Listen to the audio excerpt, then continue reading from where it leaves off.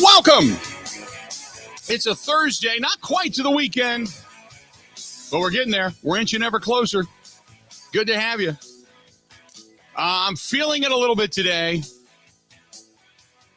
I'll be honest. Okay, I'm lying. I got home from the huddle last night. Wasn't feeling great when I got home from the huddle last night, so I laid down. I took a couple of I don't take like melatonin stuff Ben, do you take melatonin at all to sleep? I do not. No. You're not? Okay. I don't normally. Kristen does. Well, I shouldn't say that. We have, but I don't usually take, melatonin to sleep. I can usually just go upstairs and kind of fall off. But last night I took it and I woke up at like 3 and I couldn't go back to sleep. So I was up till like 5:30 and I was doing some work around the house. I thought, well, I'll go lay down. And I have no idea how I slept through my alarm, but I did. So I had not put the studio together when I got home last night after the show down at the Mecca. And then the phone rings and it's a buddy of mine, Craig from Wisconsin Harley-Davidson. I'm talking to him and I'm running around. The whole time I'm talking to him, I'm putting the studio together. And it's one of those days where it's like, no shower, no nothing. We've all had one of those days. You just got to run to work. So I threw a hat on but I had I had pullovers and I thought, you know what, today's one of those days I'm just kind of feeling it. So to say I'm lying completely, I would be lying to say that, but I'm kind of feeling it today. So I threw the Wisconsin pullover on today, feeling a little support for the Badgers going into the shoe this weekend. Who knows? Maybe I'll wear some Buckeye stuff tomorrow. I don't know. But nevertheless, I was kind of feeling it today. It was the first thing that popped out at me. First thing I grabbed. And it's kind of cool out. If you weren't paying attention overnight, holy mackerel. I went into the Mecca yesterday. It was like close to 80 degrees. And when I came out last night, it was 66. I mean, it dropped like a stone in a matter of a couple of hours. So today you wake up and it's in the low, like overnight, it was in the upper 40s where I live here in Waukesha. And I woke up this morning, it was like 61. So it's nice because I could turn the air conditioning off. I'm not going to be burning up the electricity anymore. I'm doing my part to save the planet, I guess. But nevertheless, it was kind of a brisk morning. So I thought throwing the pullover on. First time I've worn a pullover since probably May of this past year. So there you go. Bill, I have 2 questions. Yes, go ahead. Number 1, did you just say you're going to wear Ohio State stuff tomorrow? I might. I have a problem with that. Do you? Number 2. Oh, come on. Question. I rooted for the Eagles. That's true. I already got my side this week. I don't know. I'm very emotional about this contest coming up on Saturday too. Is the Instagram post from last night about the changing weather? Oh yeah. You know what's funny is I got a friend of mine who does a lot of artwork, and he talks about he was doing a piece on the changing of the seasons. And when you get into the rainy season, he always says it always feels like the sun shines on the outside. So it's a very dark picture. But yes, that's what that was about, was the changing of the seasons. He sent it to me last night and he said, this is the way I feel right now with losing summer. And I said, I feel the exact same way. So I posted it last night. Plus, he's a hell of an artist. So that was the reason. I got you. It kind of looked like one of those things where everyone says what's the thing you tweet out if you want to let people know you aren't okay? Where like mine would be okay. Go Buckeyes, for instance. People would know that someone has me hostage. Just wanted to make sure, It was dark. Yeah, it was. Yeah, I'll give you that. Yeah, he's kind of a dark dude. I've known the guy since high school, and you can find his stuff and that picture as well, like on Google and everything. His stuff flies off the shelves, and he does a lot of stuff for. He's a nice guy. He's a good friend of mine. He's a nice guy, but he was the guy that was always like in the corner sketching. Everybody else is running around. You're doing the stupid pranks at school. And, I was with the jocks guys, but he was a friend of mine. But he was always the guy with that big pad in front of him. He was always sketching, doing the charcoals and all that kind of stuff. But as the jock who hung with the jocks, you always looked at this guy and I would always tell him, I'd say, my God, you're unbelievably talented. Just an incredible talent for being able, you can tell him anything and he would just draw it. He would just kind of close his eyes and begin to move his hand. And then when he opened his eyes, there it was. And then he would fill in all the details. He's just like a savant when it comes to art. So anyway, but that was kind of the changing of the, today is fall. Did you know that? It feels like it. I'll tell you that much. Yeah. Today we start fall off with a bang. Now I know it's going to get a little warmer towards the weekend, but yeah, it's kind of sucks. To be perfectly honest with you. I'm a summer person. I love football, and I love fall weather for football. I love snowy weather for football. I love inclement weather for football. But once football season's done, once you get past New Year's Day, that's it, man. Give me back to 75, 85 and sunny. I'm good with that. I know people love to ski and love to hunt and love to snowmobile and all that, and I appreciate that. I do. And those are fun activities. But I could take 75, 85 and sunny every damn day of the week and riding the motorcycle, going down to the boat, playing golf, cutting the grass. Yeah, I'm all good with that. Big time. So I have a mea culpa for the people. Radio producer Ben did forget to play September yesterday. It was the 21st of September. That's my fault. Yeah. Well, that's okay. You're allowed to, we have brain farts every now and then. You know what I ordered, Ben, for the studio here? You know how I want to know? I don't know if you want to know. So years ago, when I've been in radio since 92, but this goes back to maybe 2005. I worked at a station, and they would give me, it was kind of like a cockpit of a plane. I had a monitor in front of me, a laptop in front of me. I had a thing off to the side, and then I had my own, I called it the sound machine, but it's basically a drop box, as they call it in the radio business. And you would put all your stuff in there, all your silly stuff, your Homer Simpson, your Peter Griffin, all the silly things, Matt LaFleur or Mike McCarthy or Mike Sherman or Ray Rhodes, going all the way back to Ray Rhodes, all the stupid stuff they would say. And, you'd call, kind of like you drop stuff in on me, I bought one. They're expensive. They're I bought a used one for $1,500. They start out at about $3,600, but I bought a used one. I thought, what is this? What is the new studio going to look like? Because we're only now, I think, about 3 weeks away from all the remainder of the pieces getting here. So this thing's going to change. So I'm like, what else do I need? So, because some of the equipment's going to be gone, it's going to be hidden. There's going to be new wiring in here. And I'm like, that's what I need. I got to be able to just drop stupid stuff in every now and then. The world of vibrating anal beads. There you go. That needs to be a staple within the program. It does. Yeah. So I have an update on that story, by the way, we can hit later in the show. Big update. Oh, huge update. Scandalous update in the world of anal beads. Like it. So we got that. And then today we're going to talk some fantasy football. Paul Charchian is going to be here. Liking it when the Charge, because I need some help. And I came within a scintilla of being axed out of the Guillotine League this past weekend. I'm still there. I'm pretty sure. I haven't checked. I'm still there. At least I was Sunday night. And then again, I had some guys playing on Monday for the Vikings. So maybe the Vikings screwed me, and that'll just give me more fuel to hate the Vikings, I guess is the best way to put it. So who knows? But going to do that. We got that coming up. And then in addition to that, we're going to talk with Mark Daniels up in Green Bay. We'll get his thoughts on the Green Bay Packers. And today is the day we got to take a look over the fence. Because if there is no David Bakhtiari today, you have got to now wonder, after him not being at practice yesterday, you got to wonder what the hell's going on. Got to go, what is going on with David Bakhtiari? Because he did not practice yesterday. So we'll find out. I mean, it wasn't like he didn't even participate in a session where the media was there. He was listed as did not practice. So we'll find out what's going on there. I'm sure Matt LaFleur is going to have more on that today. We've got suspensions kind of fill the airwaves yet again today. So we'll get into that discussion. And then the story that it comes on, it goes crazy, and then it goes back, and it goes back to nothing. And then it comes back, and now here we go again. And NBC News, John Davis, who was the Mississippi welfare director during the distribution of the federal welfare funds, has now pleaded guilty in federal court to newly unsealed documents. He has pleaded guilty to conspiring to funnel funds to friends. Now, he's the guy that's going to go down and probably go down the hardest because he was in charge of the welfare system. But now the people that got it are now going to be the next targets to go. Brett Favre being one of them.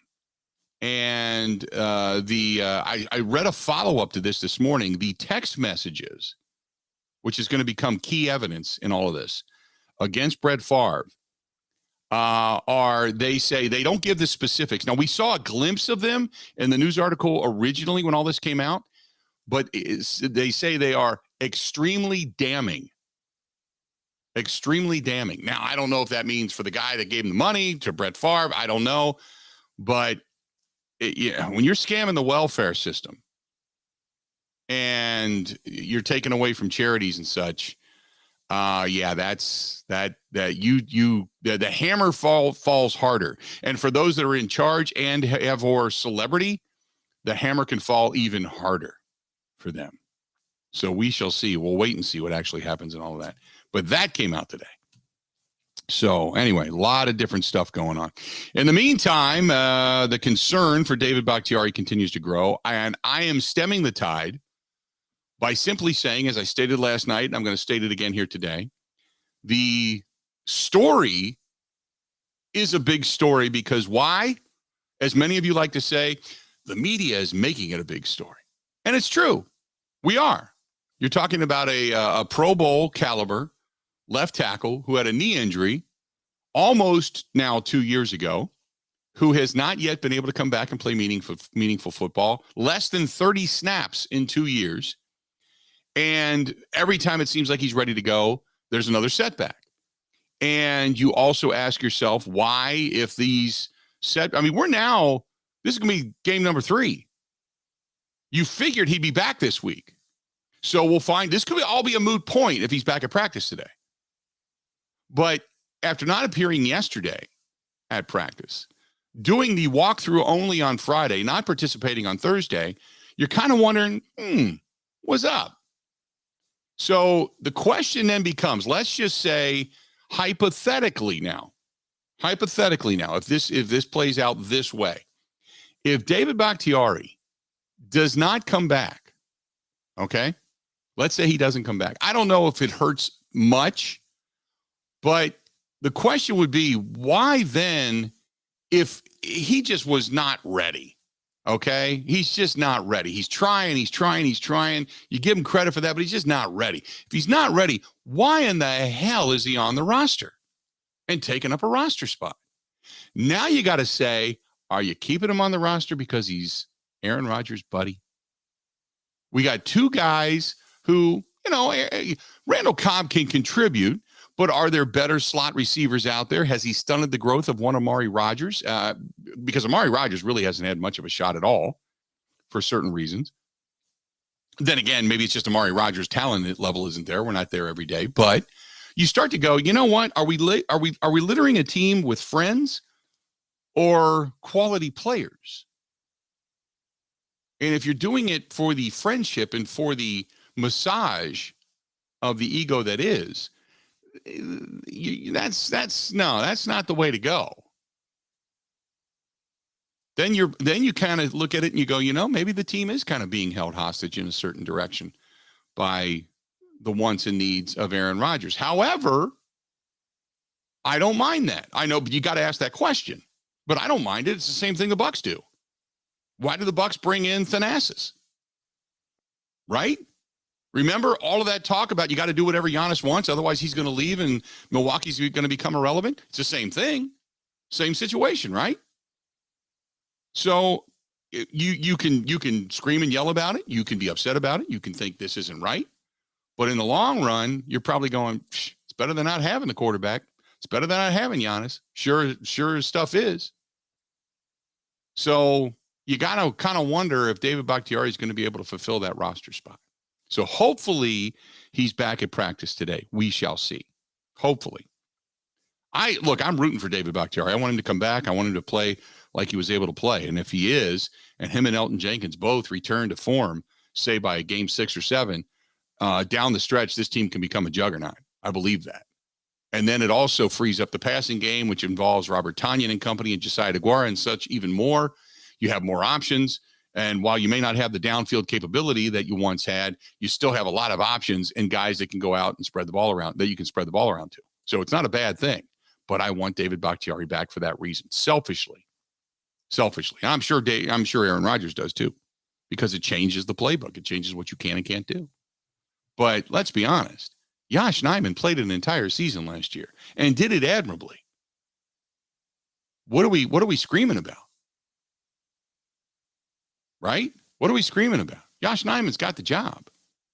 I'm sure they're telling him each and every week, Yash, you prepare like you're the starter. But in the back of his mind, he's got to know the minute David Bakhtiari walks through that door, he's not the starter, right? Correct me if I'm wrong. So just for the sake of the guy that's currently got the spot, like last year, you knew Bakhtiari wasn't coming back. Okay, you could see it. Now it's 1 day on, 1 day off, 1 day on, 1 day off, 2 days off, 1 day on. We're going to try it again. We're going to do this. We're going to do that. So Yash Nyman's kind of looking over his shoulder constantly going, is he here? Is he here? Is he here? Is he here? We all would, right? If suddenly you got the job at your company because this guy had to take a leave of absence for whatever reason, every day you're busting ass. You're doing your job. You're selling your product. Those widgets are flying off the shelf. But every day you're looking back to see if the number one guy is going to be back. Until they finally say, you know what, he's out for the rest of the year. This is your job. Go make it your own. Then you get that, okay, now let's go.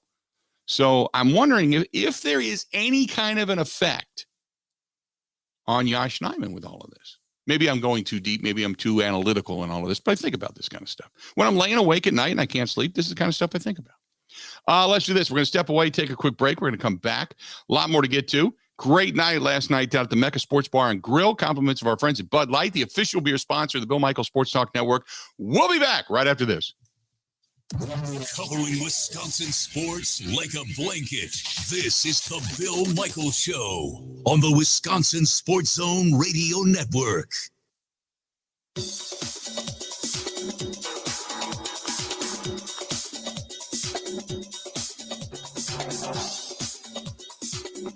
Bill Michaels will resume in 3 minutes.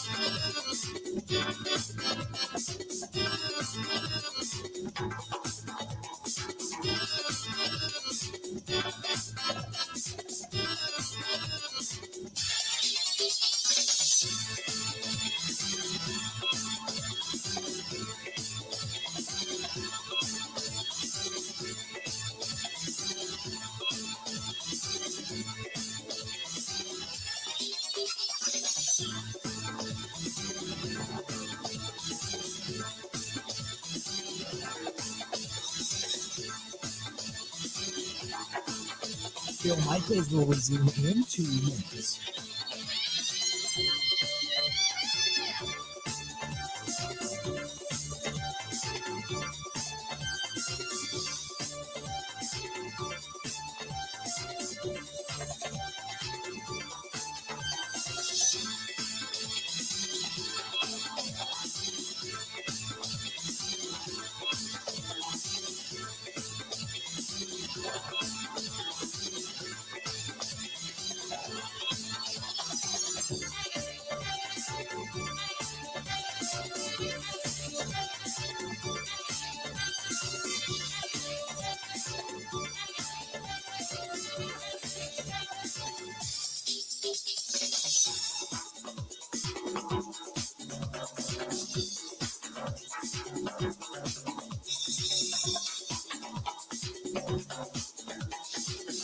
Bill Michaels will resume in 1 minute.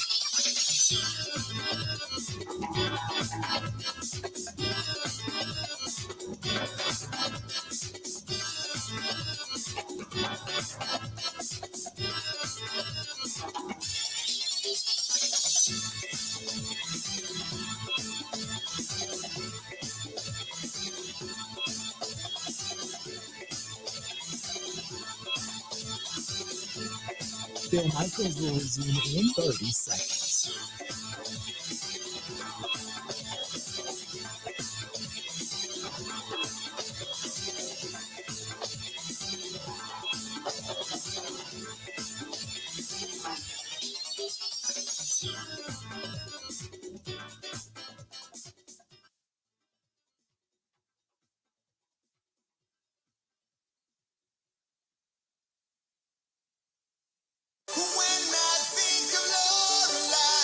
Head turns all around, as gentle as a butterfly.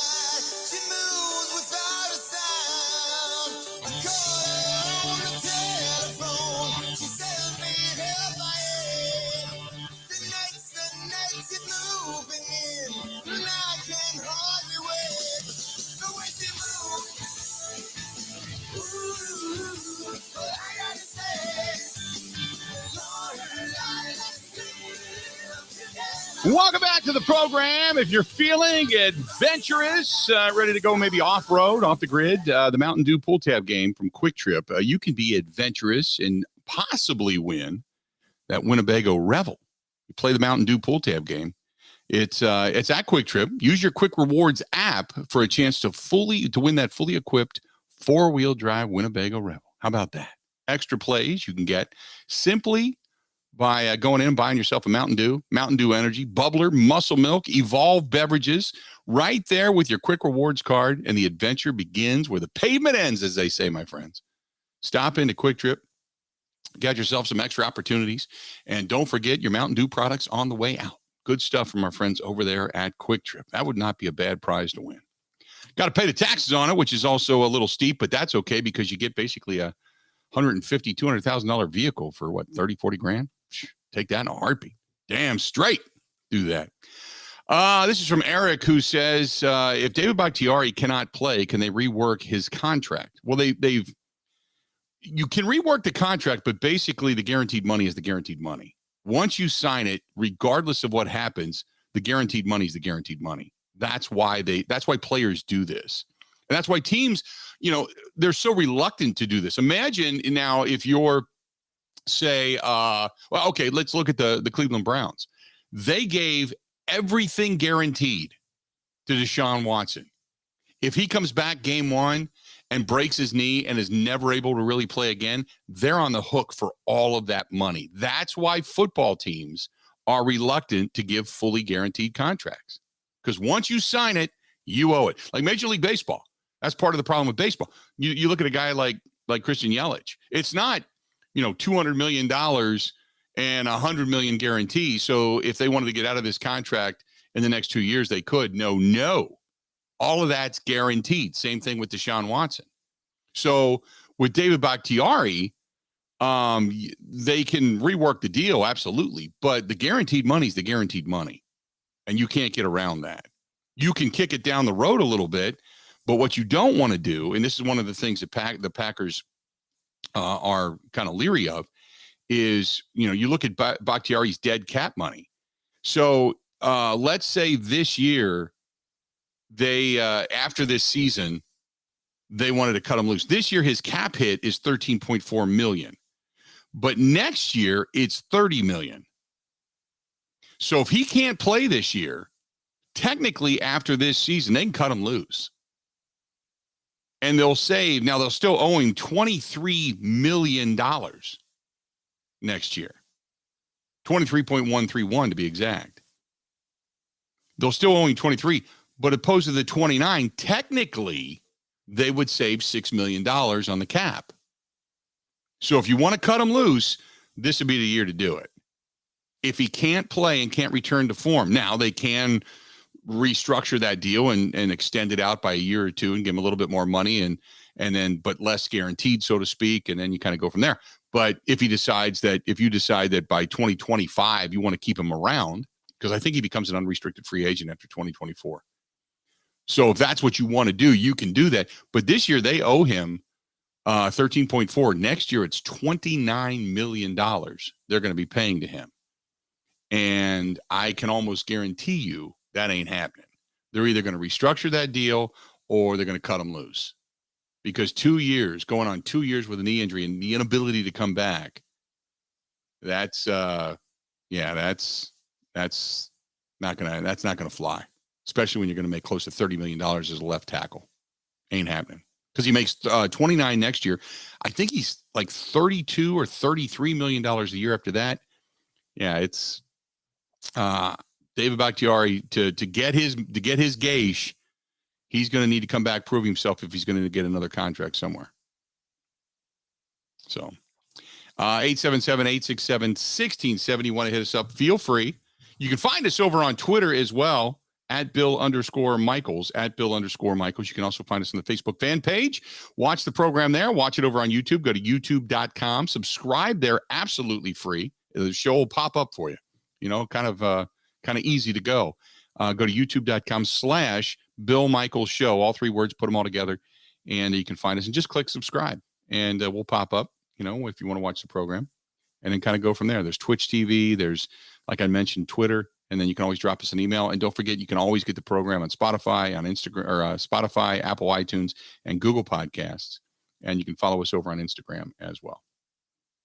Yeah, Rick says March 17th is a drop dead date for making a decision. So you are correct.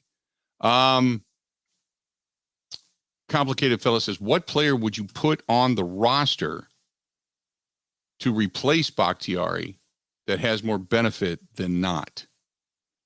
That's easy. Anybody that can play. That's a no-brainer. Anybody that can play. Doesn't matter. Simple. Micah Abernathy at safety. Juwan Winfrey. Patrick Taylor at running back. Just anybody that can play.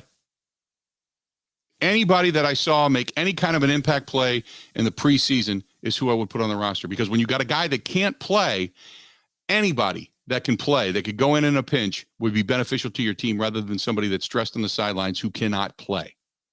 Very simple question. Ben, am I wrong on that? Just kind of looking for feedback?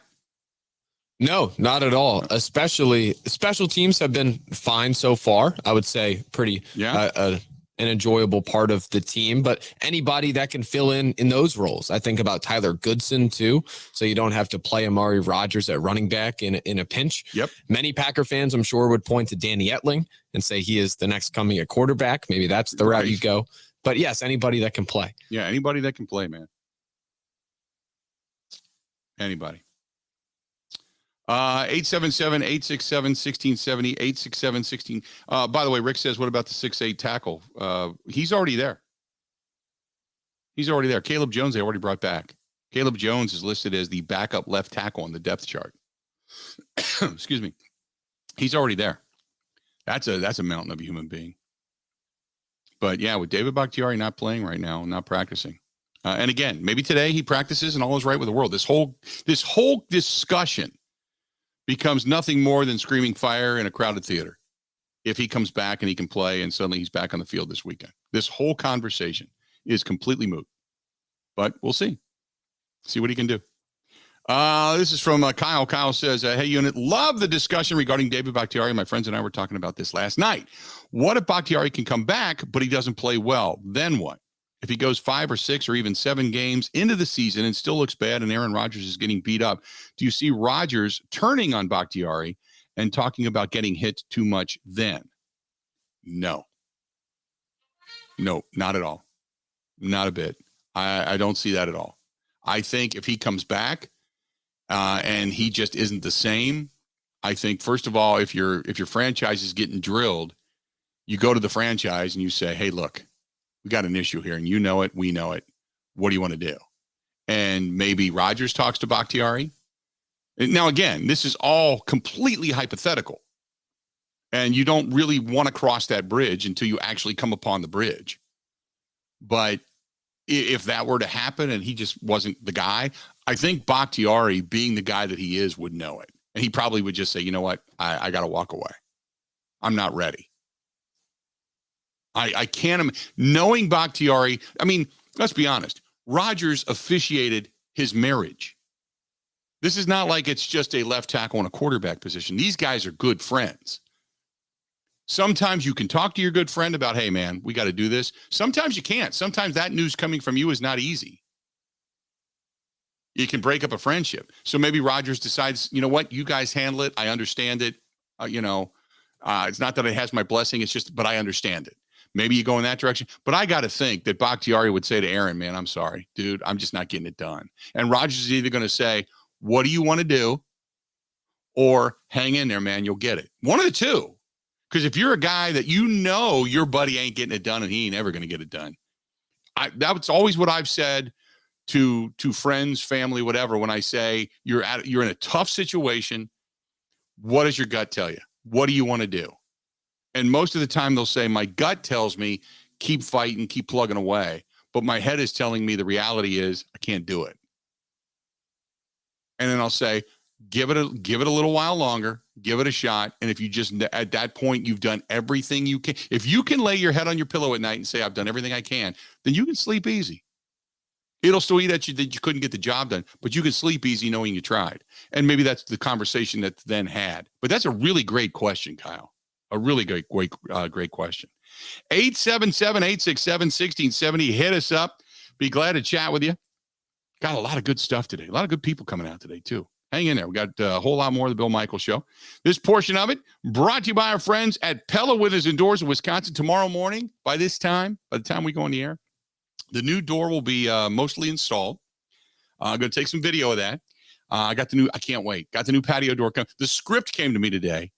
They said, well, we're going to be there early. They're getting here like 6 a.m. tomorrow. We're going to set up the lighting and the makeup. I'm like, makeup? Makeup. Ah! So, but yeah, they're going to be here tomorrow morning installing the new door and shooting the TV commercial. I'm kind of liking it. But the bottom line for me is when I'm sitting here on a Saturday and I'm watching the pigskin fly through the air and whatever college game it is, Badgers or whomever, and I'm watching the game and the fire's going and Kristen's sleeping at the end of the couch and I've got my feet up on the ottoman, got a cocktail in hand, maybe that Cedarburg cider. Oh, so good. And I know that I don't have to worry about that cold, drafty air coming through the room anymore.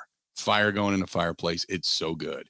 Why? Because that new door is going to be installed from Pella Windows and Doors of Wisconsin, which right now, 2 years, no interest, no down payment, no payments, nada, nothing. Order it up, 2 years, you ain't got to worry about nothing.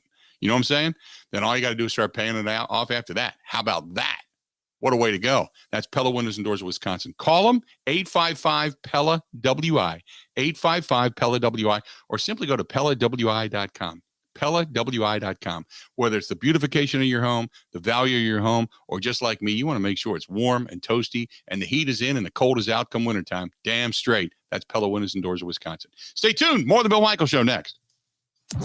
Covering Wisconsin sports like a blanket. This is the Bill Michaels Show on the Wisconsin Sports Zone Radio Network. Gina Della from Pella here. Wayne Larrabee and his wife Julie took advantage of our wide range of beautiful wood designs that can be painted, stained, or unfinished to complement any decor. We have a lot of windows in this house. You match the craftsmanship of the woodwork around those windows to a T. That's a talented group of people doing that. We like our wood tones, and so the ability to have wood tones some places and the white windows others, it worked really well for us and allowed us to have exactly what we wanted. Pella's team of expert installers always provides service of the highest quality, starting with an in-home consultation and ending with no hassle or mess, leaving nothing but perfect results that stand the test of time. We have the best wood warranty in the industry to prove it. There's no reason to wait any longer because right now, put no money down, make no payments, and be charged 0 interest for up to 24 months. At Pella Windows and Doors of Wisconsin. Get started today at PellaWI.com. Expires 9/30/2022. Certain restrictions apply. See showroom for details.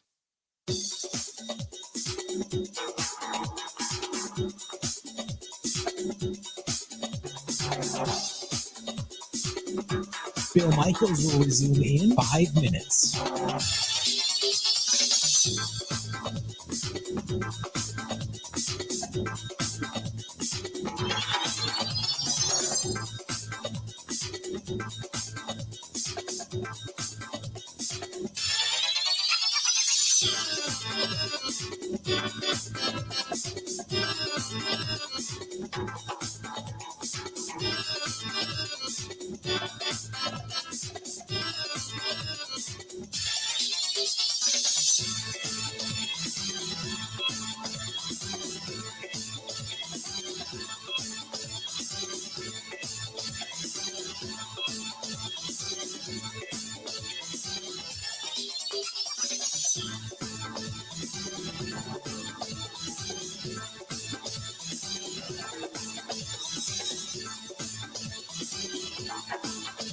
Bill Michaels will resume in 4 minutes.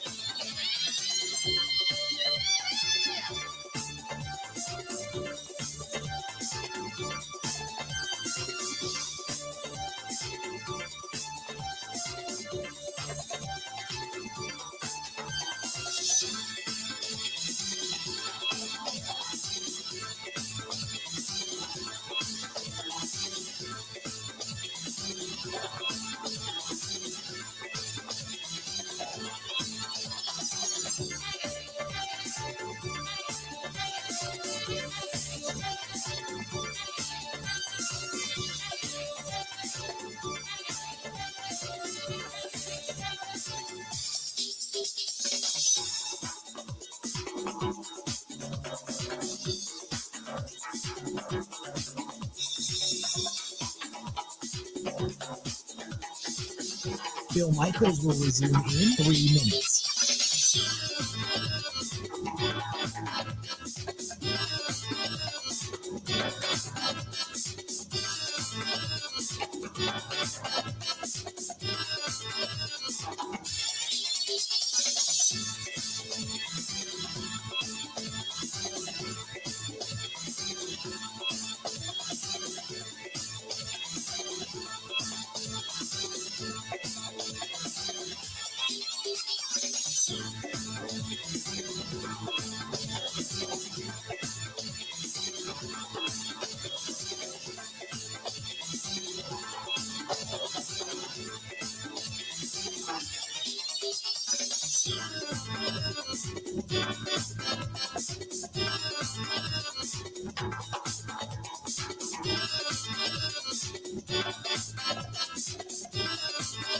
Bill Michaels will resume in 2 minutes.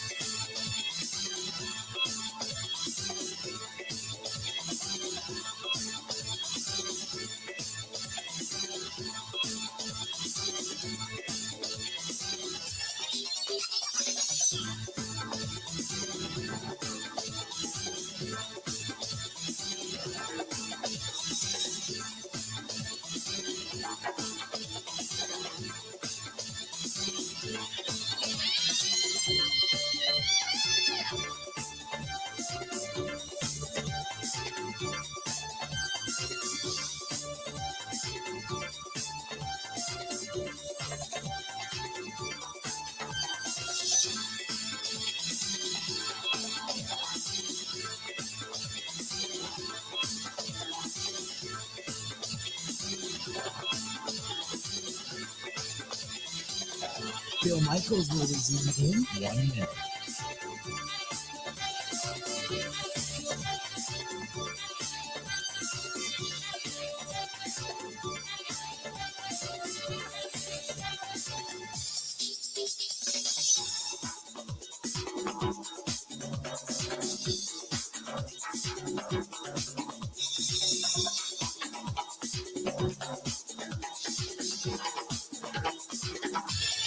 Bill Michaels will resume in 30 seconds.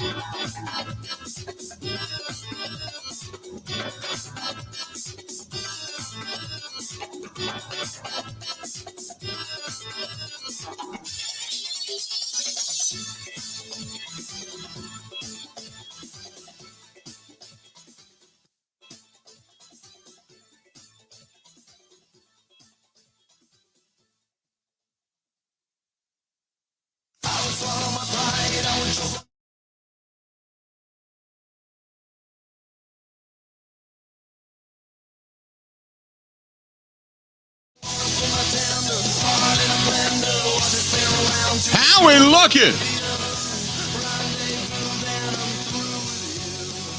Big weekend coming up. If you're going to do a little riding, it's going to be cool but nice. And there's a ride. It's a veterans ride. It benefits Fisher House, Wisconsin, coming up on Sunday. It's going to start out at Sloppy Joe's Saloon and Spoon, right there in Hubertus on Hubertus. And they have great food. They got a great breakfast out there on Sunday morning. But then they're going to ride for Fisher House. And afterwards, it's going to end up at Smoke on the Water on Okauchee. And we're doing a watch party out there for the Packer game. So even if you don't ride, I encourage you to come on out, watch the game. There's going to be a watch party. They've got the upstairs, the downstairs, the big screens are going to be on, but you can come out and make a donation if you choose to do so. But they said, hey, Bill, we'd love you to be a part of it. I don't know if I can ride the entire thing, obviously, because I got some work to do. But everybody, they plan on having everybody back to Smoke on the Water on Okauchee by game time. So everybody can watch the game and enjoy it. But we're going to do the Green and Gold post-game show live from there coming up this weekend. So if you're within the sound of my voice, you've been saying to your friends, where are we going to go watch the game?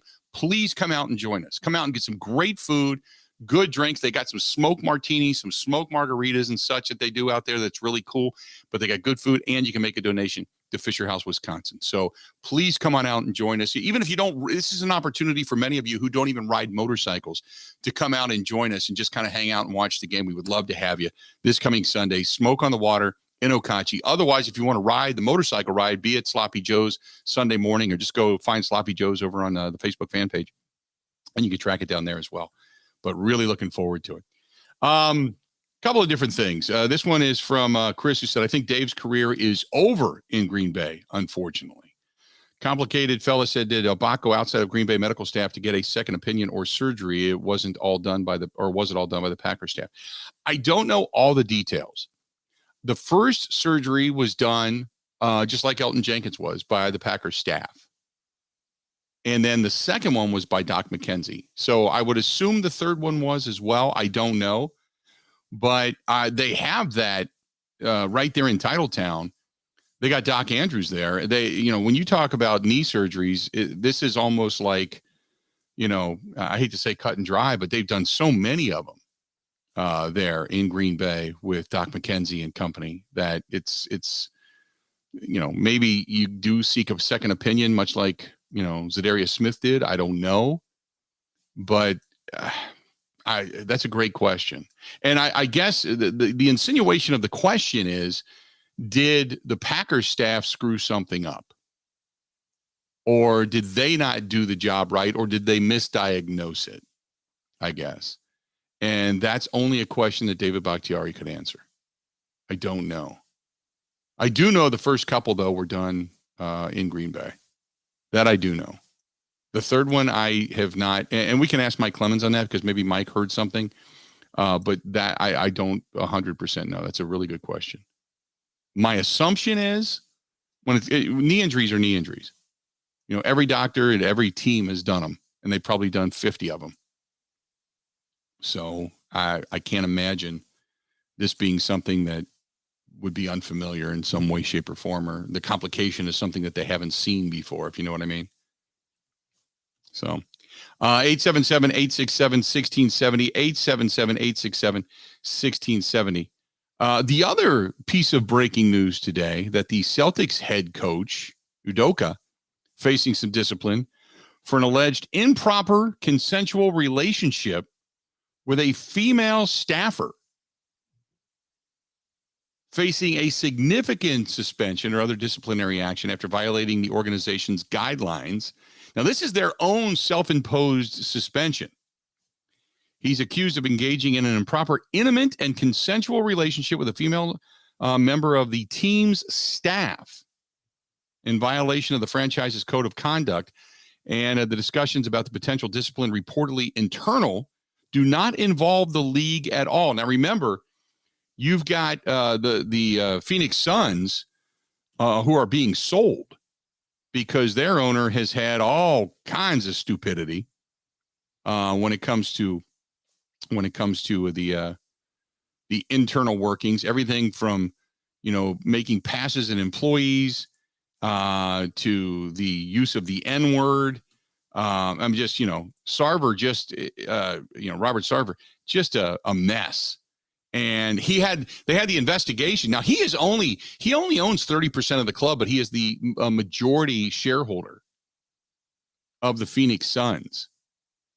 But the 1 week after the NBA said, a 1-year suspension and $10 million in fines, he said, he's going to begin the process of seeking buyers for the Suns and the Mercury, saying it's the right next step for the organization and the community.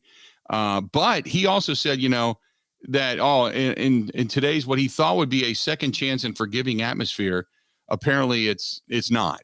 In today's society, there are no second chances.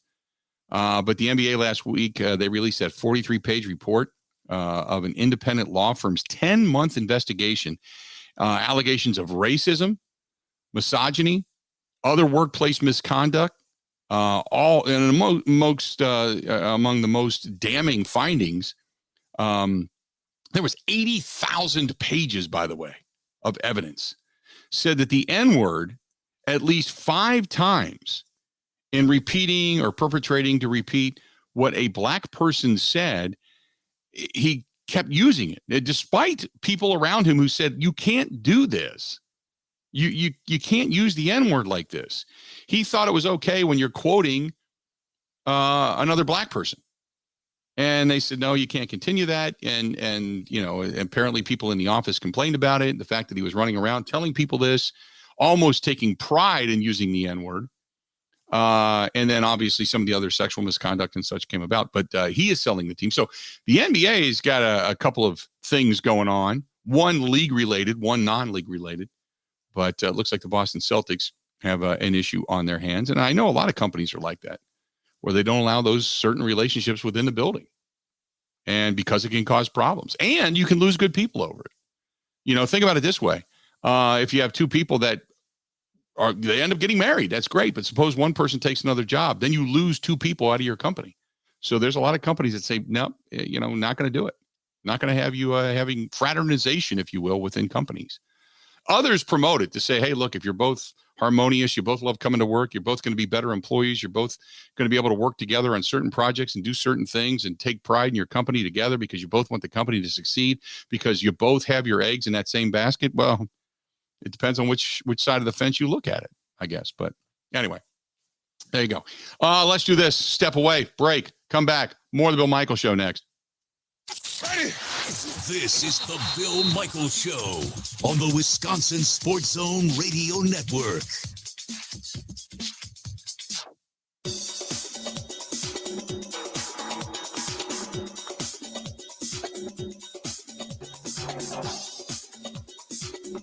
Bill Michaels will resume in 3 minutes.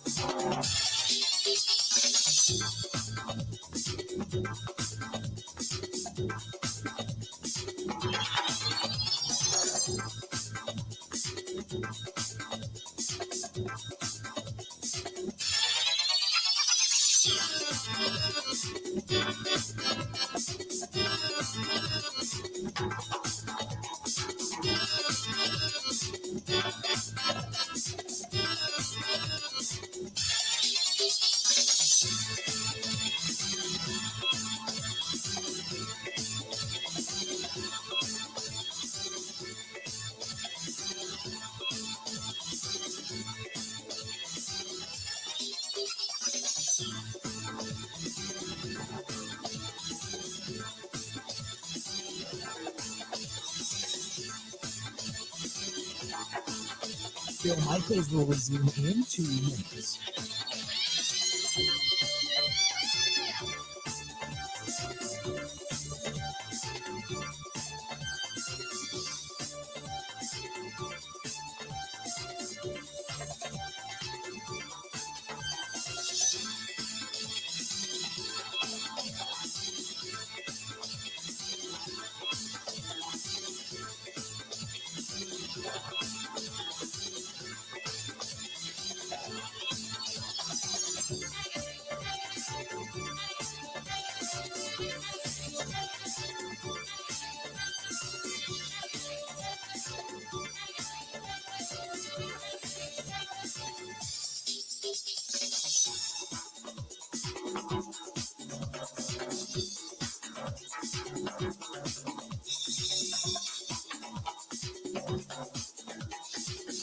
Bill Michaels will resume in 1 minute.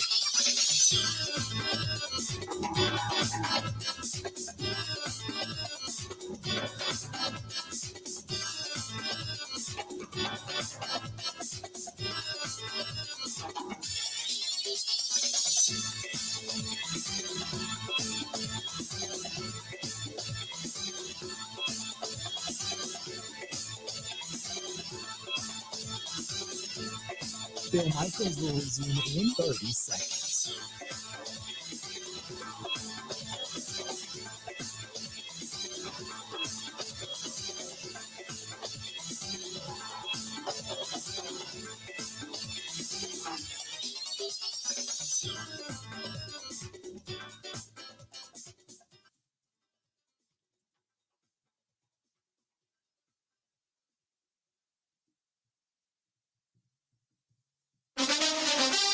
Now, in Green Bay, here's Mike Clemens. The Packers practice in pads, getting ready to face the 2-0 Buccaneers. Tampa won both of their first two games on the road against the Cowboys and the Saints, led not by Tom Brady, but their defense. Packers running back A.J. Dillon. You know, we got a defense we're going up against with a lot of Pro Bowlers, a lot of high-caliber guys, Super Bowl contending team the last couple of years, at least every year that I've been in the league. And, you know, you definitely got to, you know, bring your A game, study the game plan, and get ready. But they also swarm to the ball, and they're very they have that attacking mindset, like getting the ball out, getting turnovers. Pretty sure they're like tied in second in turnover takeaways or something like that. So they do a really good job of that. So, you know, ball security is definitely something that, you know, we're kind of like focusing on. The Packers' David Bakhtiari did not practice again yesterday. Matt LaFleur asked if there's any way the left tackle could play this Sunday in Tampa. I have no idea. Again, we're going to take it one day at a time, and we'll see where we're at, you know, on Sunday. I don't even let my mind go there at this point. The Packers have lost to the Buccaneers twice since LaFleur took over. Tom Brady's apparently lost some weight and has had some personal struggles at home since changing his mind about retiring from football. You know, everyone's got different situations they're dealing with, so we all have really unique challenges to our life, and, you know, I'm 45 years old, man. There's a lot of going on. So, you know, you just gotta try to figure out life the best you can. And, you know, it's a continuous process. Aaron Rodgers says he's been friends with Brady for nearly a decade, meeting every year at the Kentucky Derby. What do the two talk about? Well, it's a lot of football with Tommy, a lot of non-football with me. So we balance each other out well. That's Aaron Rodgers. In Green Bay, I'm Mike Clemens on The Bill Michaels Show.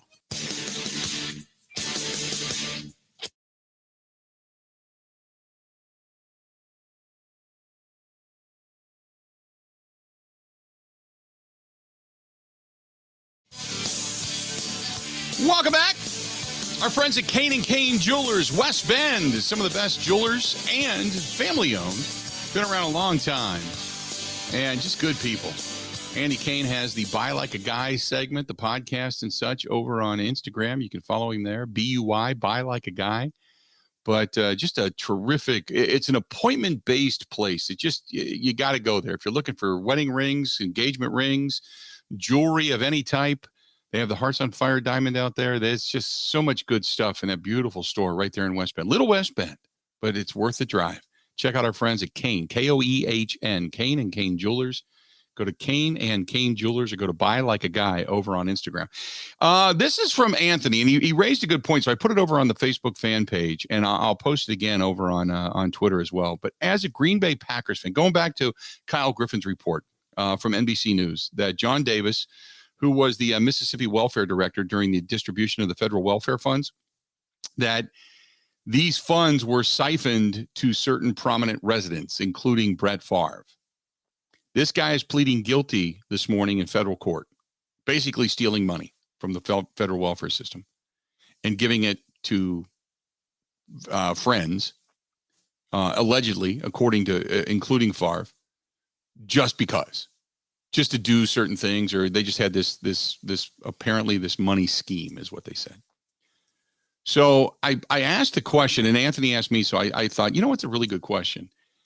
As a Packers fan, you hate to see your kind of heroes, if you will, involved in scandal. You just do. And Favre's had his fair share. I mean, you know, obviously the Vicodin issue and such, and things that he went through, you know, in his career here, and obviously the scandal in New York, you know, the picture that was sent out, texted out with the Crocs at the bottom of the picture. We all know it too well. So we know all of this. It's not like that image doesn't come with warts. But in something like this, when you have the defrauding of charities and the underprivileged, it makes it heinous. So, and Anthony said, are you hoping this is a misunderstanding and that Favre comes out fine? Or are you hoping that a guy like Favre, who used his position to get free money, goes to jail? And I had to think about that for a minute. Because, and here's the reason why I look at it with a different perspective. I work on a charity. I sit on the board of a charity. We scrutinize every penny to make sure that we show as much as we possibly can dollars to cause. And what that basically means is we have a percentage we try to live by. We try to stay above 90% because there are some expenses. You can't raise money without spending some money. You can't just say, hey, give me money. So there are certain expenses. So we try to keep it anywhere from 85 to 92% dollars to cause, which is really good compared to a lot of charities out there. If you look at some charities that you donate to, you'd be appalled. You would be appalled. And I'm not here to knock any other charities. What I'm saying is, from my own personal perspective, we try to keep it to where 85 cents or more per dollar go directly to the charity. My motorcycle ride, 100% of the money raised, I make sure if I have to pay it out of my pocket, I'll do it. 100% of that money goes right back to the house, right back to the operation of Fisher House to take care of the veterans and the military members and their families. So when you read something like this, you're like, oh my God, I hope he's not involved. And I hope it's just a misunderstanding. Pay the money back. But the other part of me is like, you know what? If you knew this, screw you. Go to jail. Go to jail, sit in prison because you took money from people who genuinely needed it when you got more money than God. So I've got mixed feelings on that. Anthony, that's a great question. That's a great question.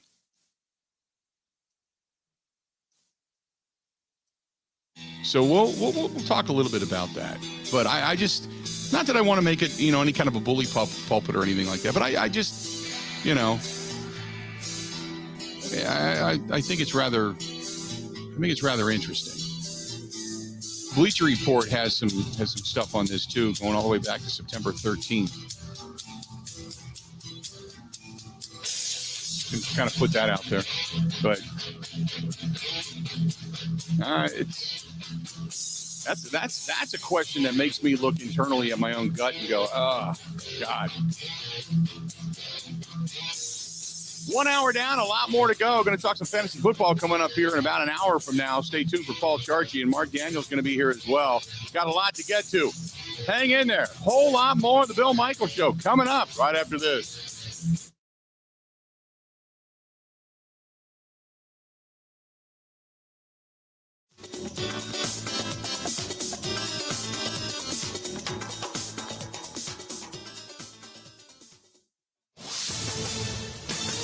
This is a Wisconsin Sports Zone update. Well, the Green Bay Packers will not have to face Pro Bowl wide receiver Mike Evans when they travel to Tampa Bay this Sunday. The NFL upheld his one-game suspension for his actions in the Buccaneers' win last week against the New Orleans Saints that led him to being kicked out for unnecessary roughness. With his absence, head coach Matt LaFleur was asked, does it change their approach to the game plan? Not much. We got enough to worry about. They got a lot of playmakers over there, and really in every phase, and great coaches, and it's going to be a great challenge. So, we only worry about the things that we can control, and that's totally out of our control. So, it doesn't impact us at all. Kickoff is Sunday at 3:25. To the majors, yesterday, the Milwaukee Brewers avoided being swept by the New York Mets with a 6-0 victory at American Family Field. It was a tight game until the 7th inning when the Brewers poured across to 5 runs, including a 2-out pinch hit grand slam from Mike Brasso. Now, the Brewers were unable to make up any ground in the wild card race as the Phillies and Padres both won yesterday as well. Milwaukee now hits the road for their final games away from home this year as they open up a series against Cincinnati tonight. Rural Mutual Insurance, keeping Wisconsin strong. When a company only does business in Wisconsin, that's Wisconsin Strong. Rural Mutual provides all lines of insurance, including commercial, farm, home, and auto. And your premiums stay right here to keep Wisconsin strong. Local agents, local underwriters, local claims adjusters. Rural Mutual Insurance, keeping Wisconsin strong. Saturday, the Wisconsin Badgers are at the Horseshoe to take on the third-ranked Ohio State Buckeyes. Defensive coordinator Jim Leonard says his team's excited. As a competitor, you want to play great teams. You'd rather play the teams you can beat up on, but it's a huge challenge for you to go out there against, groups that are extremely talented. Kickoff is Saturday night at 6:30. For the Wisconsin Sports Zone Network, I'm Ebo.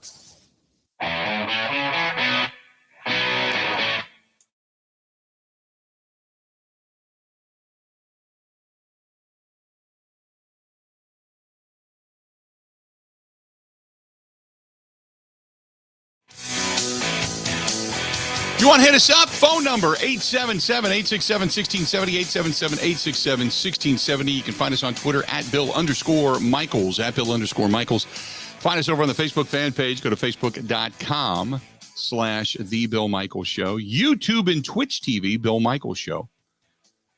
Subscribe there. It's absolutely free, by the way. You can find us email-wise at thebillmichaels@gmail.com. The website is thebillmichaels.com. And you can also find us in numerous facets on Spotify, Apple iTunes, and on Google Podcasts as well if you want to re-listen to the show. So there you have it. Talking about David Bakhtiari a little while ago. Got into that discussion, a little bit follow-up from John Davis, the Mississippi Welfare Director, during the distribution of federal welfare funds going to Brett Favre and other prominent residents. Up to $5 million went to Favre and Southern Miss for a new volleyball facility and such. He is set to he pled guilty this morning in federal court, according to the unsealed court documents from MSNBC. So now the next on the docket, they believe, is Brett Favre to be indicted. Many people saying he should be prosecuted if you follow that thread.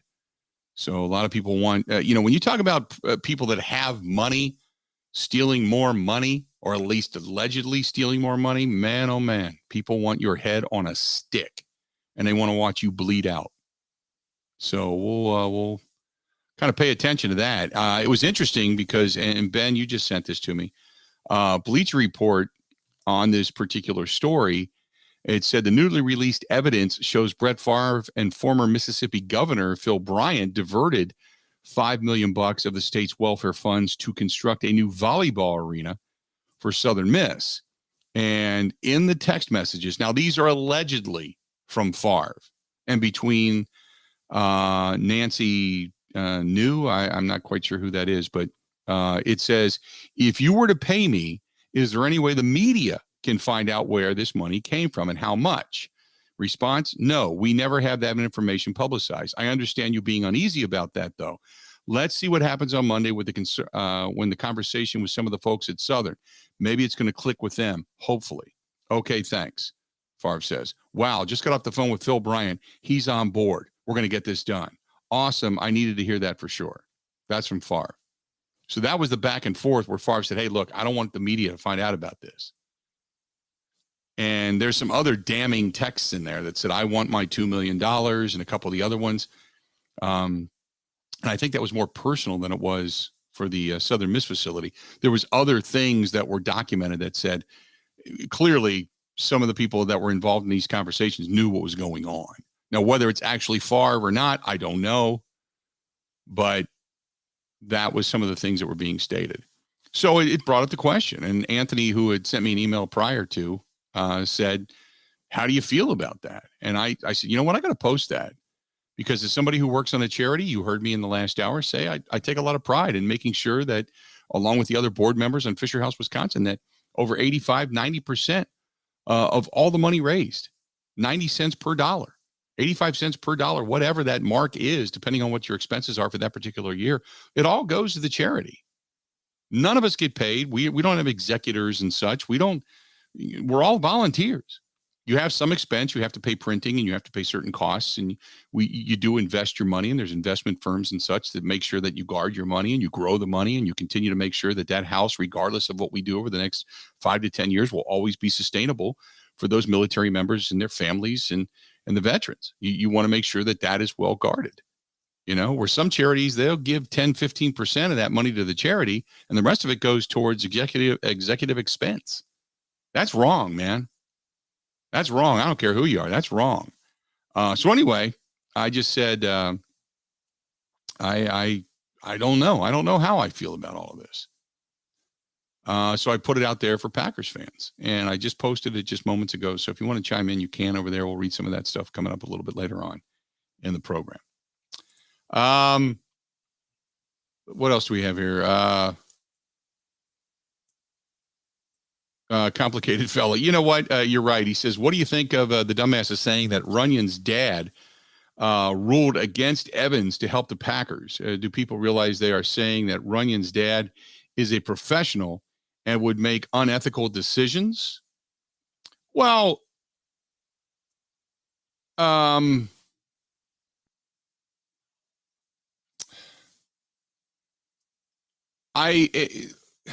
Every time a call goes against the Packers, say if they're playing Brady this weekend, we'll blame it on Brady. The Brady power, right? Go back to Seattle. The Hail Mary. Go back to Seattle. We still believe, while it was replacement officials, Pete Carroll swayed them to go in favor of the Seattle Seahawks. We all could see it was the Hail Mary. We get it. We know what it was. We still get it.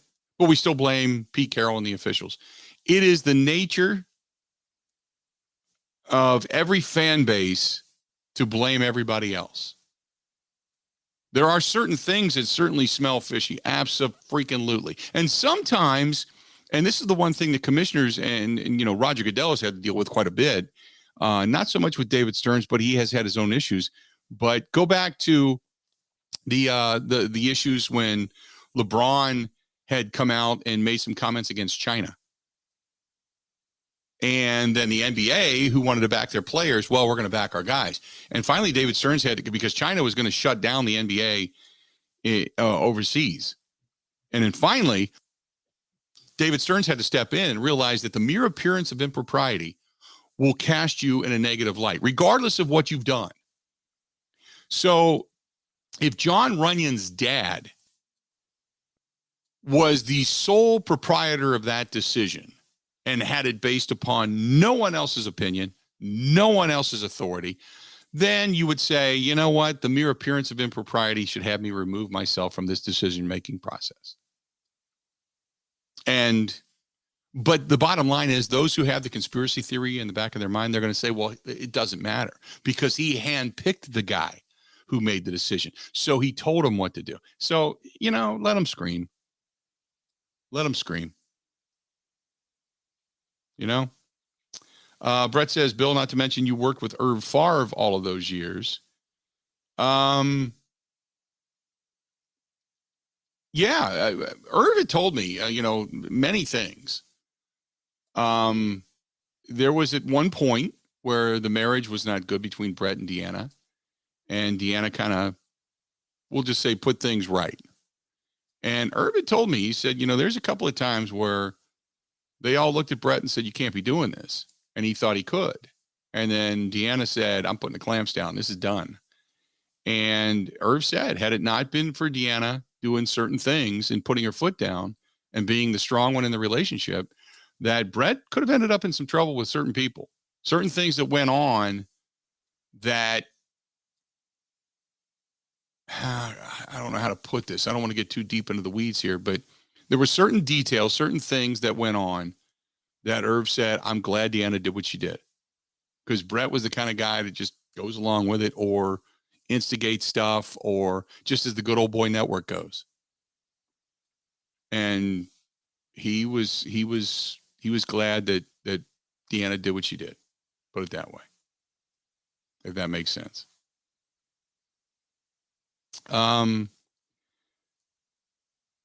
Chris says, so the phone gets Favre in trouble again. Well, if it comes to that,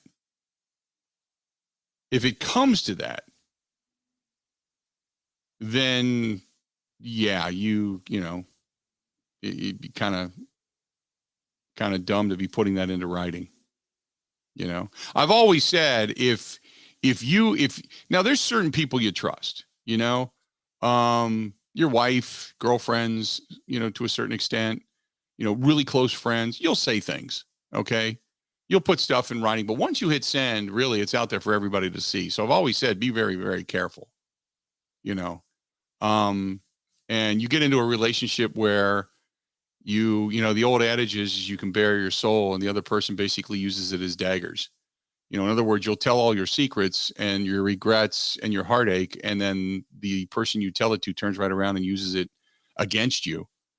Once it's out there, it's out there. The only person that knows the truth is you. The only person that knows what you're thinking is you. Once it falls out of your head into a hit to enter scenario, then it's out there for the world to see. So you better be careful. Gary says Skip Bayless is 100% on board with the John Runyon conspiracy theory. Skip Bayless is a ginormous horse's ass. Skip Bayless will take a modicum of truth, twist it into a distorted thought, and goes on the air with. You know why I don't respect Skip Bayless? Here's the reason why. I respect the hell out of the business side of Skip Bayless. Absolutely. What he's done, what he's created. It's kind of like being the villain on the WWE, okay? Or WWF or whatever the hell it is called now. He's the guy. He's developed that character, and he plays it to a T. The problem I have with it is some of the opinions that he garners as fact, and he knows it, and this is what I'm thinking. No human being with a normal brain walking the face of the earth would ever conclude something so incredibly impossibly stupid, but yet he'll die on a sword for it, which makes you a ginormous cranius rectus invertus.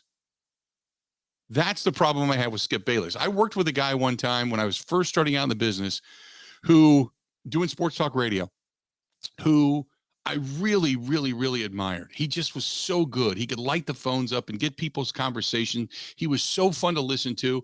And then, excuse me, I walked into his office one day and he, we were talking and said, what is there today? And sometimes in the dregs of baseball season, there's not a lot. There's not a lot going on. Football's down, hockey's down, basketball's down, college football's down. You got nothing. You got baseball. That's it. Okay. And he said, well, watch this. And one of the comments was that the reason Barry Larkin had back-to-back days off was because he was black.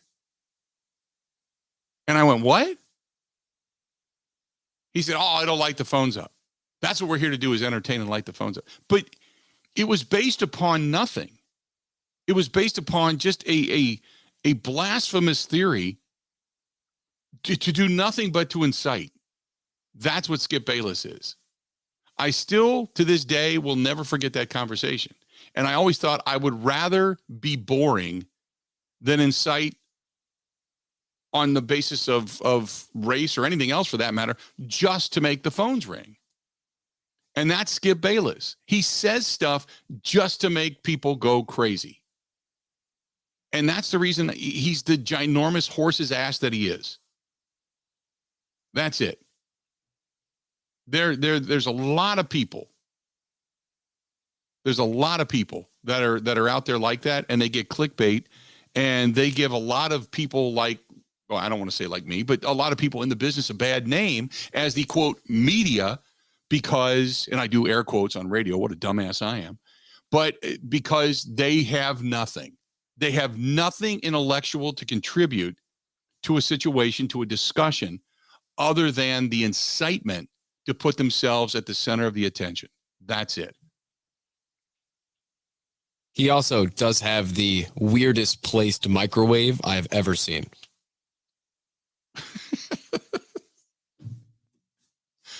And what is that?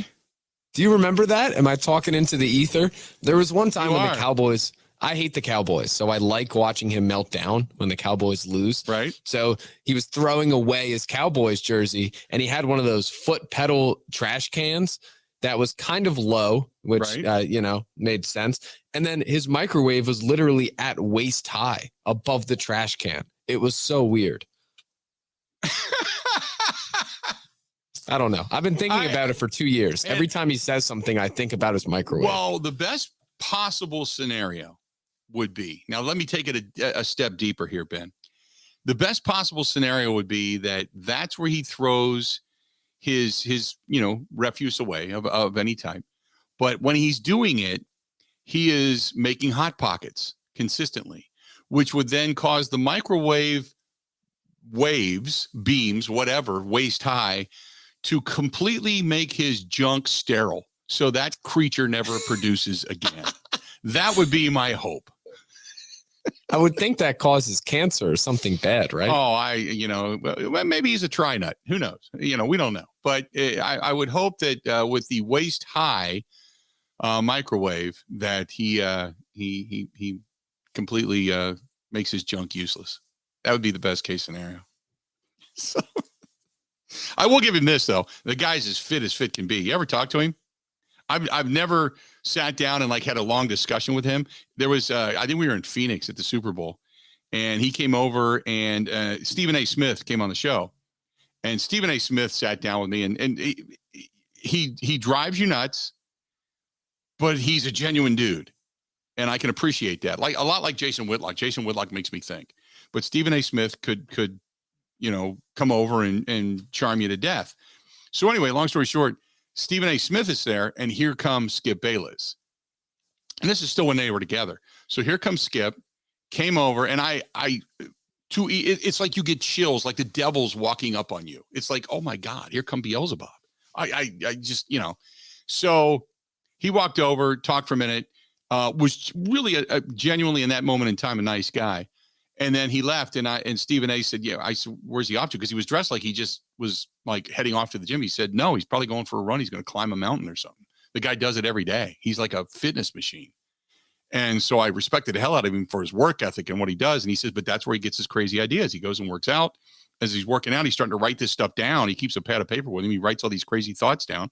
And then he kind of morphs them into something and then puts them on a show. But I give him credit for his work ethic. But yeah, what a banana. For the sake of everybody's enjoyment, should I go find that video of him debating himself on Aaron Rodgers, where people found his video just completely trashing him and then completely praising and formed it into one video of him debating himself? Right. It's the greatest thing the internet's ever done. Maybe we should.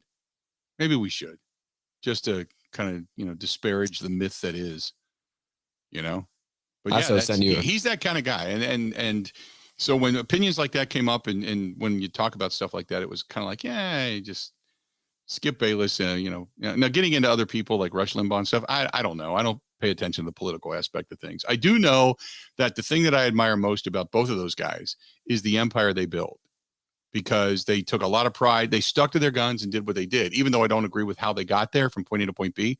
What they did was they created empires. And talk radio is so different today because of Rush Limbaugh, because of sports talk radio hosts that went out on an edge, first of all, to do what they did and then pave the way for the rest of us. Now, how we take it and run with it after the fact is whether or not we lend credibility to it or we become clickbait. But I give them a lot of credit for just the business side of things, nothing else, the business side alone. Let's do this. We're going to step away, take a quick, woefully late for a break. Got to get to it. Got a whole lot more coming up right after this. This is the Bill Michaels Show on the Wisconsin Sports Zone Radio Network. Are you a gold breaker? Play your favorite games at Potawatomi Sunday afternoons now through September, and you could win your share of $1 million in prizes. Break the code, win the $10,000 top jackpot, and everyone playing slots also wins a prize. Anyone can win on any machine again and again. Do you have the golden touch? Gold Breaker, only at Potawatomi. Visit paysbig.com/goldbreaker for more. Must be 21 years old and a club member to play.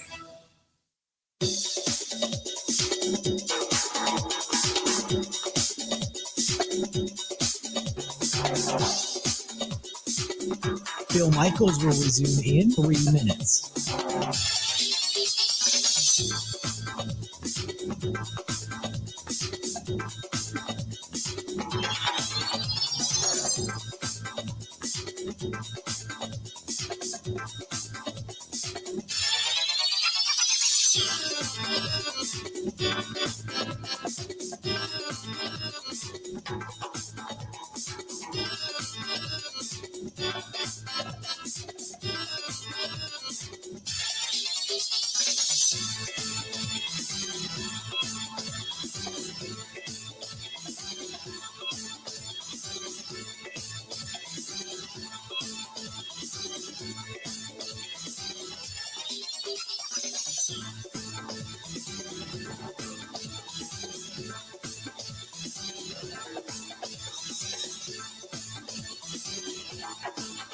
Bill Michaels will resume in 2 minutes.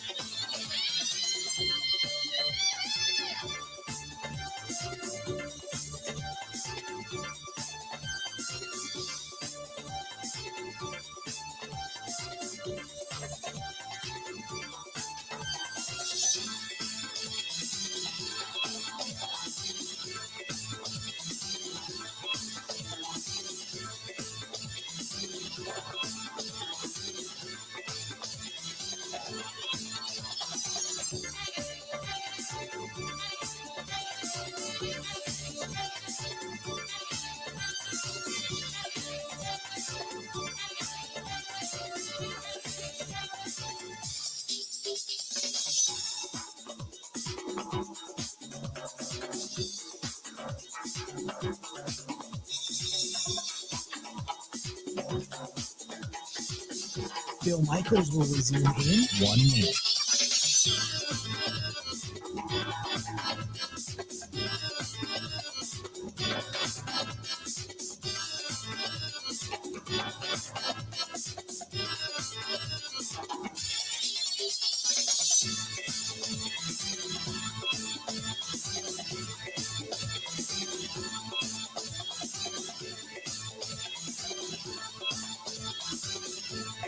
Bill Michaels will resume in 30 seconds.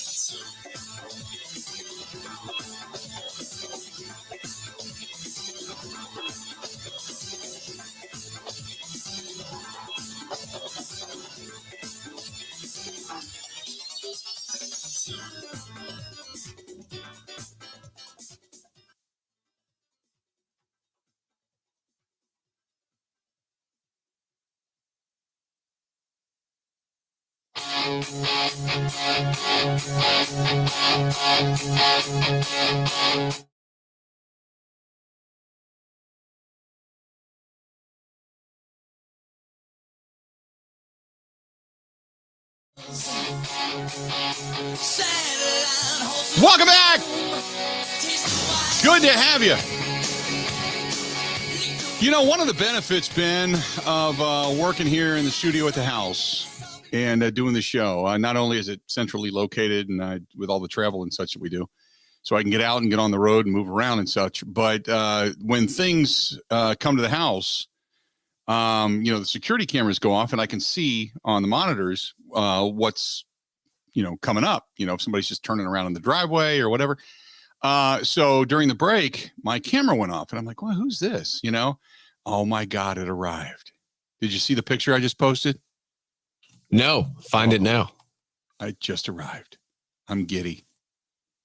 I've been waiting for this for a while. I've always wanted my lawn to look like a ball field, where they got the different striping, the grass. Oh, goodness. Oh, I've ordered this a while ago and it finally came today. I tell you what, if I put the camera below, I'm not wearing pants right now. It's awesome. So I got the lawn grass groomer for my John Deere tractor. What this does, it's a brush. It's kind of like a street sweeper, but it's a brush. You lower it down and it brushes the lawn. It literally grooms your lawn. It's not like a roller where it mats it down to one side. This is a groomer. It grooms the lawn. Supposedly better than anything else that's on the market. So I went ahead and it's only like $150. It's not bad. So I went ahead and bought it. But my cousin he bought one of those, what they call lawn stripers from Big League Lawns. It's the little roller you attach to your push mower and it goes on the back of your mower and it rolls as you do your lawn. But this thing actually grooms your lawn. It brushes it and it'll brush debris out of your yard and everything as well, So, and I got to cut my grass today. So you talk about, I wouldn't drive through my neighborhood this afternoon because I'm going to be the only guy in a John Deere tractor with no pants. I'm going to be that happy. I can't wait. I was going to say, I'm excited for when you finally get to use it next June. Oh, man, yes. No, I'm giddy now. You know why I got to do the whole lawn thing so fast? And now I'll be doing it once a week easily, even though the grass isn't growing as fast anymore. It's because the trees I have in the yard, now they're going to start, the big purplish maple tree out front is already starting to drop its leaves. And once that thing lets go, you can't even see green. There's so many leaves in the yard. It just crushes it. So I got to do it now pretty constantly. Like every Tuesday or Wednesday, I got to cut the grass, regardless if it needs it or not, because I got to scoop up all the leaves and then dump them, So anyway, there you have it. And that's my big, to do today. I'm sure people are out there rolling their eyes going, what the hell, makeup.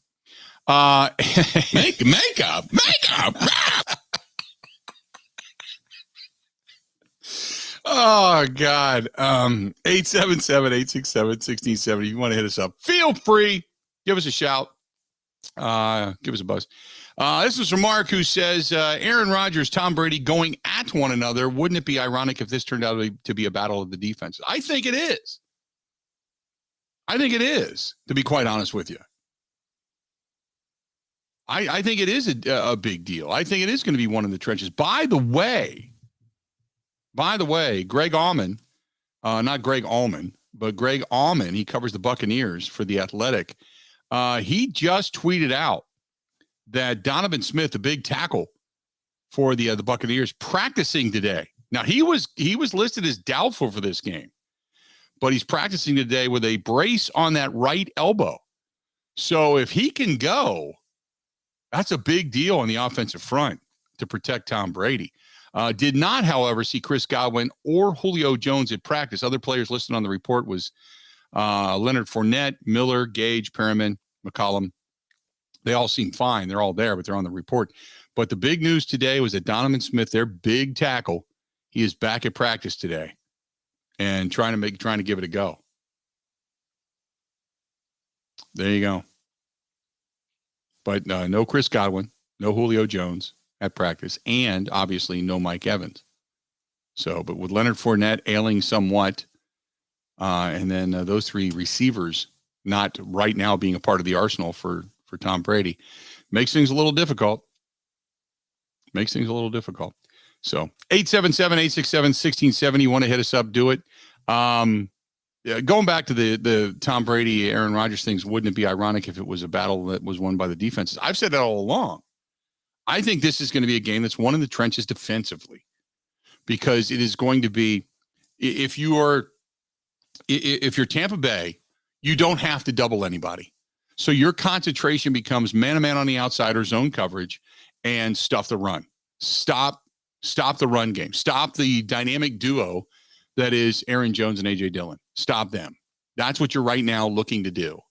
Before, it used to be you got to pick your poison, because if you're going to double up somewhere, that means you're either going to pull a safety or a corner or nickels or whatever, and then single high, and then you've only got one guy down in the box to stop the run and this and that, because you had receivers that you had to cover and Devontae Adams. Now you don't have to. You're not doing that with anybody. You could almost play a soft zone. You play a cover two if you had to, and then just stuff the box and you'd be good to go. So that's going to be the big thing for Tampa Bay. For the Packers. The Packers, it's going to be, obviously you want to stop Leonard Fournette because the guy is a bowling ball with feet. But what you want to do is you want to pressure Tom Brady. He is not in any way, shape, or form a mobile quarterback. You just saw him get the hell beat out of him down in New Orleans.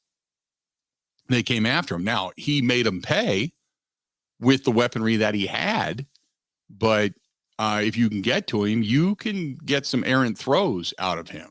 And had Jameis Winston not basically thrown the game away, it might have been a different game. You know? So right now, I mean, Tampa Bay, they're ailing when it comes to weaponry. So I believe you're probably more right than you know when you say it tongue in cheek that this game is going to be one of the defensive trenches, because right now you got to figure you got Brashard Perriman, Scotty Miller, Russell Gage. You know, that's kind of it. Jalen Darden.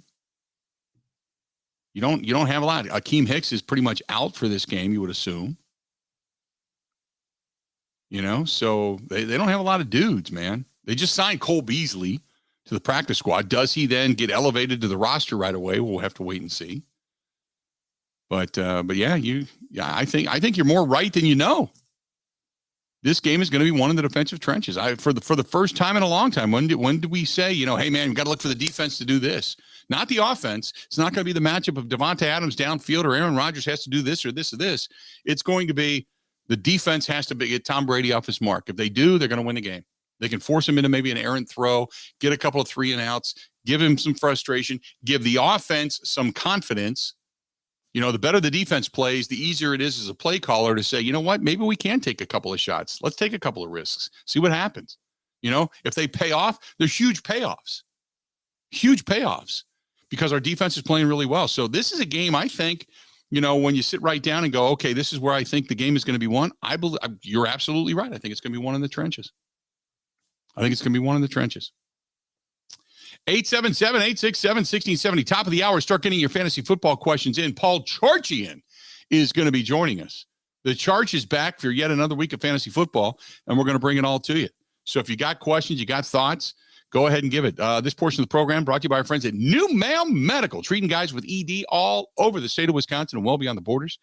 Call them 414-455-4451, any of their locations, 455-4451. If you're feeling moody, if you're feeling sluggish, if you're feeling tired, you don't have that motivation, don't have that drive to get up out of bed, get out and do anything physical, or, with the bow, chicka bow bow, it could be some low T issues as well when it comes to being a guy that's over the age of 30. Call them 414-455-4451. Or this goes to any of you. Doesn't matter what age you are. If you're sitting there right now and you're looking down going, man, I got a case of tank ass. Whew, need to get rid of this. You give them a call. They can help you out. The all-in-one weight loss program. It works, but you can't do a damn thing if you don't pick up the phone. 414-455-4451. More of the Bill Michaels Show next.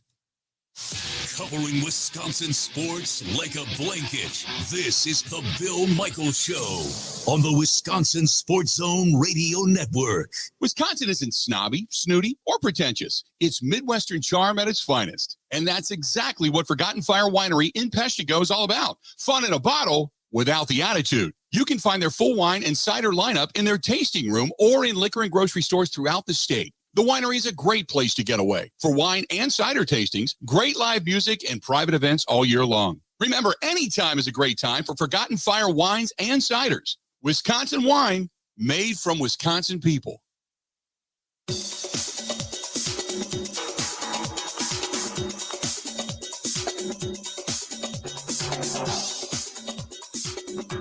Bill Michaels will resume in 5 minutes.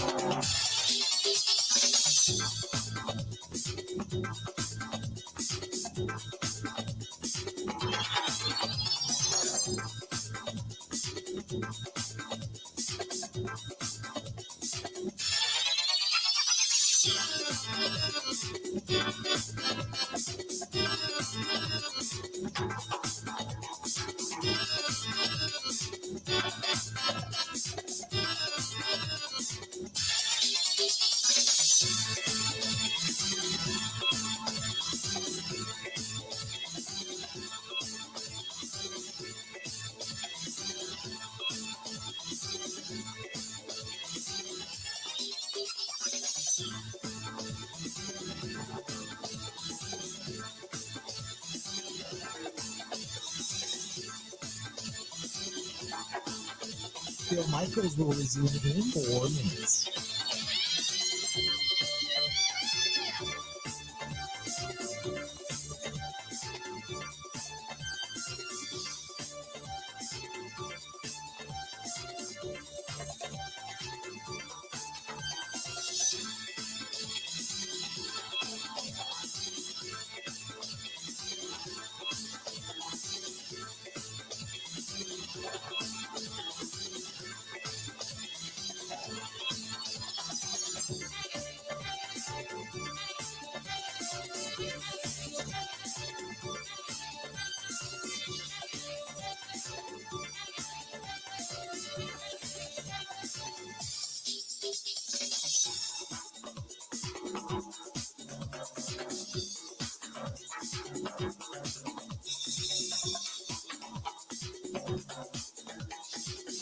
Bill Michaels will resume in 3 minutes.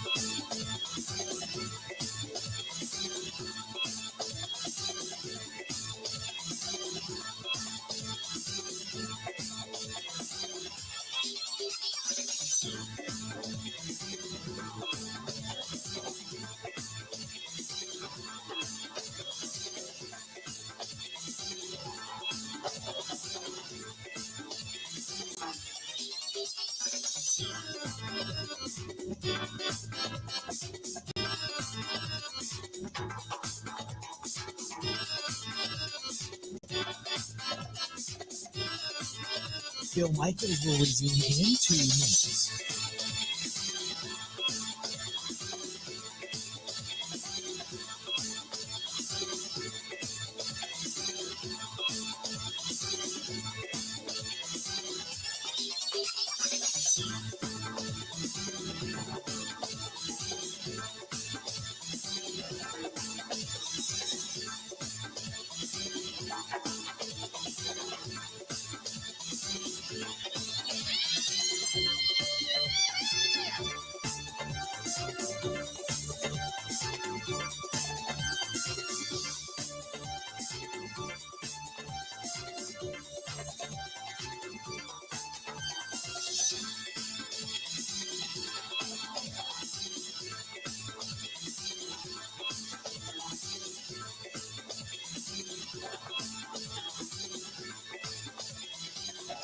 Bill Michaels will resume in 1 minute.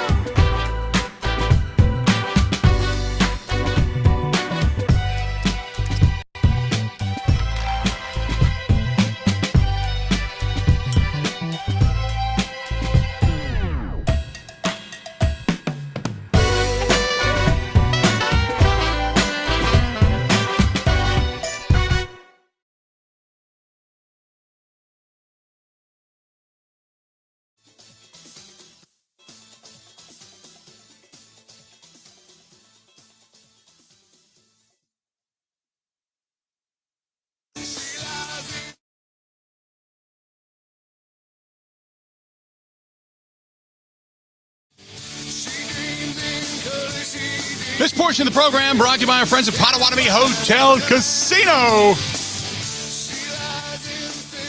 Get you some. PaysBig.com. That's PaysBig.com. If you're going to a Brewers game or heading downtown, Bucks games coming up. Not that far away from Bucks season, as a matter of fact, as media days creeping up on us. And so a lot going on. If you're going to be in Milwaukee, think about the Potawatomi Hotel Casino. If you ever wanted to stay at the all-in-one stay and play, good to go right there. That's our friends at Potawatomi. Got a couple of emails to get to. This one's from our buddy Steve. Conspiracy theories, it's labeled. Happy first day of autumn, Bill. Have you seen that Adam Schefter is writing about Mike Evans' suspension a conspiracy theory because it's John Runyon Sr.? How ridiculous is that? Does Mr. Schefter know that Hall of Fame linebacker and ex-Tampa Bay Buccaneer Derek Brooks is also involved in the decision? See, that's what I said. If it was just him solely, then the mere appearance of impropriety is something you don't need. But it's not. So, they can write about it. They can talk about it. They can, whatever. But it's a giant steaming pan load. I agree that Bakhtiari is more than a bit concerning. The time that the knee is taken to heal is unreal. I hope that I am wrong, but I'm starting to question whether or not on this year's possible career ending, it being in doubt. Let's hope I'm wrong. Lastly, let's hope that the Brewers can get some revenge in the Queen City over the next 4 days. I think they need at least 3 out of 4 or a sweep to go into the last week of the season with some shot at the wild card. That's our buddy Stephen Richfield. Yeah, it's falling farther and farther and farther back, and it's not. It's. I said this the other day. I said what we are watching is the slow disintegration of the Brewers. And then the question we had posted yesterday was, do you want to see the Brewers make the postseason? And the reason I want to see the Brewers make the postseason is because of the additional money. First of all, the first round of the playoffs, the players get. So the players have incentive to get to the postseason. But the money that is garnered via the team, merchandise and such, it doesn't do anything but bolster your team. Now, some of you may say, well, it goes right into the pocket of Mark Attanasio. Goes into the pockets. Well, but it also pays for the upgraded facilities at American Family Fields of Phoenix. They still have that nut to pay. It pays for the upgrades within the stadium.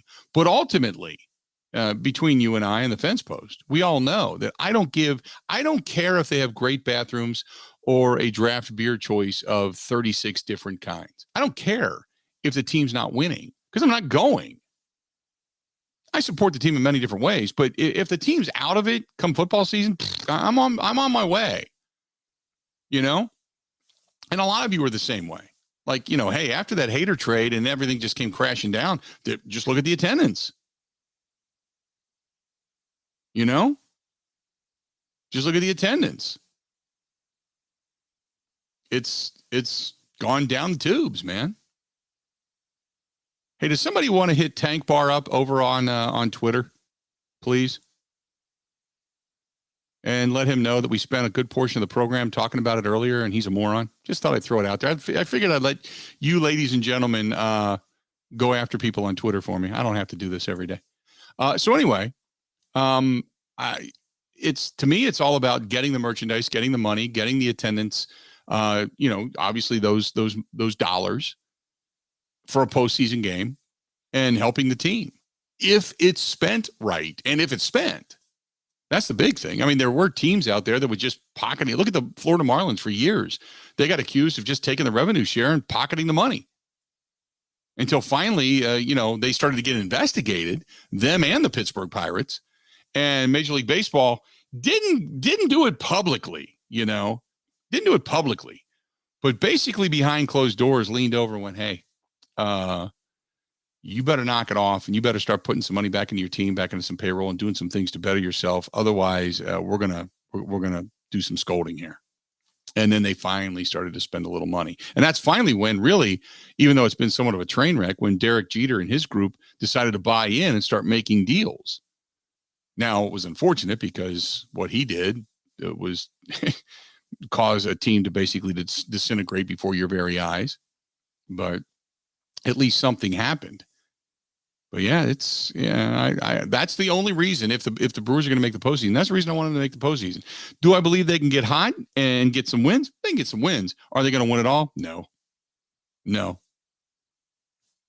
not happening. Boy, I tell you what, that Brett Favre story is going crazy today. By the way, Sport Track just said Brett Favre earned an estimated $137.8 million across 20 NFL seasons with the Falcons, Packers, Jets, and Vikings, including $16 million in 2010, which was his final season. That's not taking into account the commercial aspect of things and the money that he's made from outside ventures as well. They're estimating the value to be over $180 million. And then to be a part of a scheme to bilk the state, millions in welfare funds and or needy families going without what is alleged to be the largest public fraud in the history of Mississippi, to say that he was bilking them of $7 to $10 million more.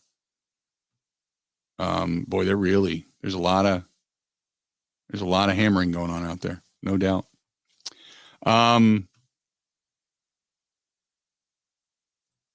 Let's see here. Sage Rosenfeld. He just tweeted, wow. He said, since retirement, I've been lucky to avoid stealing millions of dollars from the poorest people in my state.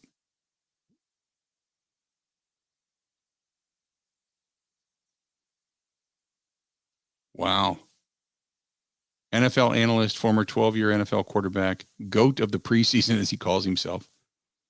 And he posted that. Holy mackerel. I'd said that a while ago. There were some guys that were caught with their hand in the jar. And some of the guys that have traveled this state, especially when they say we want cash. Hey, for cash, we'll give you this. And they do it in the claims of giving it to the children's charities. No. I've been a part of some of these where I've gone to these events and, you make agreements, or your radio station does, or your company does, and they'll kind of look the other way, take you in a back room, peel off the money and hand it to you. That money's not going to the charity. That money's not going there. It's not a part of that. I've seen that stuff. By the way, Matt LaFleur, when asked, right now we're trying to figure everything out in terms of what works best for him and us, meaning David Bakhtiari. The question was then, will he practice today? Matt LaFleur said, quote, we'll see. We'll see. We'll hear. I want to save this because I want to hear the full back and forth regarding David Bakhtiari. I don't want to play just part of it for you. I want to get to the whole thing. We'll play it maybe coming up in the last hour of the show for you so you can take a listen. But we'll get into that coming up. Hey, by the way, we are just about 10 minutes away. Paul Charchian, about 15. Paul Charchian, fantasy football questions. Start getting them in now. Get them in now because we'll try to get you on. We'll try to get your questions out. We had them last week. We had a really good bevy of questions from many of you. Also, if you want to make a call, you can call us. Charch will take your question right there on the air. So 877-867-1670, 877-867-1670. You can hit me up on Twitter, hit me up on the Bud Light live stream. I'll try to get to your questions. You can email me the questions as well, but we'll try to get your questions for fantasy football coming up. Paul Charchian of the Guillotine Leagues coming up here just after the top of the hour. Stay tuned for that. Hey, the Milwaukee Admirals trying to get themselves back into the chase for the Calder Cup again this year, get even deeper into the postseason. And right now is the time to buy, whether it's season tickets for promotional outings and events, individual group outings. Maybe you want to rent the one of the end zones. You can do that. You can do that. Get a hold of my friends over at the Admirals. Go to MilwaukeeAdmirals.com. Call Wojo over there. Say, Wojo, wake up. It's hockey season. Wojo. Get a hold of MilwaukeeAdmirals.com. MilwaukeeAdmirals.com. More of the Bill Michaels Show next. Covering Wisconsin sports like a blanket. This is the Bill Michaels Show on the Wisconsin Sports Zone Radio Network. Gina Della from Pella here. Wayne Larrabee and his wife Julie took advantage of our wide range of beautiful wood designs that can be painted, stained, or unfinished to complement any decor. We have a lot of windows in this house. You match the craftsmanship of the woodwork around those windows to a T. That's a talented group of people doing that. We like our wood tones, and so the ability to have wood tones some places and the white windows others, it worked really well for us and allowed us to have exactly what we wanted. Pella's team of expert installers always provides service of the highest quality, starting with an in-home consultation and ending with no hassle or mess, leaving nothing but perfect results that stand the test of time. We have the best wood warranty in the industry to prove it. There's no reason to wait any longer because right now, put no money down, make no payments, and be charged 0 interest for up to 24 months. At Pella Windows and Doors of Wisconsin. Get started today at PellaWI.com. Expires 9/30/2022. Certain restrictions apply. See showroom for details.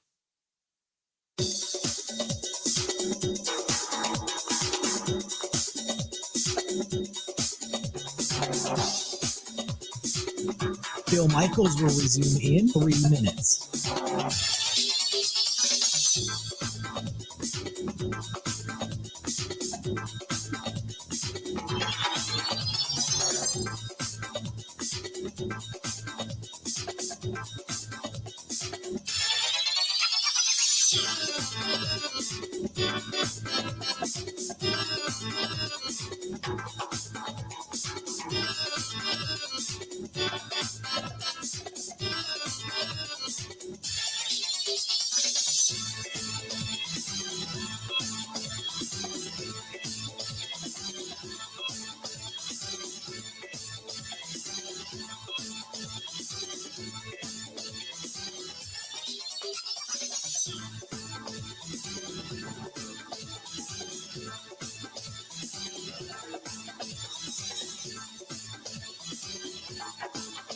Bill Michaels will resume in 2 minutes.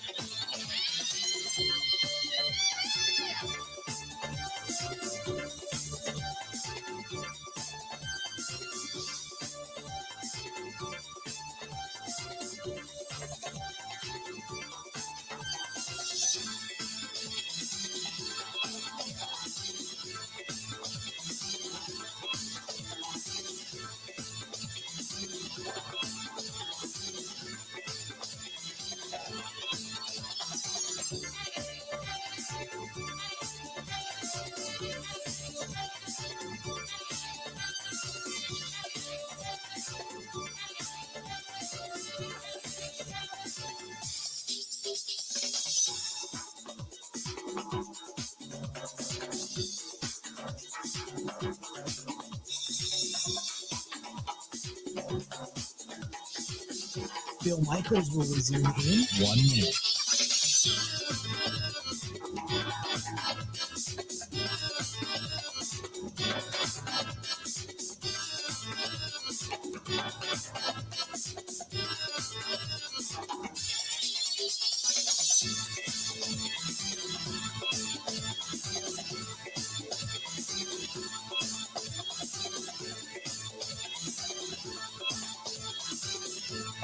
Bill Michaels will resume in 30 seconds.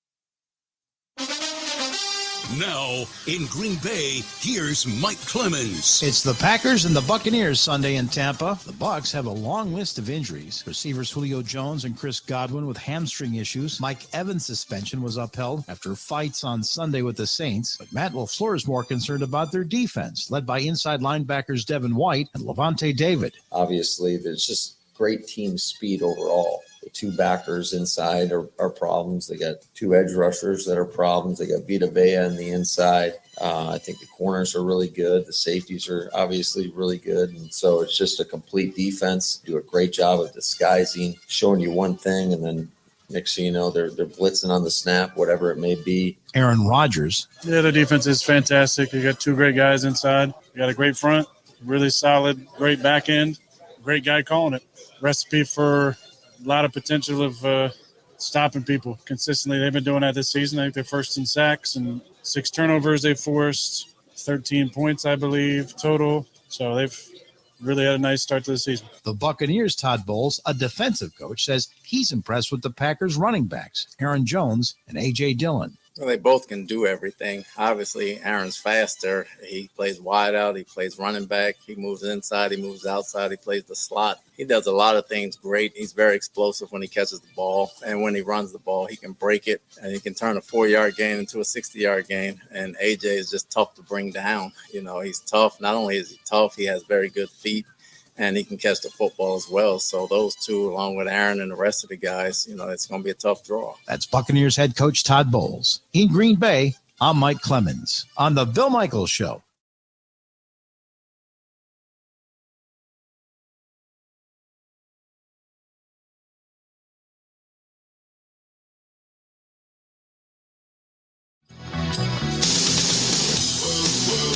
Welcome back. Good to have you. We're about 10 minutes away. Fantasy football stuff coming up with the Charch. I need some help. I got to make some adjustments to my my roster for sure because I got some issues. First of all, I got Chris Godwin in my flex position. I got to get rid of him. It doesn't look like he's going to be out there this weekend, so I need to get some things fixed. Alexander Madison is going to garner me nothing out of the running back position, let's be honest. So I'm going to have to make a few moves here before it's all said and done. I went from being first in the league last week to my near-death experience this past week because between Joe Burrow and Minnesota, basically, because I've got Alexander Madison and Adam Thielen both on my roster. Deebo Samuel didn't help me out a ton. Chris Godwin being down.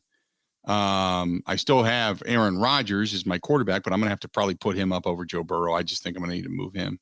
I picked him up on the waiver wire, but yeah, I gotta change some things here. I gotta change some things, but man, oh man, almost got bounced out of the guillotine league. How does that look? So I'm going to talk to Charch about that coming up here at the top of the hour. The details now, this whole thing this morning, and I don't mean to harp on this with Donovan Smith. Or not, excuse me. I'm sorry. I apologize. Not Donovan Smith. Donovan Smith is regarding the Buccaneers. This whole thing regarding the plea today that's being put in for down in Mississippi for all of this that's gone on regarding Brett Favre and the former director, John Davis, who was part of that welfare funds scheme, if you will, as he's pleading guilty this morning in federal court. A lot of this is breaking like heavily. And the main focus is Brett Favre. Everybody's got the rest of them, whether they're high profile people or not, when it comes to money in Mississippi, nobody's even mentioning a name, but Favre is the guy that everybody's going after now. I'm just watching Twitter just blow up. Favre is the guy everybody's going after. Here's the other question. And this was asked to me. It says, the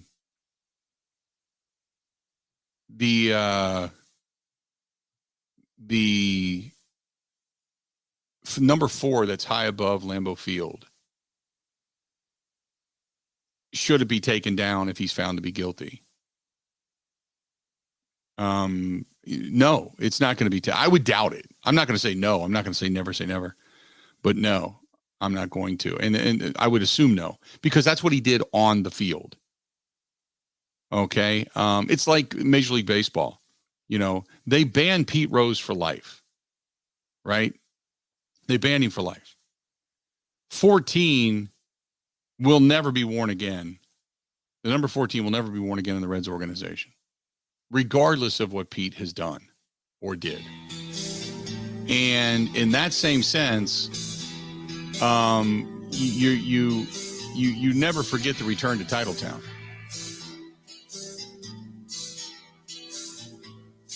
You don't forget that. So if the outcry from fans became so loud to have him removed, then I think the Packers would consider it. But I don't think they will remove his number as a retired number within Lambeau Field. I just don't think that's going to happen. There you go. Paul Charchian up next. Stay tuned. More of the Bill Michaels Show coming up right after this.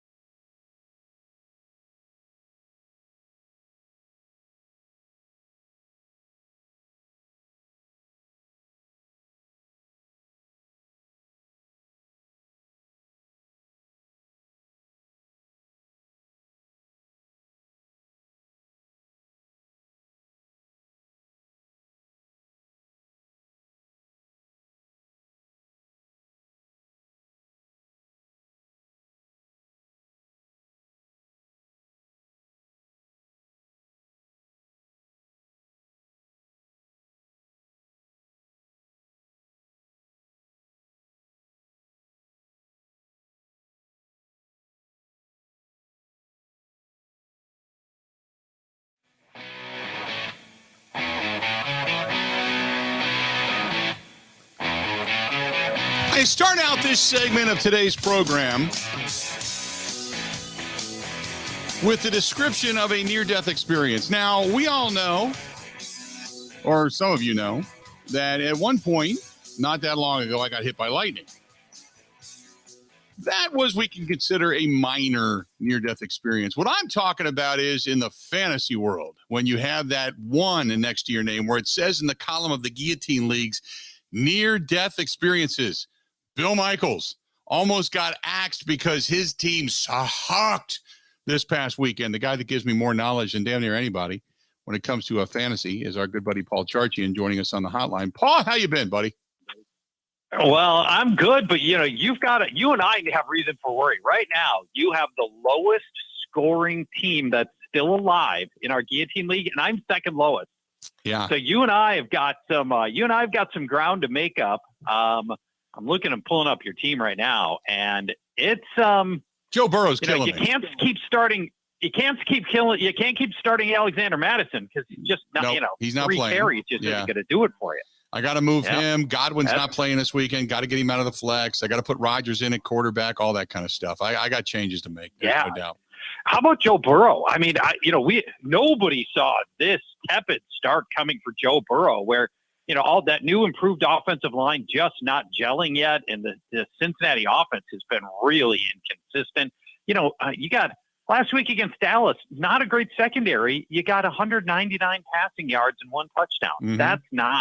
That's not the Joe Burrow that we thought you were going to get when you drafted him. But he gets the Jets this week, and Aaron Rodgers has got Tampa this week. Yeah. So what you going to do? What are you going to do? I am reluctant to keep Joe Burrow into that starting position, but I think I might, only for the fact that front of the defensive front, even without Akeem Hicks down in Tampa Bay, is still really good. So I'm kind of thinking Joe Burrow can get healthy. My problem is he's been sacked 13 times and hit 22. And he's starting to see ghosts, man. Yeah, the problem is, you look at the Bucs, they knocked Dak Prescott out of a game in which he was performing poorly in anyway, and then they handled Jameis Winston in week 2. I don't see many points coming in that game either direction. I'd be very, very nervous about starting Aaron Rodgers over Joe Burrow. I think I'd be playing Burrow, but it's not an obvious call. It might be the thing that decides whether or not you're on the chopping block or not. If you got a question for Charch, call him 877-867-1670. Hit us up. Lucas says, I need one in the flex spot. Deontay Johnson, T. Higgins, Curtis Samuel. That's Lucas listening to us in Eau Claire, Wisconsin. Well, Curtis Samuel's been one of the great stories of this year. He bounced back beautifully, and he's looked fantastic. But it's T. Higgins against the Jets. I mean, I just don't know. To me, you always start T. Higgins every week, and his last 4 full games going back to the playoffs, he's posted over 70 yards in all of them. He scored 3 touchdowns in the 4 games. He's averaging 9 targets per game. He's just rock solid. That's you got to give me a great reason not to play T. Higgins, my number 9 ranked wide receiver. So here's a question I've been waiting to, because Max sent me this and I went, that's a good one. He's got Tom Brady and Tua. Who does he start? Tua against the Bills, Tom Brady against the Pack without all of his weaponry. Tom Brady's way down at quarterback 16. This is the lowest I can remember ever grading him going into a game. It's bad. And I just, we know that Evans is going to miss this game. Godwin's got a hamstring. Julio Jones has got a knee. We're looking at a starting set of receivers that might be Brashad Perryman, Russell Gage, and they just acquired Cole Beasley on 5 days with the team. That might be your starting lineup. And the Packers secondary, other than Justin Jefferson, has performed well. So yeah, I'm out on Brady. I've got some guys. I got 2 of 5 spots higher than where I've got Tom Brady. We're not just chasing last week's box score, obviously. Tua's got a tough matchup with Buffalo that I don't love either, but he's got the playmakers. He's got Hill. He's got Jalen Waddle. Brady doesn't have his playmakers on the field. Mm-hmm. This one, who's this one from? This is from Jeff. Trent is also listening to us in Eau Claire. Says Jeff Wilson or Travis Etienne? Jeff, we talked a little bit about Jeff Wilson last week, and he's his average game as a starter with 15 or more carries, which he always gets 15 or more carries, 110 total yards and a score per game. So, the San Francisco starting running back has always got value. Denver has a bottom 5 rating against the run by Pro Football Focus. So, and Wilson, by the way, they gave this offensive line did a great job run blocking for him last week. He's way up at running back 9 this week. So we're starting Jeff Wilson for sure. I got one here from Texas. Texas Badger hits us up on the Bud Light live stream, says, Scott and Amarillo. He says, what should I do about Zeke Elliott and Dalvin Cook? Both have been trashed for the first couple of weeks. Yeah. So let's talk about Dalvin Cook. And I think Zeke's problems are a little more obvious, right? Bad offensive line, backup quarterback. He's sharing time with Pollard. That's not really going to change. And, that makes him a middling starter. And I got Zeke right now as my number 27 ranked wide receiver running back for this week. So it's come to this for Ezekiel Elliott. But Cook is more interesting because he's been such a good fantasy performer for so long. But he's averaging just 53 rushing yards per game, 4 yards per carry. He just got outrushed by Kirk Cousins. Right. Dalvin Cook did. And here's the really sneaky thing that your listeners need to know and why you should consider potentially even trading Dalvin Cook. The Vikings have run 19 plays from the red zone under new head coach Kevin O'Connell. 1 carry for Dalvin Cook. 19 plays, 1 carry for Dalvin Cook. Now, I would be less worried if the Rams didn't do the same thing. And Kevin O'Connell came from the Rams. This is the Rams as well. They have the lowest run rate in the league on plays that originated inside the 10-yard line last year. They just don't run the ball near the stripe, and Cook's missing out on those easy touchdowns, Bill. So we speaking of running backs, you got the running back Najee Harris. I want to go back to that and talk a little bit about the run game, because the run game is not as prevalent as we know in fantasy because of the numbers that some of these running backs just aren't putting up. And even Derrick Henry gets this year, So now you look at it, you think about a guy. Disaster. Absolutely, because you think of Derrick Henry, he's your workhorse. He's going to be the guy that's 150 yards and a more massive amount of touchdown, and not using them. So you got the Steelers and the Brown, and Najee Harris not really working out. Do all of a sudden they find the run game? Because when you think about it, Trubisky sucks, and their quarterback situation is a mess. Does Najee Harris all of a sudden turn around and become the work dog in all of this? All right. Well, you touched on so many good things here, but tonight's game, Steelers Browns, Mitch Trubisky, home opener last week, getting booed by his own fans, they're chanting Kenny Pickett's name. Right? Nice home opener, right? And you figure any game could be Mitch Trubisky's last, and the Steelers fans are doing exactly what the Bears fans did when they had Sad Trombonski. They're picking apart the all-22, and they're showing all of the missed downfield receivers, and it's terrible. He's just his vision is so bad, and he's so slow to read defenses. And by the way, one more thing that I thought was really funny. His wide receiver, George Pickens, they were asking about some of the struggles in the passing game. Pickens got like 2 catches on the year. He said, quote, "Everybody's getting open." Oh, man. That is not what you want your wide receiver saying about your struggling quarterback. So where does this leave Najee Harris? To me, nothing good. I mean, if your quarterback is playing this badly, the whole input, he takes the whole offense down with it. Harris had 23 rushing yards in the opener, Bill, 49 rushing yards in the second game last week. He's at 2.9 yards per carry. He hasn't scored a touchdown. The foot injury could be holding him back. His offensive line could be holding him back. We know the quarterback is holding him back. And tonight, it's a Cleveland run defense giving up just 57 rushing yards per game. Yuck.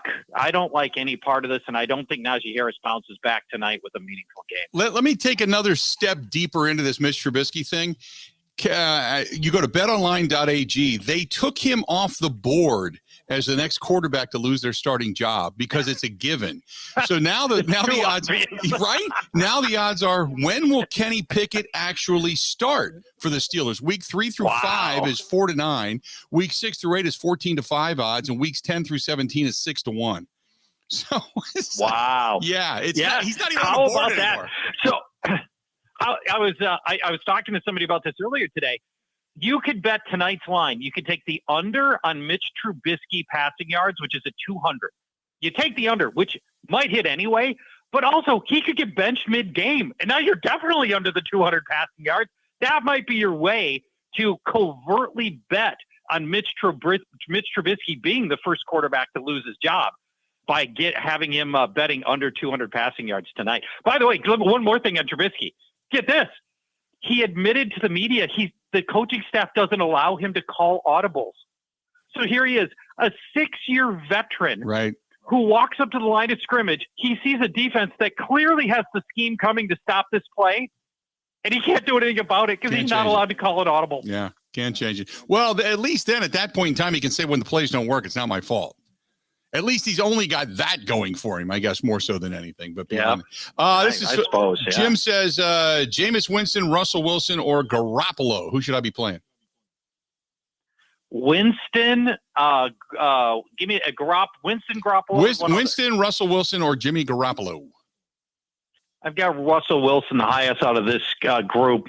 Granted, fortunately for Wilson, he's just been okay, I think. But his head coach, Nathaniel Hackett, who you're very familiar with, man, it's not going well. And, the decisions in week 2 were just as bad as some of the decision-making in week 1. And his team leads the NFL in penalties. Right now, it's way too early to say, whether or not Hackett's going to work out. But this is one of the worst starts that we can remember to a coaching staff in terms of just the stuff that's obviously decision-making for coaches. And by the way, I don't know if, I'm sure you guys didn't notice. Why would you? His coaching staff is filled with inexperienced coaches. Mm-hmm. A lot of times your first-year coaches they want to build up equity and veteran coaches around them that can help you with like clock management, key decisions, big moments. He doesn't have that support system at all. Anyway, go ahead. Wilson's been okay. Jerry Jeudy's going to miss this game, which is unfortunate. And I don't love the opponent. San Francisco's played well so far, but they've also seen Geno Smith and Justin Fields. And so we'll have some level of optimism that Russell Wilson can manage to find Cortland Sutton enough to stay viable here. He's my number 15 ranked quarterback. John says PPR, it's Allen Robinson or Bateman at the wide receiver position. Who would you go? Well, Allen Robinson is just so lightly used in this offense that if you've got other good alternatives, I think you have to go there. And Rashad Bateman had the long touchdown in week 1, but on only 2 catches. But then he had a much better game, 75, had a 75-yard touchdown last week and had a lot more catches. And so I'm really much more optimistic about Rashad Bateman at this point. It's a fairly tough matchup in terms of the opponent, but nothing that he can't get past here as he takes on New England. They don't have J.C. Jackson as their star cornerback anymore. So, yeah, we'll go to Bateman as the go-to wide receiver in the Ravens offense. Then real quick, caller just called in because I know we only got about a minute, but he said Darrell Henderson or Josh Jacobs. Well, Darrell Henderson's locked into this frustrating timeshare with Cam Akers, and they keep giving the ball to Cam Akers to try to, prove a point that he can do okay, but he's been terrible so far. He's averaging 2.5 yards per carry. So, but the problem is last week they gave him 15 touches, and that comes out of Henderson's workload. So we're going to stick with a starting running back in this game, Josh Jacobs, who's about 20 spots higher as he takes on Tennessee, a struggling run defense. Always good to talk, and I got to ask you, have you and Roxy ventured out yet in the new RV? We did. How'd you like it? There was an adventure. Maybe next week I will tell you about the reason for which we were up at 1:30 in the morning on our first night out in new trailer camper. Okay. I can then relay to you in the story I've told on the air numerous times. The worst experience in my life ever with an RV is when the poop pipe busted on me. So God, yeah. That was I couldn't shower enough or as often or scrub harder in my life. But that was one of the worst things to ever happen. So I cannot wait to hear. It cannot be worse than that, because if it is, Charch, we need an entire segment just for that. So we'll have you calling on a different day. I know. Yeah. So we will hit that. I got Chicago coming up now, but we will hit that next week. You go do that. Tell you what went horribly wrong at 1:30 in the morning. Oh my goodness. Hopefully it doesn't involve you and a bear. All right, buddy. You be good and we'll talk to you soon. Okay. Bye-bye. See you, pal. Paul Charchian. There you go. Joining us for a couple of minutes. RVing and such and boating and such and all that, every now and then something goes wrong. And I always say, you can't wait to get rid of that thing. It's like, no, you just work around it. You improvise, you overcome, you move on, you kind of do your thing, but can't wait for next week now. I'm giddy. And I do have to make some changes in my starting lineup because right now, my team sucks. So they went from number 1 to the last rated team right now in the league. The average points per week went from 138.94 down to 75, which is me. I'm almost less than half. So I'm not good. I gotta get out of this mess. Let's do this. We're gonna step away, take a quick break. Stay tuned. More of the Bill Michaels Show coming up next. This is the Bill Michaels Show on the Wisconsin Sports Zone Radio Network.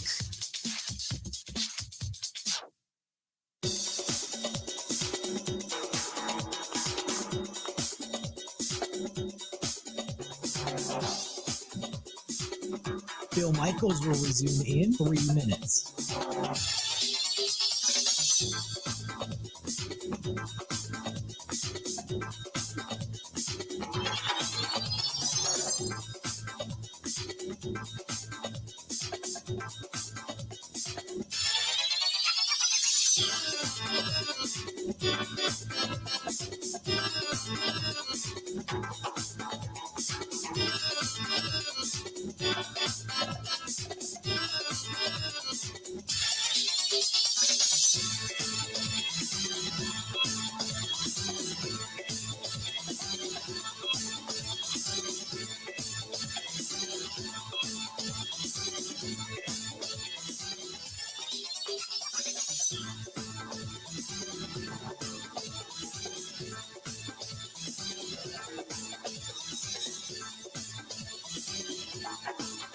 Bill Michaels will resume in 2 minutes.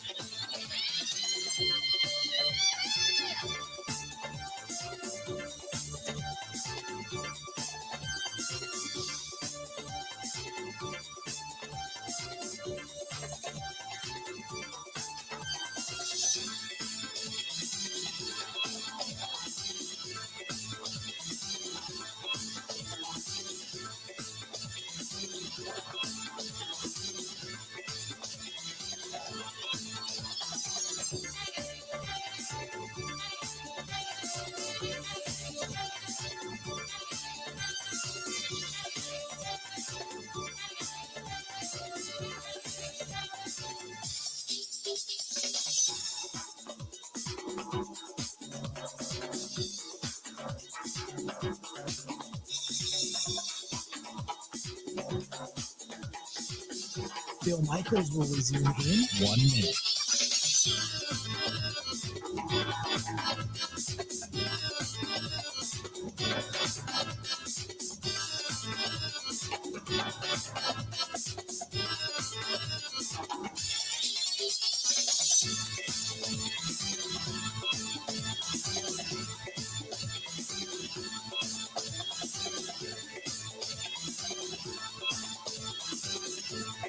Bill Michaels will resume in 30 seconds.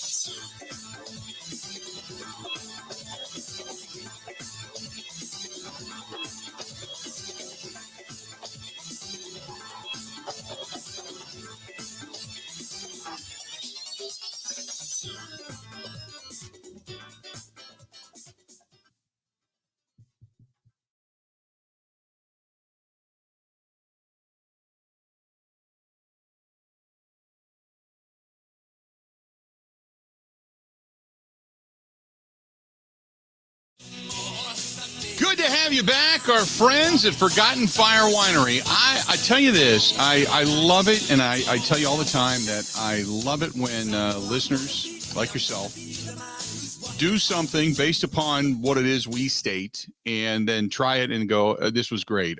This is from Jim and his wife, Marcy, who said that they went to Forgotten Fire Winery up in Peshtigo last weekend. They did mention our name. They got a nice discount and picked up a bottle of wine, 2 bottles of wine, but got a bottle of wine on the discount, and said, what a great experience. What great people. They are true Wisconsinites through and through. And I love that. And the fact that they've won awards against the big boys out in Napa Valley makes me smile. Kudos to them. And kudos to you for hooking up with such a great small winery right here in our own backyard. That makes me smile. That just does. I'm so glad that people are recognizing Forgotten Fire Winery up in Peshtigo, Wisconsin. Now, you don't have to go to Peshtigo. If you live in Eau Claire, if you live in Viroqua, if you live up in Wausau, if you live in Tomahawk, if you live in Platteville, wherever it is you may be, you don't have to worry about going all the way to Peshtigo. You can. It'd be great if you did. But otherwise, just go into your local liquor store, wine store, grocery store, and you can look for it and ask for it by name. ForgottenFireWinery.com. That's ForgottenFireWinery.com. Great people. And love it that Jake and Chris and Melissa and everybody there, they're just so down to earth and such a fun place to go. And they do music on the weekends and food, and they do a lot of donation stuff. for a lot of the local charities there. So if you haven't gone there already, that's where you got to go. ForgottenFireWinery.com. That's ForgottenFireWinery.com, and check them out up in Peshtigo. Coming up at the bottom of the hour, we're going to get into our picks. I did them last night, went through them last night, but we're going to go picks via the spread, and we're going to get into that coming up here in just a few. So stay tuned for that as well, because we got a lot of good games coming up this weekend. I'm excited for this weekend for many different reasons, because first and foremost, you got one of those rivalry battles. Now, it's not as big as Steelers Ravens, but Browns and Steelers, that's a good AFC North battle right there. But then you got a couple other good ones on the docket this weekend. You got the Bills and the Dolphins. That's a good one. Obviously, you've got the Packers and the Tampa Bay Buccaneers, the 49ers and the Broncos. You've got a good rivalry battle right there with the Giants hosting the Cowboys coming up on Monday night. I'm anxious to see out west what the Cardinals do at home against the defending champion Rams. So there's a lot of good stuff coming up. And the Ravens coming off of that embarrassing loss after getting beat by Tua and company at home last weekend and having that sizable lead only to just pee it away. Now they go into Gillette and they got to face the New England Patriots and Mac Jones, and then the defensive-minded daddy that is Bill Belichick. So there's some good ones this weekend. And I would love to see the Bears fall to the Texans. I would love to see the Texans get their first win of the season and knock off the Bears. I don't know if it's going to happen. I'm kind of, I was iffy when I made my pick last night on that, but I'm looking forward to that game as well. And then, the finding themselves to be somewhat popular because of Hard Knocks Lions, who are on the road in Minnesota. And then you've got two winless teams. Well, is this finally the first win and more multiple catches rather than just two catches for mediocre under 50 yards for Devontae Adams as the Raiders without a win going to Tennessee without a win? And does Derrick Henry then find new life running against that defense? So there's a lot to get to coming up. And then obviously Matt LaFleur coming up after the top of the hour as well. You're going to hear some of his comments from earlier today. But good weekend in pro football, obviously college football. I think the game that we're all anticipating coming up on Saturday night, the Badgers on the road, the blackout going on over at the Shoe in Columbus, Ohio, is they're going to take on the Ohio State Buckeyes. And can they pull off the upset? So, we'll kind of, cross our fingers and, say a couple of novenas and see what happens there. And we'll get it. We'll even make that pick, and we'll pick a score in that game. I think we should do that, Ben. You want to pick a score? Yeah, I'm ready. Well, okay. We have our show coming up tonight at Monk's, and all of my picks are very clearly mapped out. My favorite game of the weekend, actually, aside from Wisconsin, undefeated Kansas against undefeated Duke in football. Think about it. I'm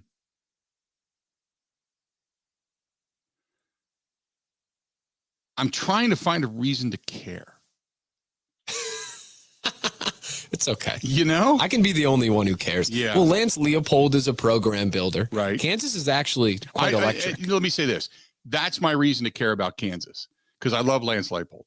He's to this day, we should get him on the program because he texts me all the time. When he was at UW Whitewater, he just kept the tradition going and won titles, and then went off to Buffalo. And boy, talk about a team that since he left has gone down the tubes. Buffalo really had some high expectations, and that program's gone into the crapper to the point where the fans in Buffalo are screaming for a new head coach. But he did so much well there, and then went on to Kansas and has made Kansas relevant again. So that's my reason to care. Otherwise, as far as like it being, Big 12 and Kansas Jayhawks, it's never been like this true powerhouse, but I wonder if he can actually turn it into. That would be one hell of an account. Could you imagine? Now, here you go. Think of this for a second. Hang on. Let me throw this out there. For what he's done program to program, the ability to delegate, the ability to recruit, the understanding for what it is he needs to do to get better. I know that Nebraska is calling for Urban Meyer, this big name, big time, horse's ass hire. Can you imagine if they went the opposite to somewhat of a guy that's climbed over the last few years up in the ranks, and now he finds himself now recruiting back in this area in the Big Ten with Lance Leipold, who they wouldn't hire, wouldn't talk to after Barry left, and then Brett Bielema left. They wouldn't talk to him at UW Whitewater, but then he climbs his way back into the Big Ten only to become the nemesis in the West to Wisconsin. What a story that would be.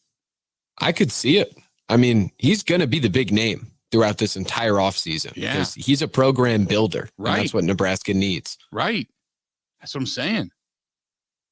Can you see that? That would be, we should get Lance on the program. I'll text him. I'll ask him and see if he wants to come on. I'll text him during the break.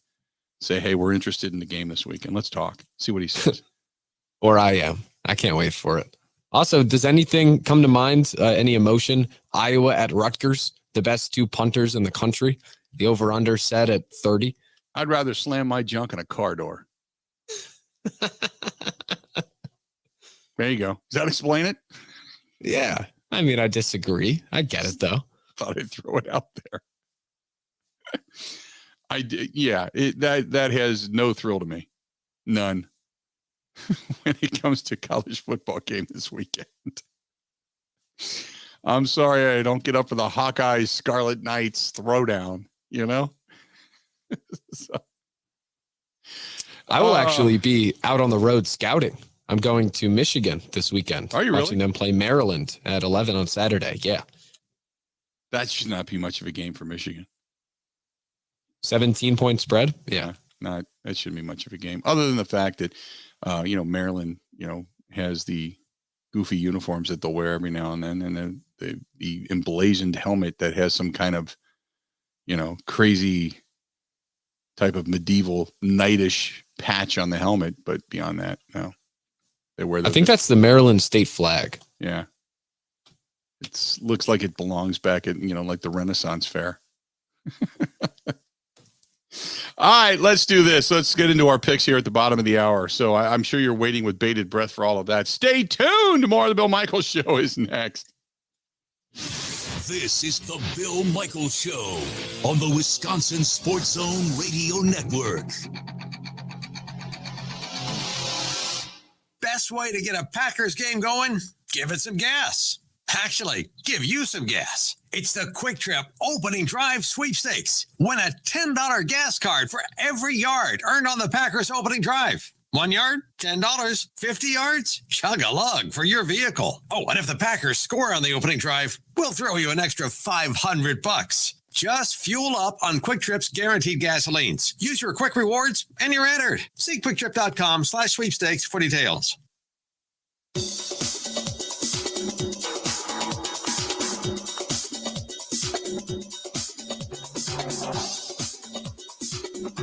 Bill Michaels will resume in 5 minutes.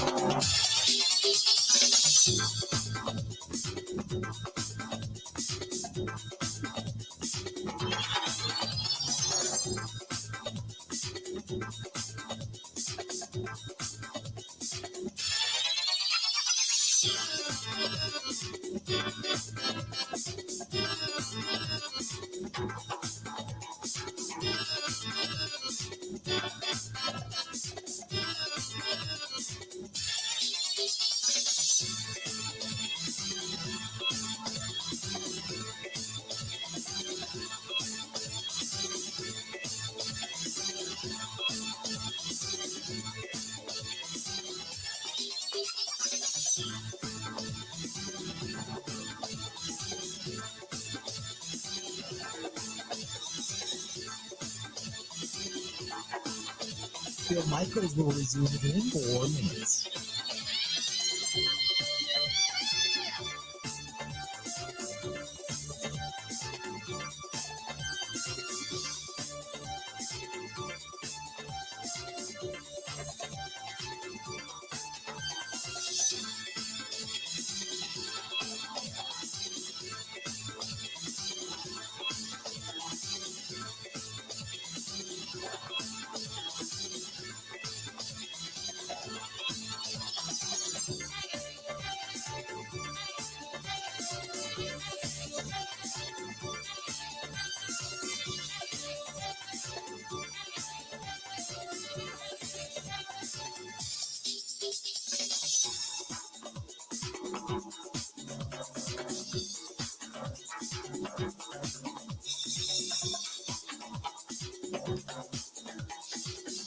Bill Michaels will resume in 3 minutes.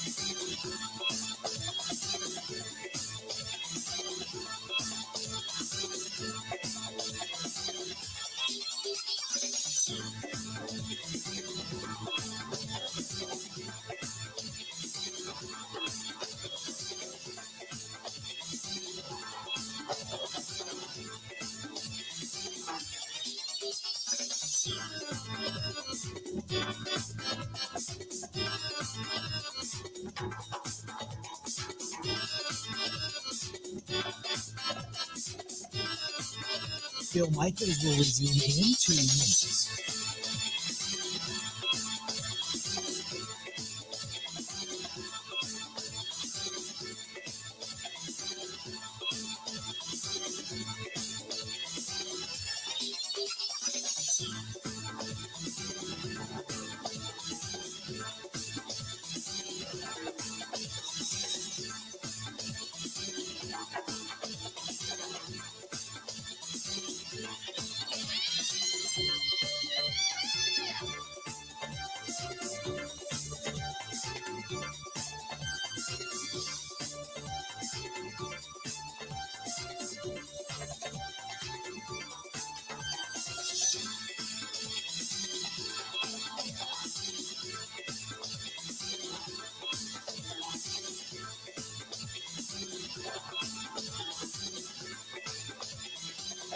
Bill Michaels will resume in 1 minute.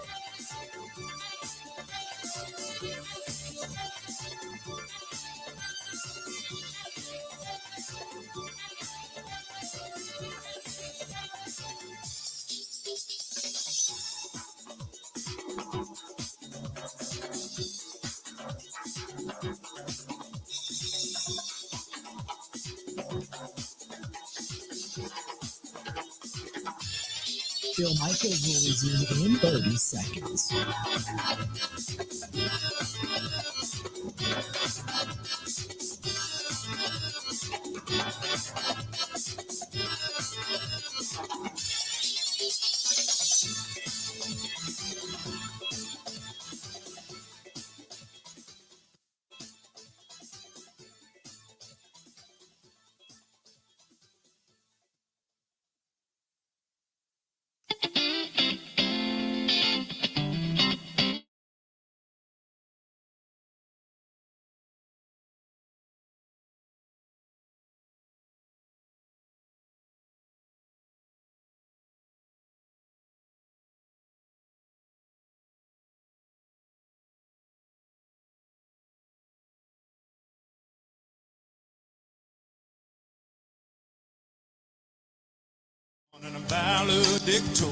Glad to have you back. This portion of the program brought to you by our buddy Dwayne at Dwayne's Cover It All. Good people up there, up in Wausau. And Wisconsin's best canvas provider, whether it's awnings and such out in front of your businesses, maybe a boat cover, a cover for patio furniture, whatever it is you need. He got it. He can do it. Also, when it comes to upholstery, furniture-wise, or say office equipment, office furniture, things like that. Go to Dwayne's, D-U-A-N-E-S, Dwayne'sCoverItAll.com, Dwayne'sCoverItAll.com, D-U-A-N-E-S, Dwayne'sCoverItAll.com. All right, Ben Kenny, we got music for this? We do have some music. Nice. Okay. So first, I think I should update the people and say we are both 2-4 after 2 weeks. We have gone 1-2 each time. In other words, we're not doing well. My fantasy team is just hanging on by a thread, and we are not doing well. As long as I'm bad enough so people can make money picking the opposite of what I do, I'll be happy. Okay. All right. So we've got some games to pick this weekend. Let's do it. Give me some games. So my first one, I'm addicted to home underdogs this weekend. My first one is the Cardinals, who have looked quite stinky so far. Kyler Murray bailed him out last week. They're at home catching 3.5 against the Rams. And I don't know why. It just seems fishy. I'll take a field goal plus at home with Arizona. There's some tough ones this weekend. But the Colts are getting 5.5 at home against Kansas City. I think Kansas City wins going away. I'm going to take Kansas City giving the points against the Colts That's going to be my first pick, my first lock it right there, because I think the Chiefs are rolling right now. Next up. All right, I'll keep my same trend. Home underdogs. The Tennessee Titans, after a weird start, lost to the Giants, blown out against Buffalo. They are at home against the Raiders, catching 2. And I don't know. I think the Giants are complete frauds. I think the Titans will end up being good. It's just been a weird start to the season, and they're at home. So, again, underdog at home. I'll ride with them. You're taking the Titans to win and +2. +2. That was my pick. I'm rolling with you. So we both have that one. I got to pick something different though. So that was going to be one of my picks. No, you could take that one. It just might. Here you go. Let me do, because I was going to do the exact same thing. So let me do this instead.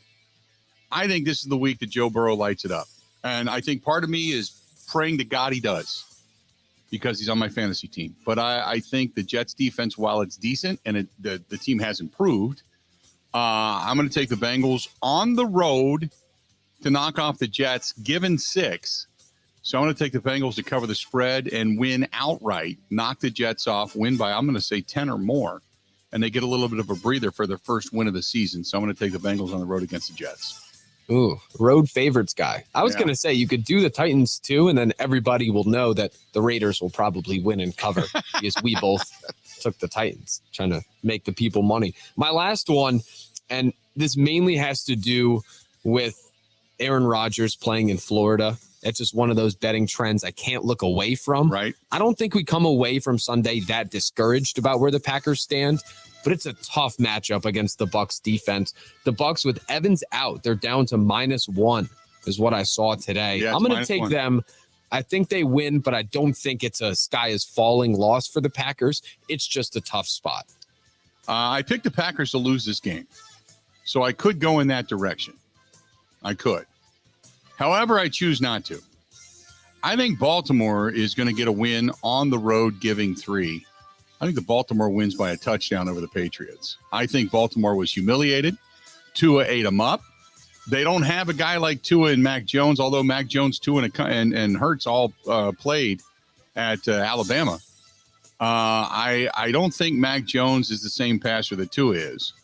And I don't think Bill Belichick's going to allow him, under the offensive mind, which is more offensive than it is offensive, of Matt Patricia. I'm going to say the Ravens go in and put some smoke to the Patriots, and which would be nice on one hand because it might give us a little insight. Watch that game because the Patriots are next up on the docket at Lambeau Field next weekend.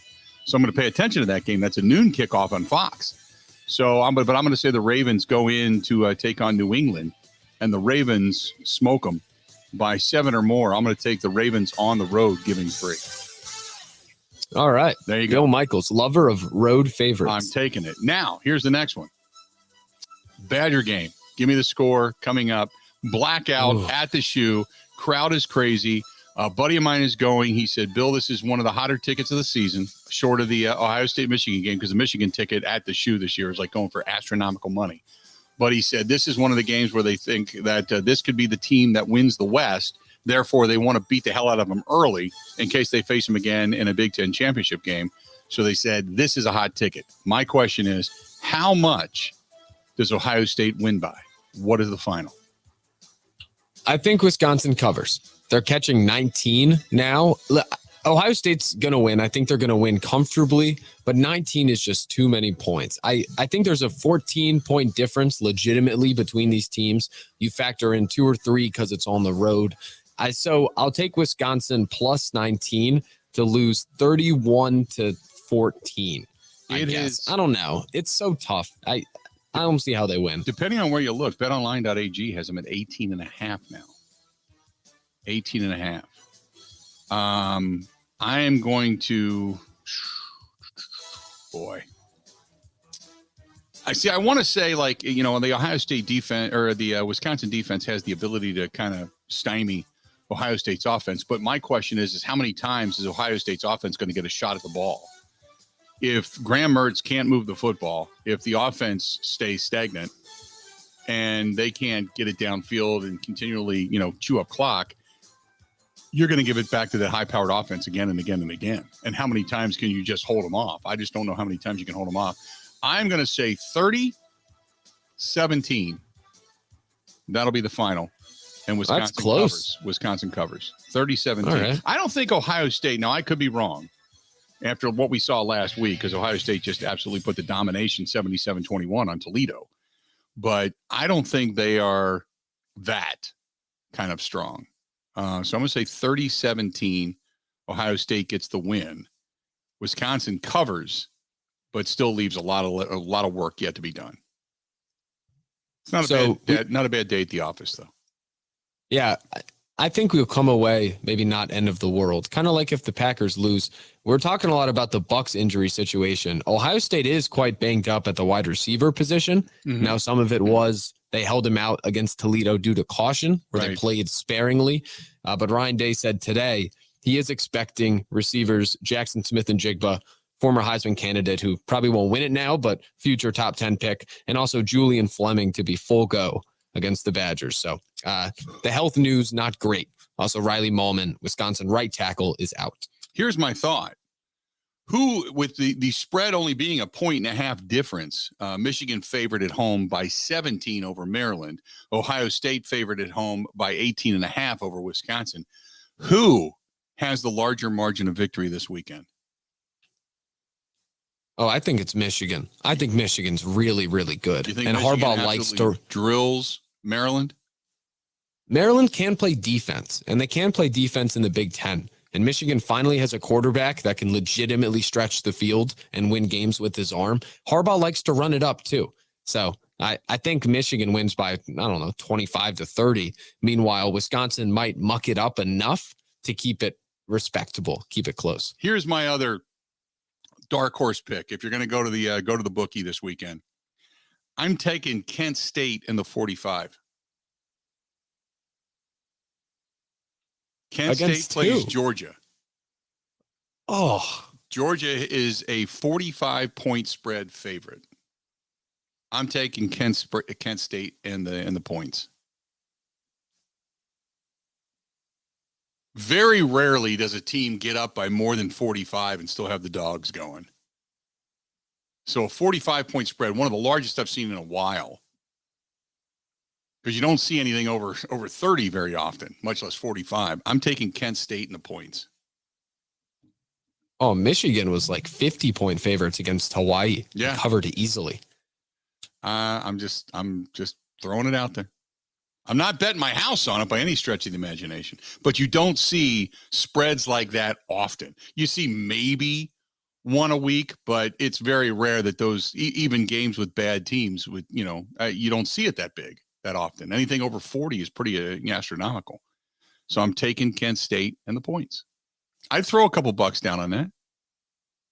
I would take Georgia for pride. They could win by 200 if they wanted to. The key is, will they? I agree. The question then becomes, though, does Georgia do it? It is I can't answer it, but I don't know. Yeah, Wisconsin caught 37 and they won by 59. Michigan is catching 50 in all these out of conference games. They run the score all the way up. I think Kirby Smart is respectable in the SEC. Right. Like they could have beat South Carolina by 60 last week, but Kirby Smart was a good guy about it. There's some guys that are good guys about it that just don't do it. They don't bring you in to humiliate you. They're playing in Georgia. So you're going to have everything going in your direction. Sometimes those games with decent coaches where they, and believe me, the coaches know the spreads. They know the spread. I mean, hell, Notre Dame used it. They pinned it up in their locker room when they faced off against Ohio State and said they were being disrespected, only to watch that team, fritter away everything since then. So, I by no stretch the imagination think that coaches don't give a damn about the spread. I think they do. But if you are humiliating a team, do you continue to run the score up? Or do you tell your guys, you can't tell your guys to go out and take it easy. You just kind of call plays and call certain things just to work on things. You're out there to work on stuff at that point. You're not really doing it to drive it down their throats. You're wanting to see success, but you're wanting to see success in moderation. And there's certain guys that want to run it up because they want to run it up for stature. There's other guys that they know how good they are. And let's face it, Georgia's ranked as the number one team in the country. What do they have to prove? That, oh God, we only got to win by 40 over Kent State. Oh well, come on! Like suddenly they're going to fall in the rankings because of it. I think that might be one of those safer bets. By the way, Rick says Ohio State 42-9 over Ohio State, and John says Ohio State's going to win easily by double digits. Well, it's whether or not they win by 18.5 or more. And then 28-17 from Jason, who said that's the final score. No faith in Wisconsin. So anyway, there you go. That's our picks. Run to the bank, hide your money because you're probably going to lose it. Stay tuned. More of the Bill Michaels Show coming up next. Covering Wisconsin sports like a blanket. This is the Bill Michaels Show on the Wisconsin Sports Zone Radio Network. One of the worst things that you can hear, you have cancer. The worst is when you hear the words, your child has cancer.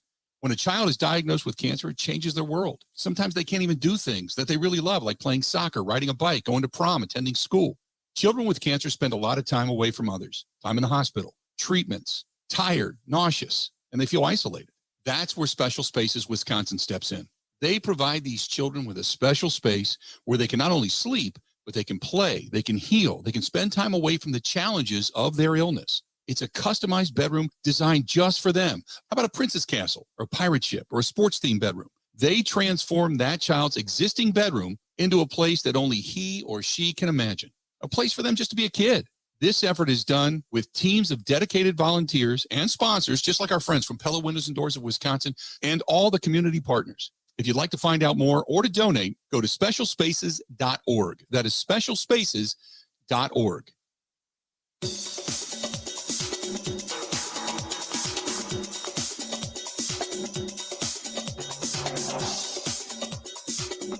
Bill Michaels will resume in 3 minutes.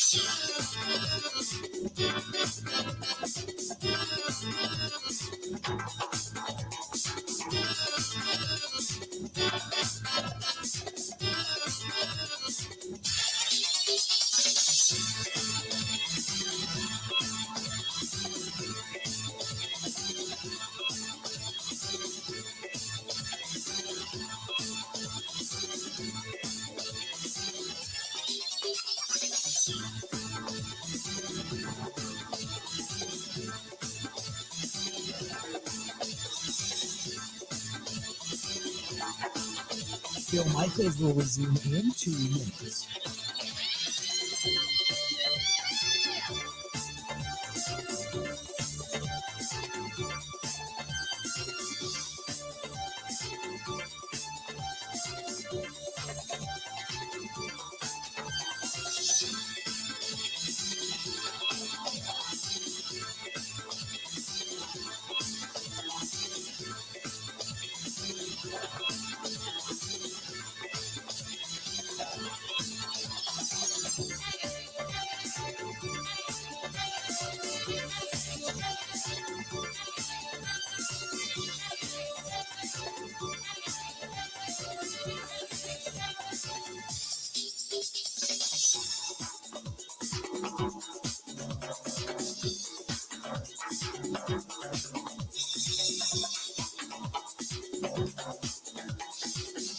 Bill Michaels will resume in 1 minute.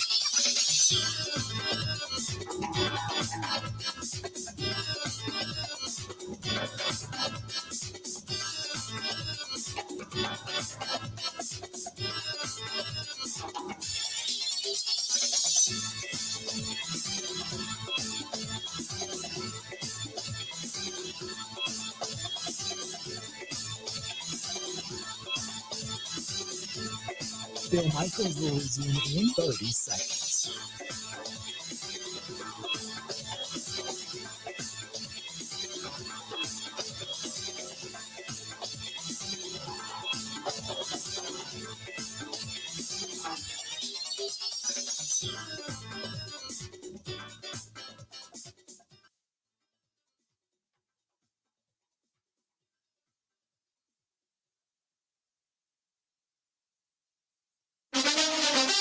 Now, in Green Bay, here's Mike Clemens. The Packers practice in pads, getting ready to face the 2-0 Buccaneers. Tampa won both of their first two games on the road against the Cowboys and the Saints, led not by Tom Brady, but their defense. Packers running back A.J. Dillon. You know, we got a defense we're going up against with a lot of Pro Bowlers, a lot of high caliber guys, Super Bowl contending team the last couple of years, at least every year that I've been in the league. And, you know, you definitely got to, bring your A game, study the game plan and get ready. But they also swarm to the ball, and they're very they have that attacking mindset, like getting the ball out, getting turnovers. Pretty sure they're like tied in second in turnover takeaways or something like that. So they do a really good job of that. So, ball security is definitely something that, we're kind of like focusing on. The Packers' David Bakhtiari did not practice again yesterday. Matt LaFleur asked if there's any way the left tackle could play this Sunday in Tampa. I have no idea. Again, we're going to take it one day at a time, and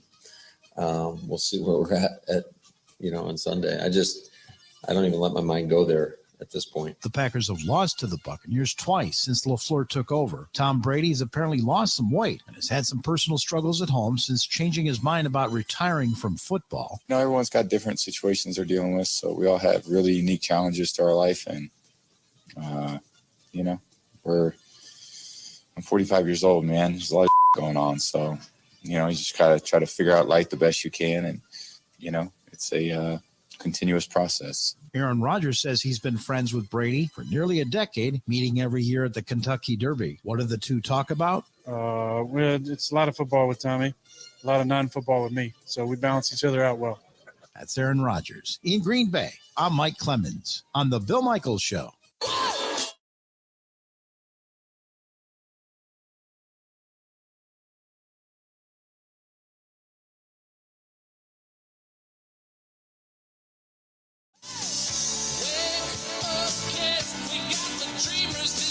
Welcome back.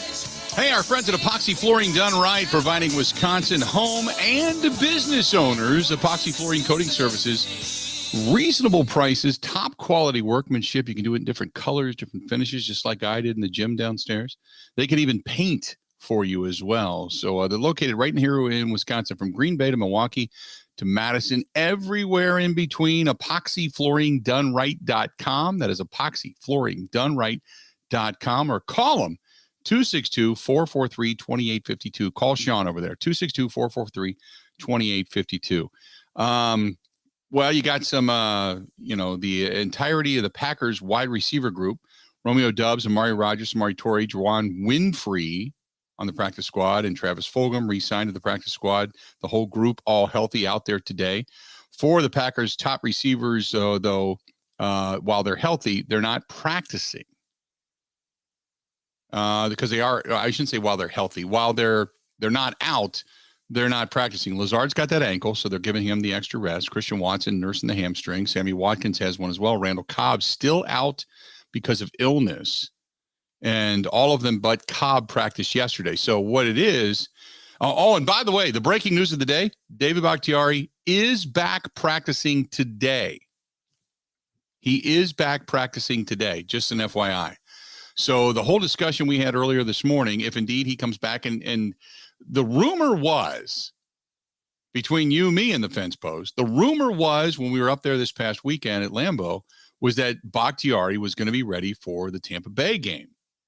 And then when he didn't practice on Thursday and then practiced on Friday and didn't practice again yesterday, we thought, okay, maybe because Matt LaFleur had stated regarding David Bakhtiari's absence from practice yesterday, he said that they're trying to figure out what works best for him and the team to try to get him back as soon as we can. So, in other words, like yesterday, we don't know. We don't know. Got to talk to the doctors. We don't know. Which left a lot of question marks hanging out there in outer space. Today, he's back. And today, rather than say, hey, we don't know, we're waiting to see, we're trying to get him back as soon as we can. In other words, we're going to get him back. We're just trying to get him back as soon as we can. So yesterday was a padded practice. Maybe they just didn't want him to partake in that, which I think is a little odd because he's going to have to strap the pads on at some point. But today, back at practice. Today, they're not in pads. Today is shorts, helmets, I don't think it's shoulder pads. I don't know. I think it's just shorts, helmets, and jerseys. But nevertheless, so that's going on. So the good news there, which makes pretty much our earlier discussion completely moot, is that David Bakhtiari is back at practice today. So there you go. Also going to talk with Mark Daniels, also in Green Bay, coming up after the top of the hour. John Runyon Jr. of the Green Bay Packers said, quote, "My dad's doing his job.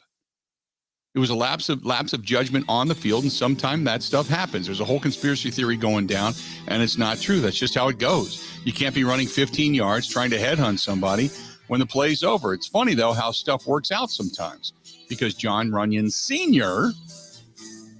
is on part of that disciplinary committee for the NFL, who suspended Mike Evans, the wideout, for the Tampa Bay Buccaneers. His son plays for the Green Bay Packers, who, as we all know, are playing the Buccaneers this weekend. But they continue to kind of fend off the conspiracy theories. How about that? Mark Daniels coming up next. After that, Matt LaFleur and some of his comments from earlier today. But the big news of the day is the fact that, yes, David Bakhtiari is back on the practice field. There you go. Stay tuned. More of the Bill Michaels Show. Another hour yet to go right after this.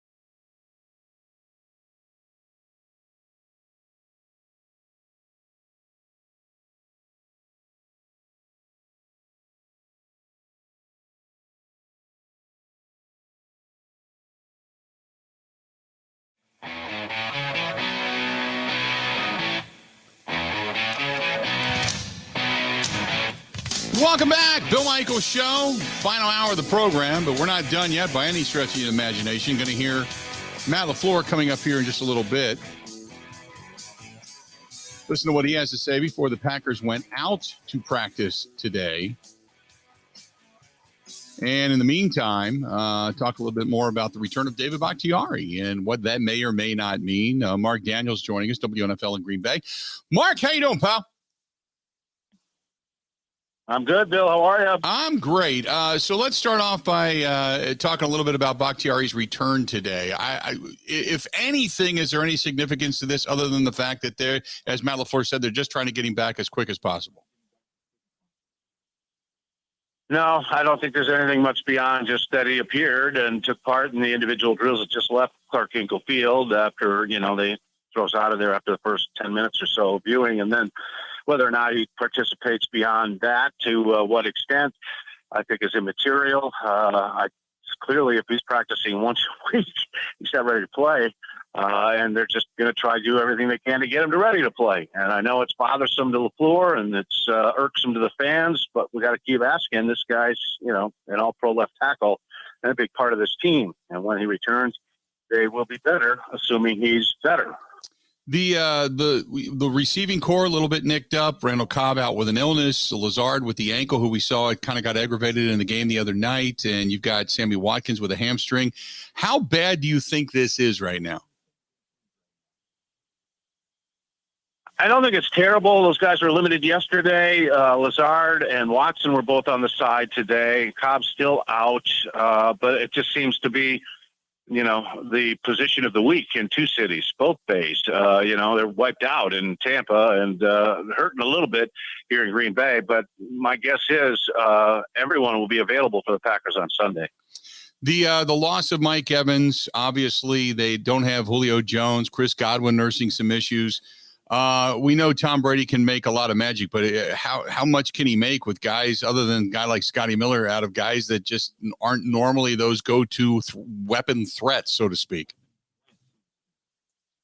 Well, Russell Gage has caught a few balls. Rashard Perriman's a former Niner. We heard about Miller. They picked up Cole Beasley.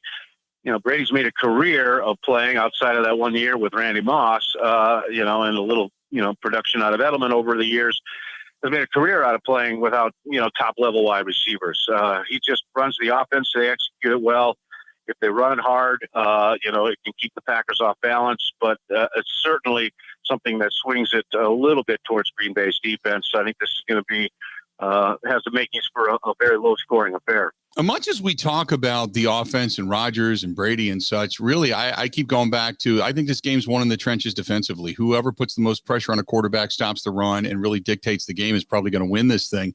That being said, the first game, the Packers defensively did not look good. The second game, they looked a lot better, especially in between the first and the last drive of the Bears. Remember when Matt LaFleur went at halftime after that Detroit game, second game of the season last year, to Joe Barry and said, hey, you better dial something up. You got to get a little more aggressive. Did something like that happen? Do we know that suddenly they became more aggressive, or did they just start feeling it against a very one-dimensional offense in the Chicago Bears?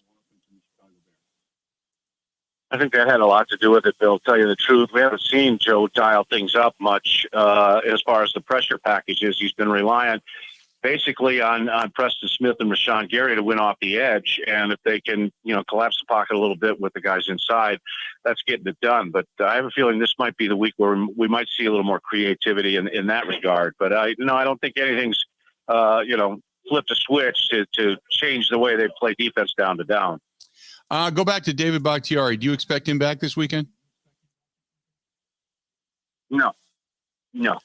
I'd be surprised. I'd be pleasantly surprised if he played, but I don't think so. And, we're getting to that 4-week window where, they could have just, kept him on the pup, but then again, he wouldn't have been able to practice either. And he'd be like Kylan Hill, who's just running around on the side every day, and that's about it. So they are getting him some work, but I just can't imagine he's ready to play a 60-minute football game. That might be a little while. And if he does come back, and he just might get, a couple series or whatever, just to kind of get the feet wet, kind of like they did with the Detroit game last year. Nyman hasn't been terrible at left tackle. He's holding his own.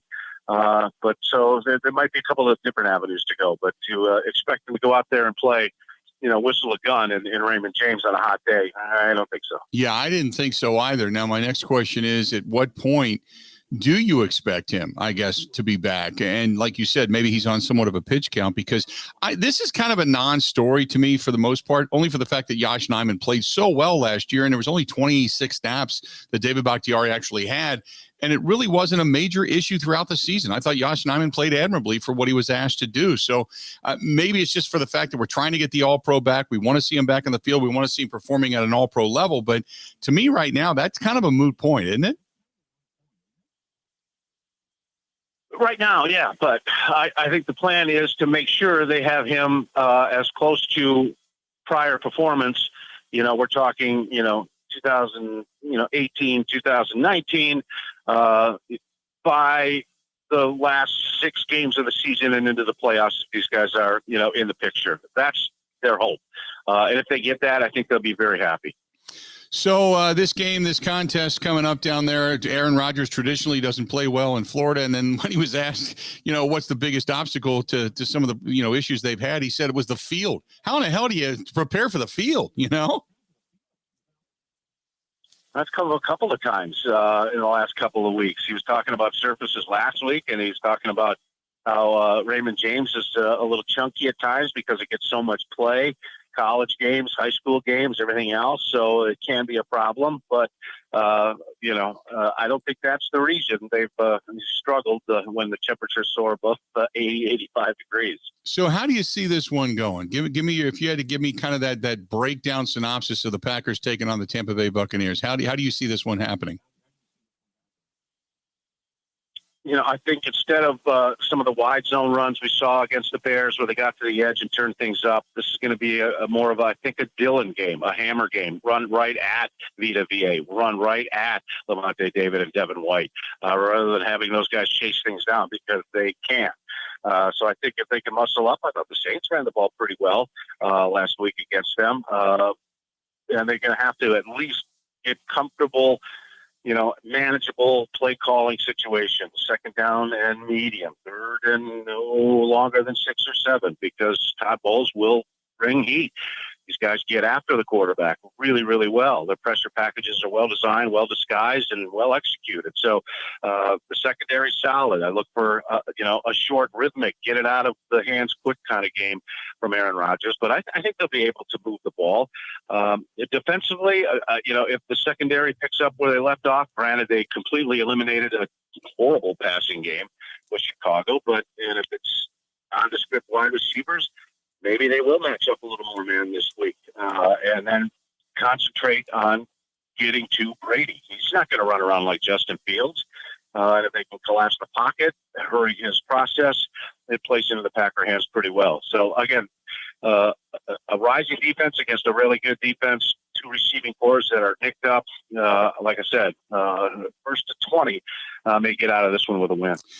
I want to go back to Aaron Rodgers for a minute, and with the passing game, a few guys ailing, on a few nicks and such injuries. Some of them, when you talk about hamstrings, they can be so fickle, and you got to be so careful with them. But is Aaron Rodgers, do you get the sense that over the first 2 games is getting any more comfortable with the young guys and the way things are, not having the safety blanket of Devontae Adams? Or is this just right now, because at times when I listen to him talk, he just seems like a frustrated guy right now. I don't know if he's frustrated. I think he's trying hard to stay patient with these young guys, to see how they continue to develop. But, yeah, the days of 15 targets to one guy and a handful or less to everyone else are long gone. I mean, last week, no one had more than 4, but 5 or 6 guys had 2 to 3 catches. That's how it's going to work, I think, for the time being. And make sure you are able to capitalize when shots are available.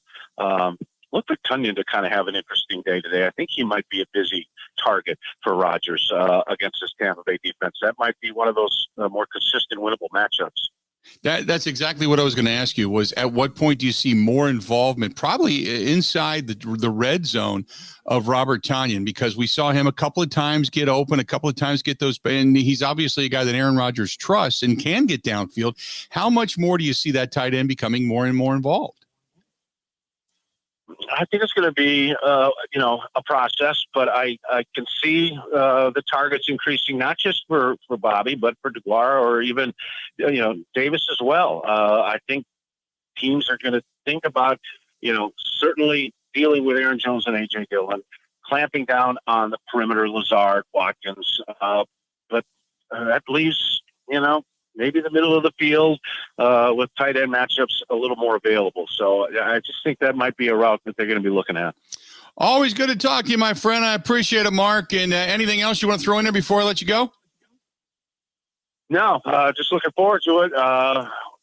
These guys got to get over I think this means a lot to them. I think there's a lot of quiet conversation about how they, laid such an egg when they finally got the NFC Championship game at home. And I don't think they've forgotten it, even though we're, a year and a half removed. So I think this team's going to be pretty riled up to secure what would be a signature win early in the season. Hey, real quick before I let you go, the breaking story of the day, the Brett Favre stuff. Any reaction to any of this? I mean, obviously we've all covered Brett Favre. We've all been there, done that. We've seen what's kind of gone on, but the fact that the guy, the headmaster in all of this, will say that was dispersing the funds and now pleading guilty in federal court. And the next target will say seems to be the crosshairs are pointed at Brett Favre. Any reaction to all of this?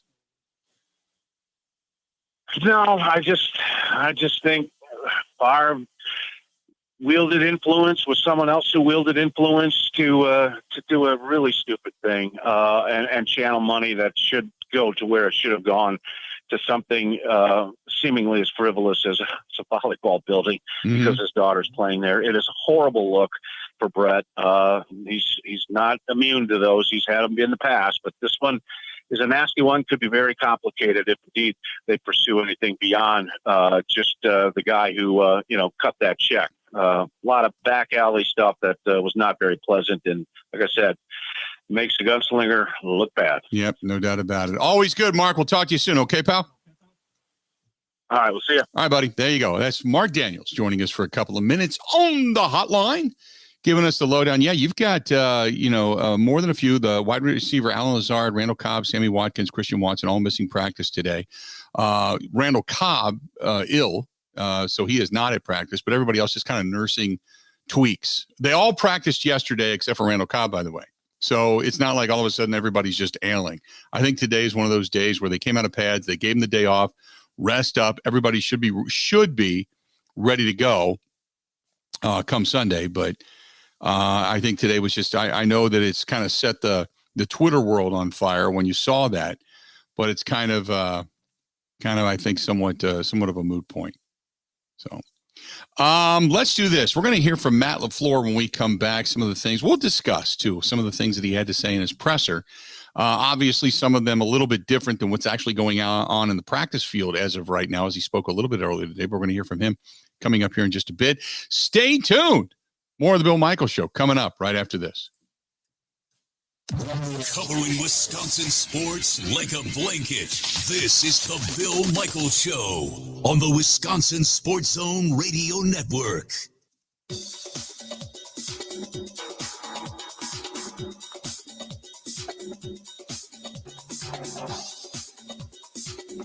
Bill Michaels will resume in 3 minutes.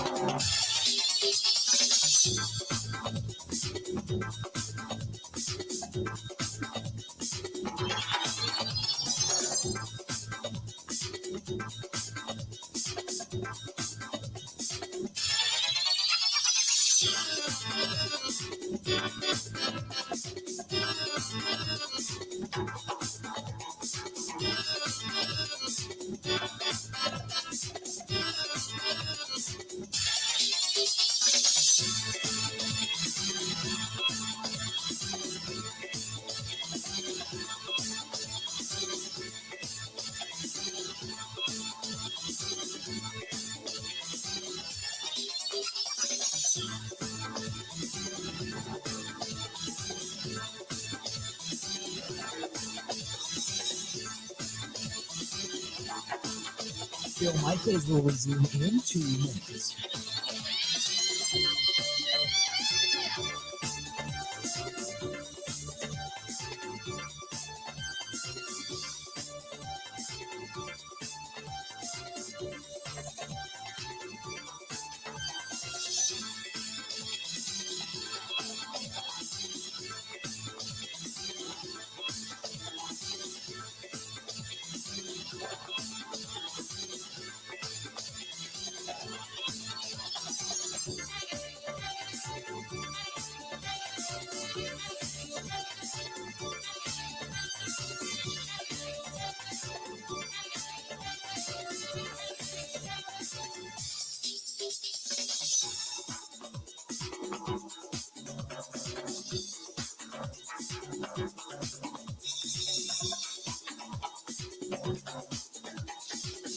Bill Michaels will resume in 1 minute.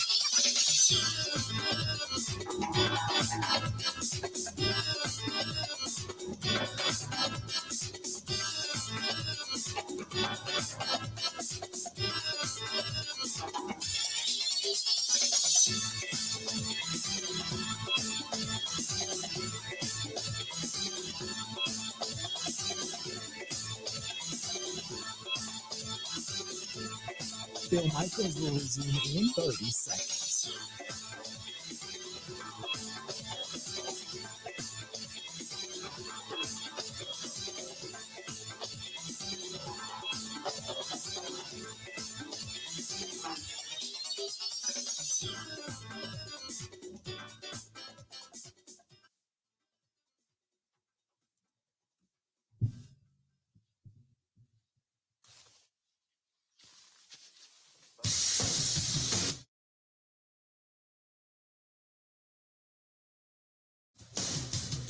Great place right here in the Lake Country area. Actually, it's in Summit, out near Oconomowoc. It's called Stoley's Hog Alley. Now, you don't need to be a rider, the hog, H-O-G-G, to go there.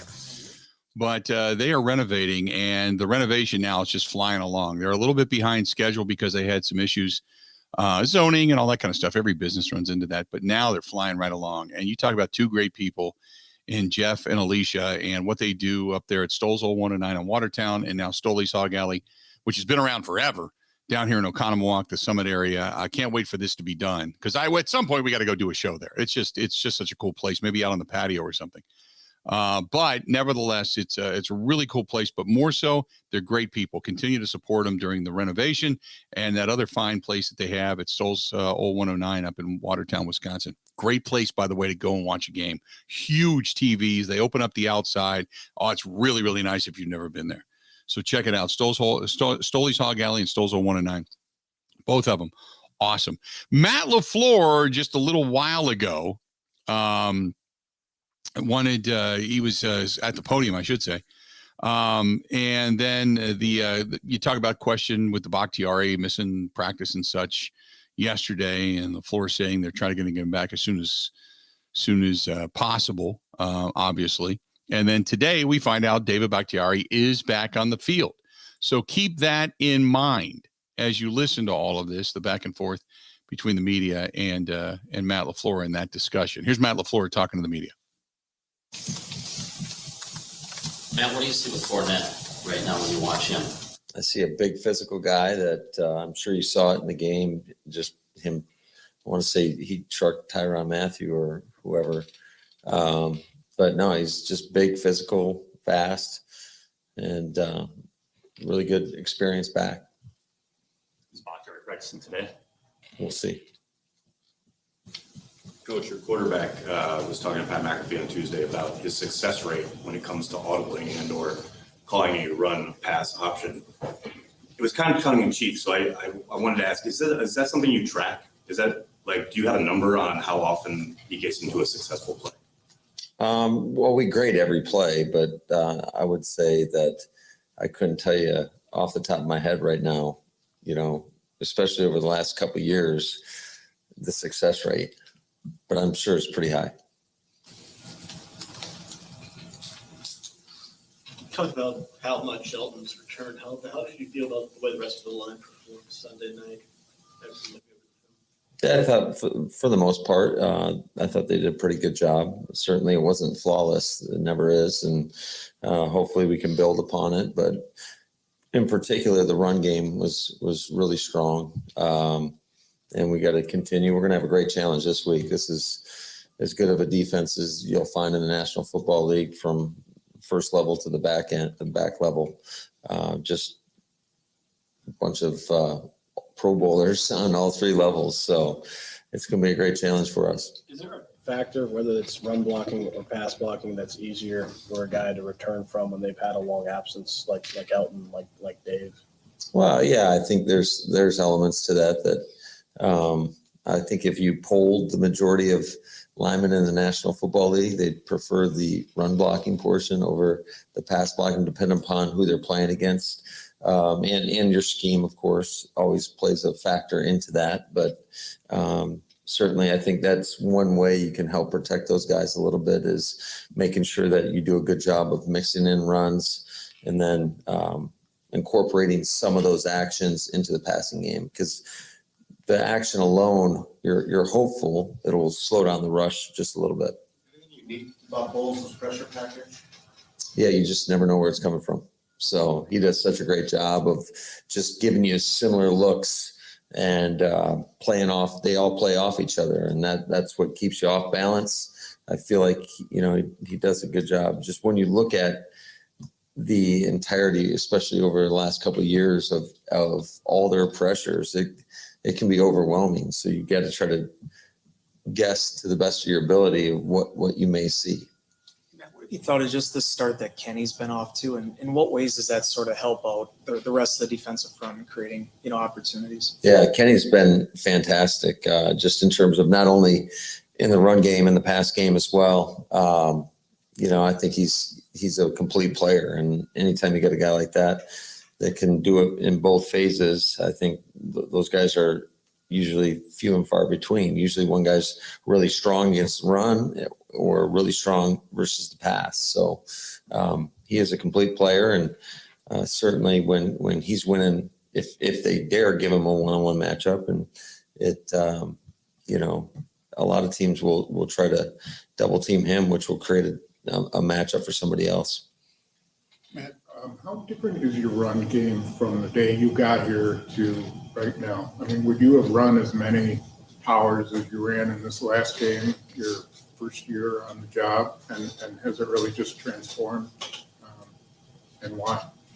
Yeah, I think you have to evolve. And I think, we ran a few more bounce schemes, which we consider man schemes, especially this past game. And quite frankly, even in week one. So, but you're constantly evolving. You're always you're looking at what gives you the best advantage versus defense. How you can, use. That's why I think variety and versatility with your run game is so important. So that you're not just making up new stuff each and every week, and you have it banked reps on that, whether it's from training camp or whatever. And then you can kind of pull from your menu. So you're just not creating a brand new scheme each and every week.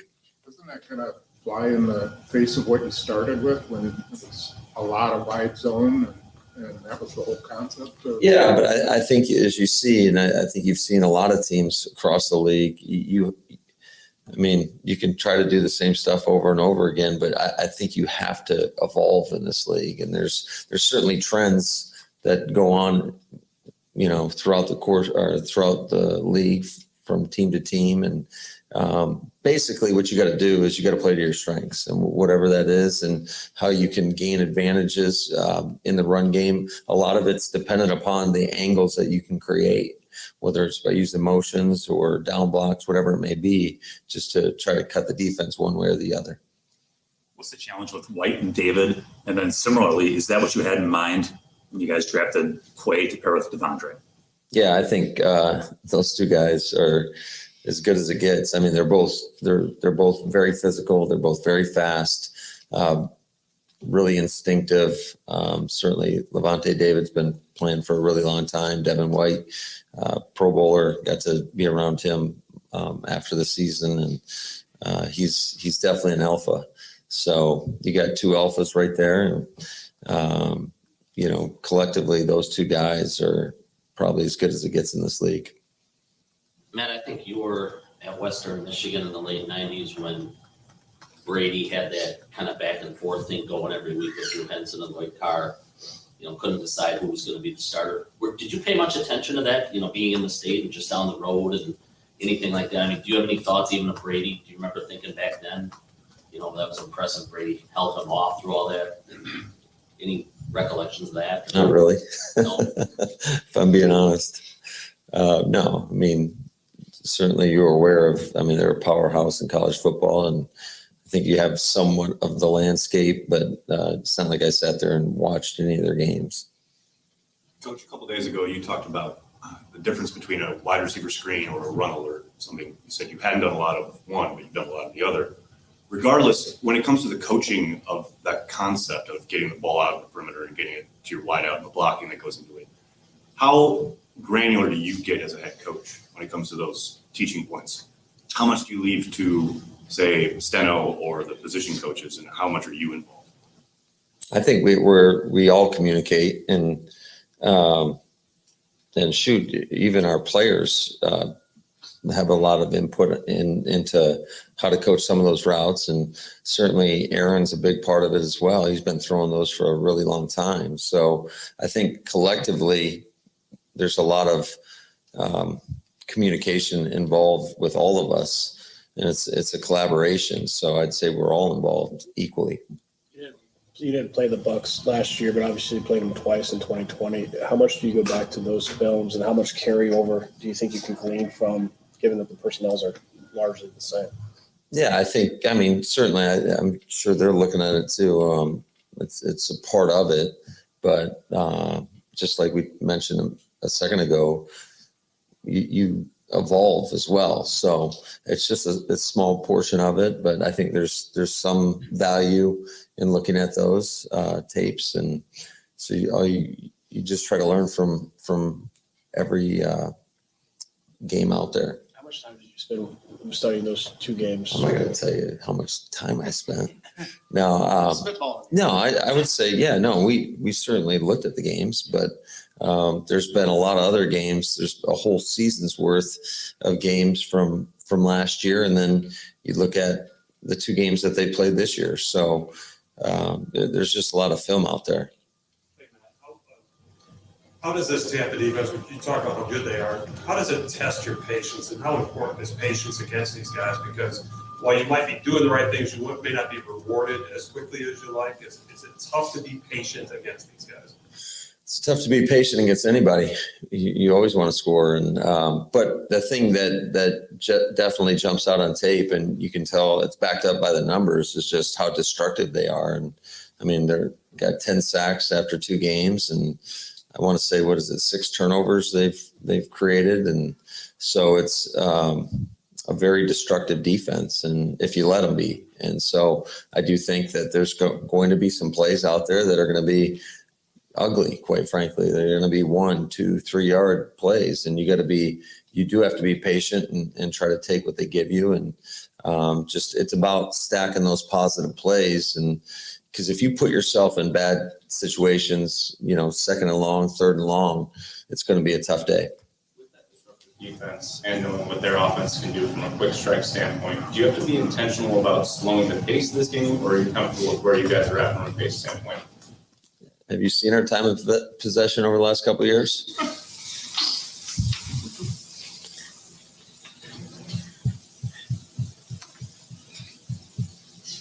We're always intentional about everything we do. So, I mean, sometimes it doesn't always work out to the way we want it to, but certainly we're always intentional. I would say every team in the league is. It's just how do you go out there and execute? That's good. All right, guys, have a good one. There you go. Have a good one. That is head coach Matt LaFleur speaking to the media. So some interesting stuff that he's not going to give you anything, man. I mean, right now you're trying to get into game plans and stuff and film, and he won't talk about any of that stuff. I mean, it's almost like you love listening to him, because what you want to find out is how much they're not willing to talk about, which is a complete, like Sean McVay. We're paying attention to the tight end. We want to beat the hell out of him. He's going to go to these out routes. We're going to cover a guy. We're going to, nothing. Matt LaFleur, they got a tight end? I didn't know that. I don't know. We'll take a look at the film.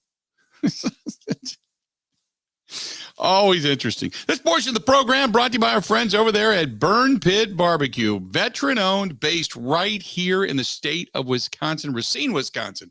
2 guys started this in their garage a few years back, and they have had wild success, and they've been picked up nationally by numerous programs and such, and one of the best veteran-owned businesses in the country, and they're great, but we got them. They're our own right here in the state. Go to burnpitbbq.com if you're looking for barbecue sauce of many different flavors, hot sauces, different flavors, and really good rubs as well, different flavors.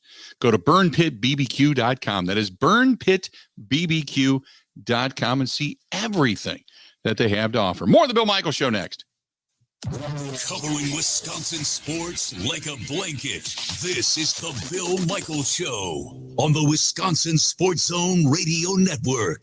Gina Della from Pella here. Wayne Larrabee and his wife Julie took advantage of our wide range of beautiful wood designs that can be painted, stained, or unfinished to complement any decor. We have a lot of windows in this house. You match the craftsmanship of the woodwork around those windows to a T. That's a talented group of people doing that. We like our wood tones, and so the ability to have wood tone some places and the white windows others, it worked really well for us and allowed us to have exactly what we wanted. Pella's team of expert installers always provides service of the highest quality, starting with an in-home consultation and ending with no hassle or mess, leaving nothing but perfect results that stand the test of time. We have the best wood warranty in the industry to prove it. There's no reason to wait any longer because right now, put no money down, make no payments, and be charged 0 interest for up to 24 months. At Pella Windows and Doors of Wisconsin. Get started today at PellaWI.com. Expires 9/30/2022. Certain restrictions apply. See showroom for details.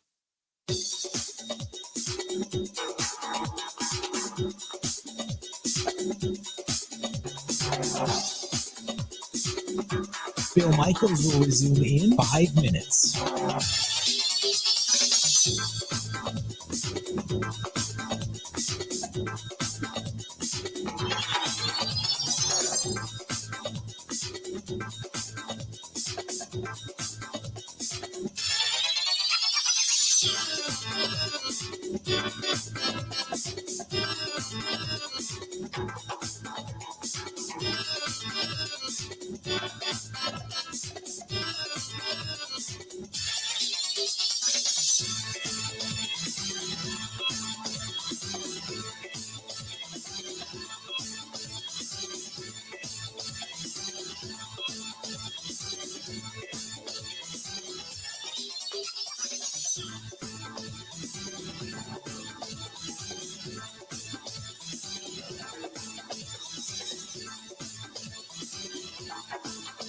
Bill Michaels will resume in 4 minutes.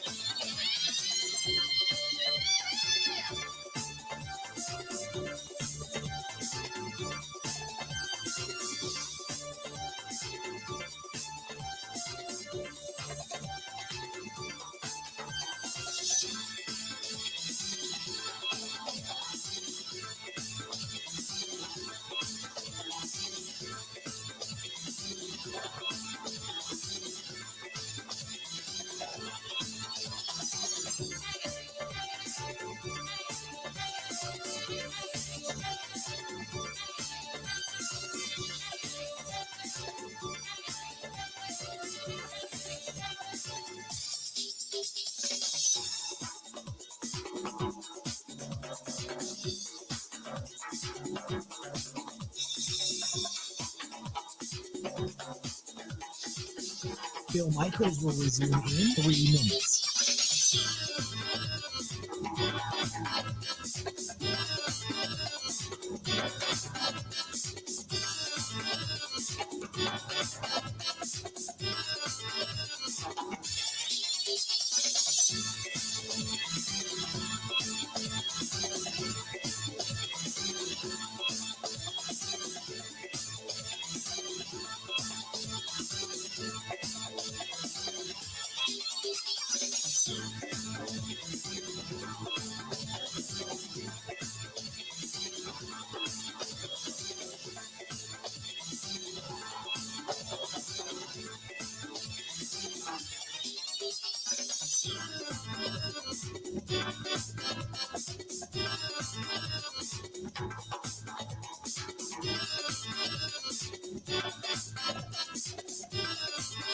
Bill Michaels will resume in 2 minutes.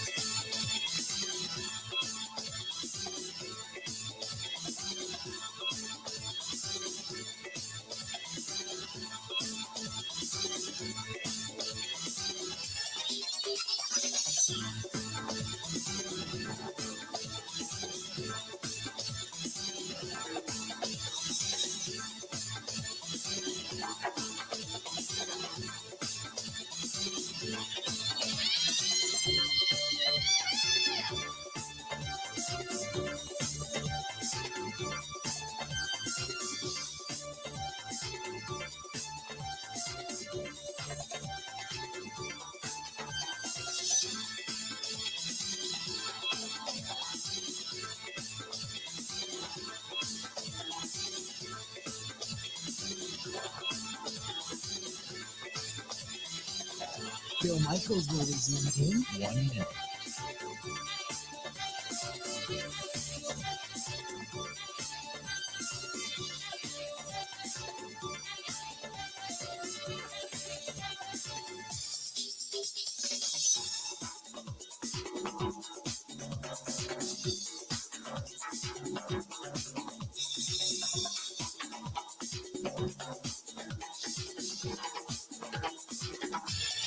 Bill Michaels will resume in 30 seconds.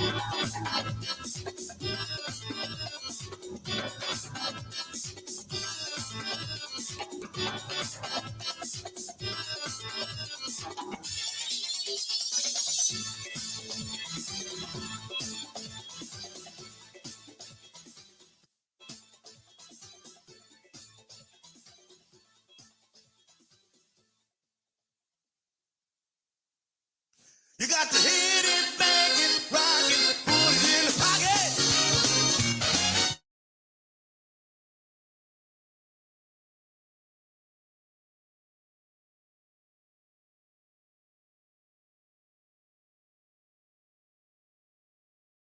Bill Michaels Show. Getting it done. Getting it done. Hey, don't forget about our friends speaking of getting it done at the Water Doctors. H2 the letter O doctors.com. H2 the letter O doctors.com. John Atley and his staff do a great job with the Connecticut water softening system, and I personally think there isn't a better one out there. It is absolutely fantastic. But if you want to check it out for yourself, or if you want to work with a company that makes donations to veterans causes and such and military members, those for the Custom Canine Service Dog Academy, give John a call, 262-549-7733, 262-549-7733. Again, that's the Water Doctors, H2 the letter O doctors.com, H2 the letter O doctors.com, or call them direct, 262-549-7733. So finally, what they've been waiting for on Thursday Night Football is a hit. And apparently, this past week, the Chiefs and the Chargers did it. The Nielsen ratings for the Amazon's first Thursday Night Football broadcast, and the numbers are out, and the matchup was good. So that was one reason to drive you to that. But also a lot of people are watching the Prime, the Amazon Prime. 13 million people watched the Kansas City Chiefs beat the Chargers in week 2. It gave it a Nielsen rating of 6.4. Now, that number includes people who watched the broadcast on Amazon Prime, who viewed the game locally in Kansas City and Los Angeles. And Amazon Prime itself averaged 11.8 million viewers, according to Sports Media Watch, with local broadcast drawing 1.2 million. Now, Amazon's own measurements have the number slightly higher, of course.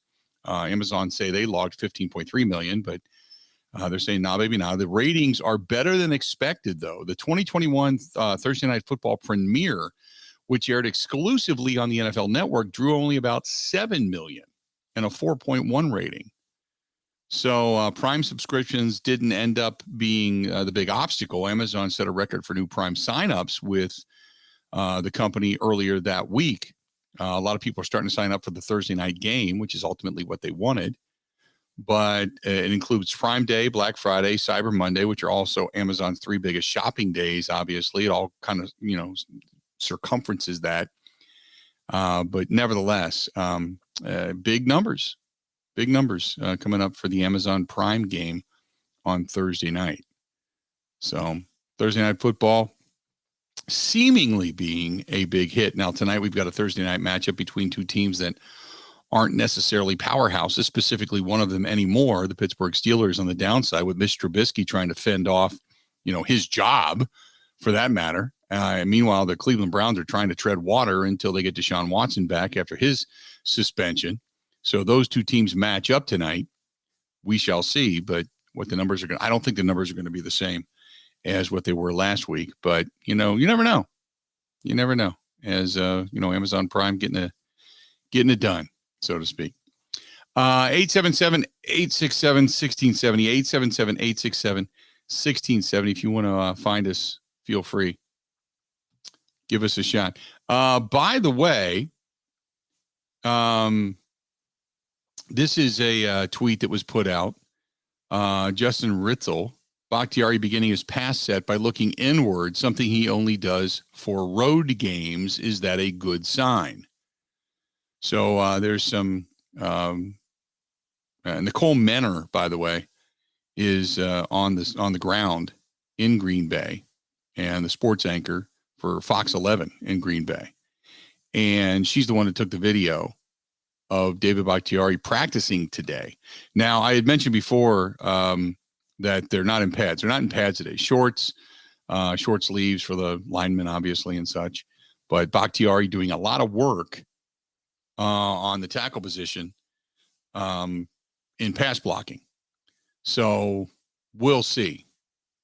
But the note alongside it was, well, he usually only does the predictions for on looking inside for ball movement. Otherwise, most of the time, and that's because you're playing in a hostile environment, so you have to watch the movement of the ball before you get off on it. Otherwise, you're obviously starting with false starts because you can't hear the snap count because you're not playing at home.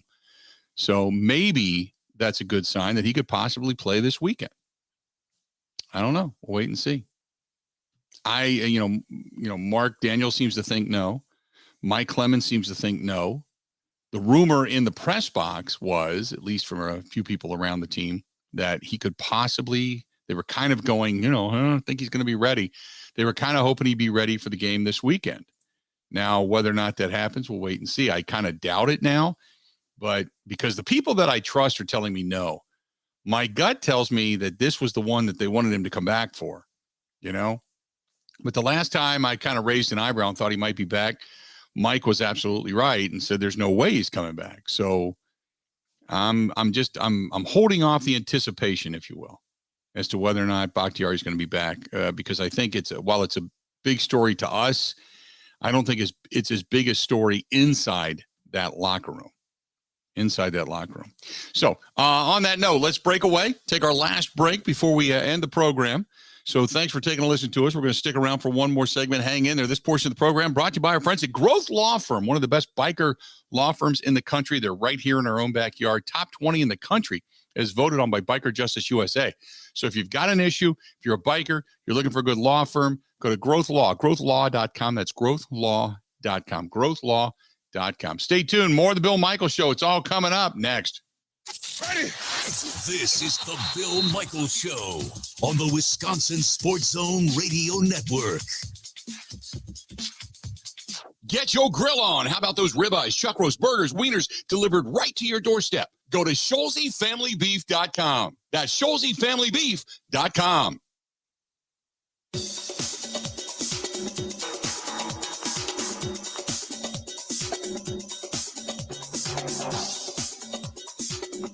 Bill Michaels will resume in 3 minutes.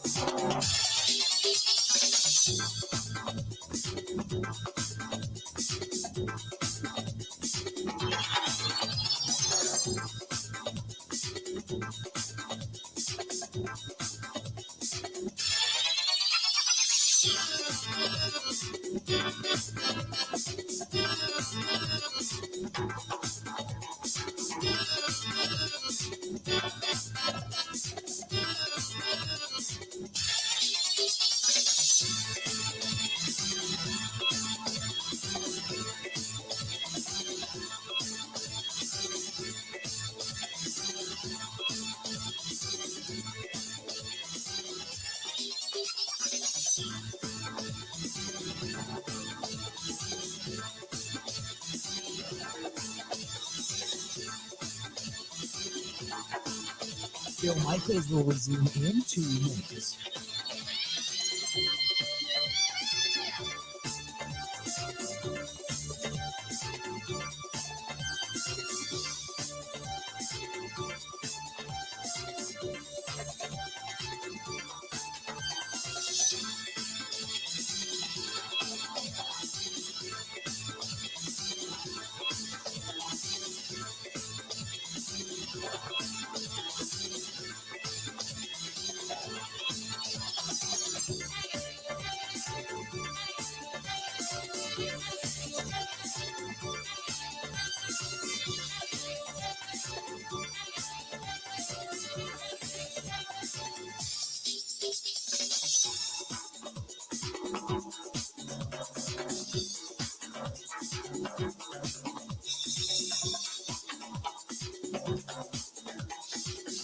Bill Michaels will resume in 1 minute.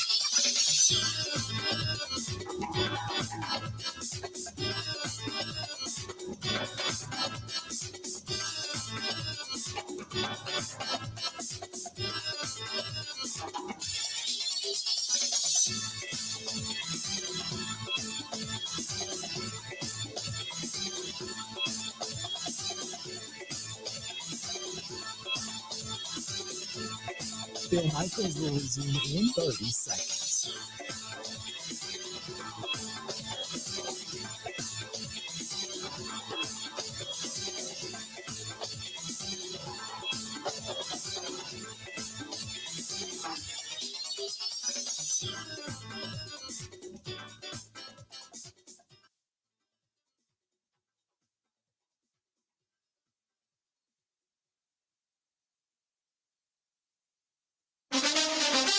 Now, in Green Bay, here's Mike Clemens. It's the Packers and the Buccaneers Sunday in Tampa. The Bucs have a long list of injuries. Receivers Julio Jones and Chris Godwin with hamstring issues. Mike Evans' suspension was upheld after fights on Sunday with the Saints. But Matt LaFleur is more concerned about their defense, led by inside linebackers Devin White and Levante David. Obviously, there's just great team speed overall. The two backers inside are problems. They got two edge rushers that are problems. They got Vita Vea on the inside. I think the corners are really good. The safeties are obviously really good. And so it's just a complete defense. Do a great job of disguising, showing you one thing, and then next thing you know, they're blitzing on the snap, whatever it may be. Aaron Rodgers. Yeah, the defense is fantastic. You got two great guys inside. You got a great front, really solid, great back end, great guy calling it.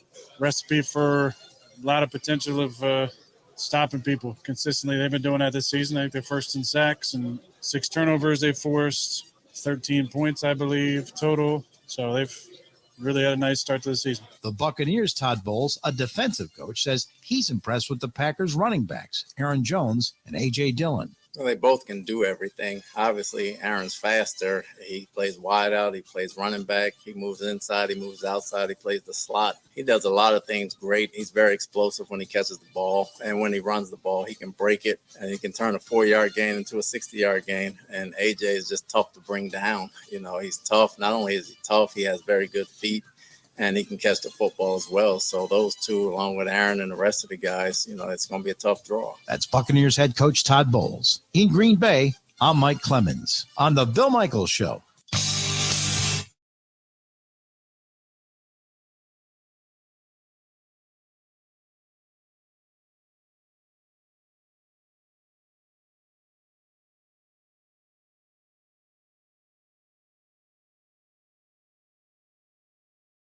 Weekend, do a little putting around, maybe get some bike ride in, some motorcycle miles. Stop out at Boondocks, Barbecue, Burgers, Brews. Haven't been out there and seen them in a while. Got to get out that way. I got a lot going on in Lake Country this weekend. So, hey, don't forget that we're going to be out doing the postgame show with Smoke on the Water. But if you're out in the Lake Country area, there's a lot of great places. We talk about Stoley's in Watertown, Stolesville 109. But Boondocks, Barbecue, Burgers, and Brews. Really good stuff. Big screens, outdoor, indoor seating, big place, lots of parking. Yeah, nice. Not to mention the food's really fantastic. I mean, that's one of the reasons you go anyway. And the draft beer, cold. I love my draft beer really cold, but they got it set down. Really good. So check out our friends at Boondocks, Barbecue, Burgers, and Brews in Stonebank, technically, but out there in Oconomowoc. Really good place. So we've been paying attention to Aaron Judge. The whole world, the whole baseball world is. And every time he comes to the plate now, ESPN's breaking in.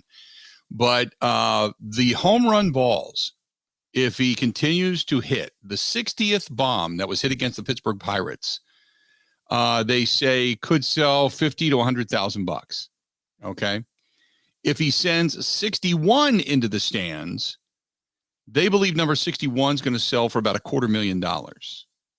If he hits 62 would bring anywhere from $500,000 and up. And after 62, whatever the number is that he hits, that final home run ball, which will set an American League record, will be worth over $1 million. Now, that goes back to the question of, would you give it back to him? You know, for a guy that's going to make 20, 30, 40 million a year by the time his contract's done with the Yankees, you know, do you think he would pay for it? You know, I mean, what would you want to do with that ball? But tickets, by the way, for the rivalry series against the Red Sox in the bleacher seats at Yankee Stadium this weekend are going for $1,000 a ticket. $1,000 a ticket. SBC Auctions or SCP Auctions has been in the business since '79. They're no stranger to selling those milestone home run balls. Barry Bonds' record 756 home run ball, passing Hank Aaron for the first time, all time, all that kind of stuff. $752,000 back in 2007. 762 brought 362,000, and 755 sold for 186,000. And the 500th blast for Barry Bonds last year sold for 303,000. Alex Rodriguez's 600th home run ball sold for just under 100,000 at 97,000.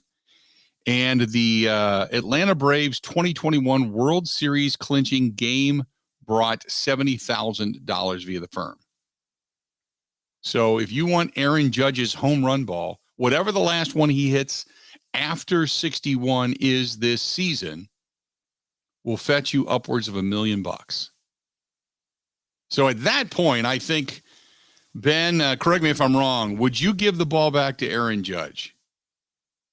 I still like to think I deep down would appreciate the entire moment and give it back to him with some very easily accomplished reward. Right. But I would not go sell it. See, my whole thought was, and I said this yesterday, I'd give it back to him. But I'd give it back to him with one stipulation. That if this gets sold at auction, I get part of the proceeds because I'm giving it to you. I'm not giving it to you for you to go make money off of it. I'm giving it to you because it belongs to you. It's a milestone. It belongs in your trophy case at home, not on an auction block, because I can get the money for it on an auction block. Unless, of course, you want to pay me for it. Well, that's one thing, which I hate to say that because it sounds like a shyster kind of world. But to me, here's the ball. You deserve it. You enjoy it. But if you turn around and it doesn't mean anything to you so much that you're going to sell it, well, then I get half of the proceeds. That's the way I would do it. And that's fair. I think that's fair. So with maybe down the road, especially like if your family sells it,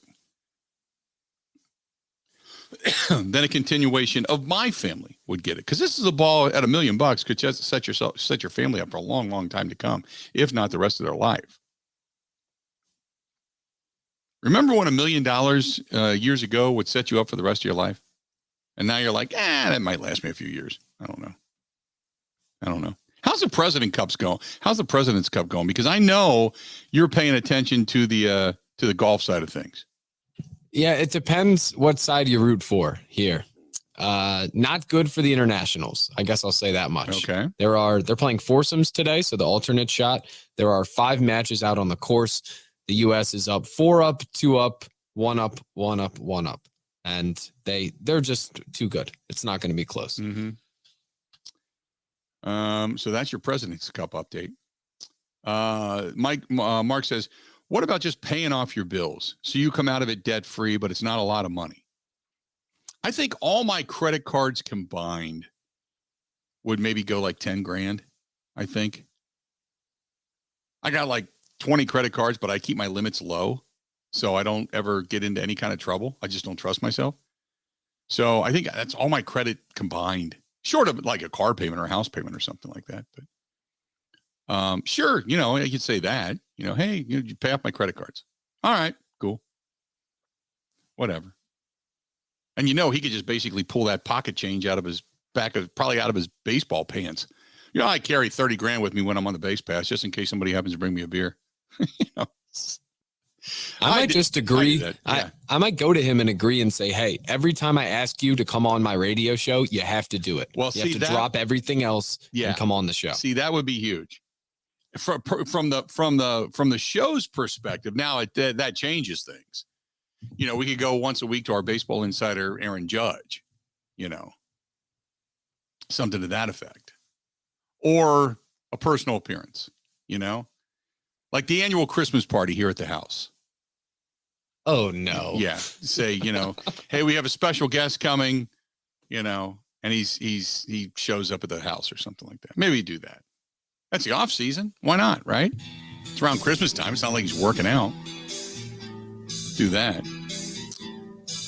Dare to dream, but I don't think I'm going to be in the stands at Yankee Stadium this coming weekend at all. So I think it's pretty much a moot point at this point. So tomorrow on the program, we're cooking it up on a Friday. Tomorrow, Matt Mitchell going to be joining us. Pete Doherty going to be joining us. Greg Auman is going to be joining us from the Tampa Bay Buccaneers side of things. Mike Clemens tomorrow going to be joining us. Oh, it's a Friday tomorrow on the program. A lot of good football stuff going into the weekend. You got football coming up tonight. Steelers and Browns. Watching a little bit of that. Then we close it all out tomorrow. Oh, man. Today, you know what I'm doing? I'm putting that yard groomer on the John Deere tractor, and I'm hitting the trails. Oh, I'll take a picture for you if I get this thing all together. Until then, time for us to go. Have a good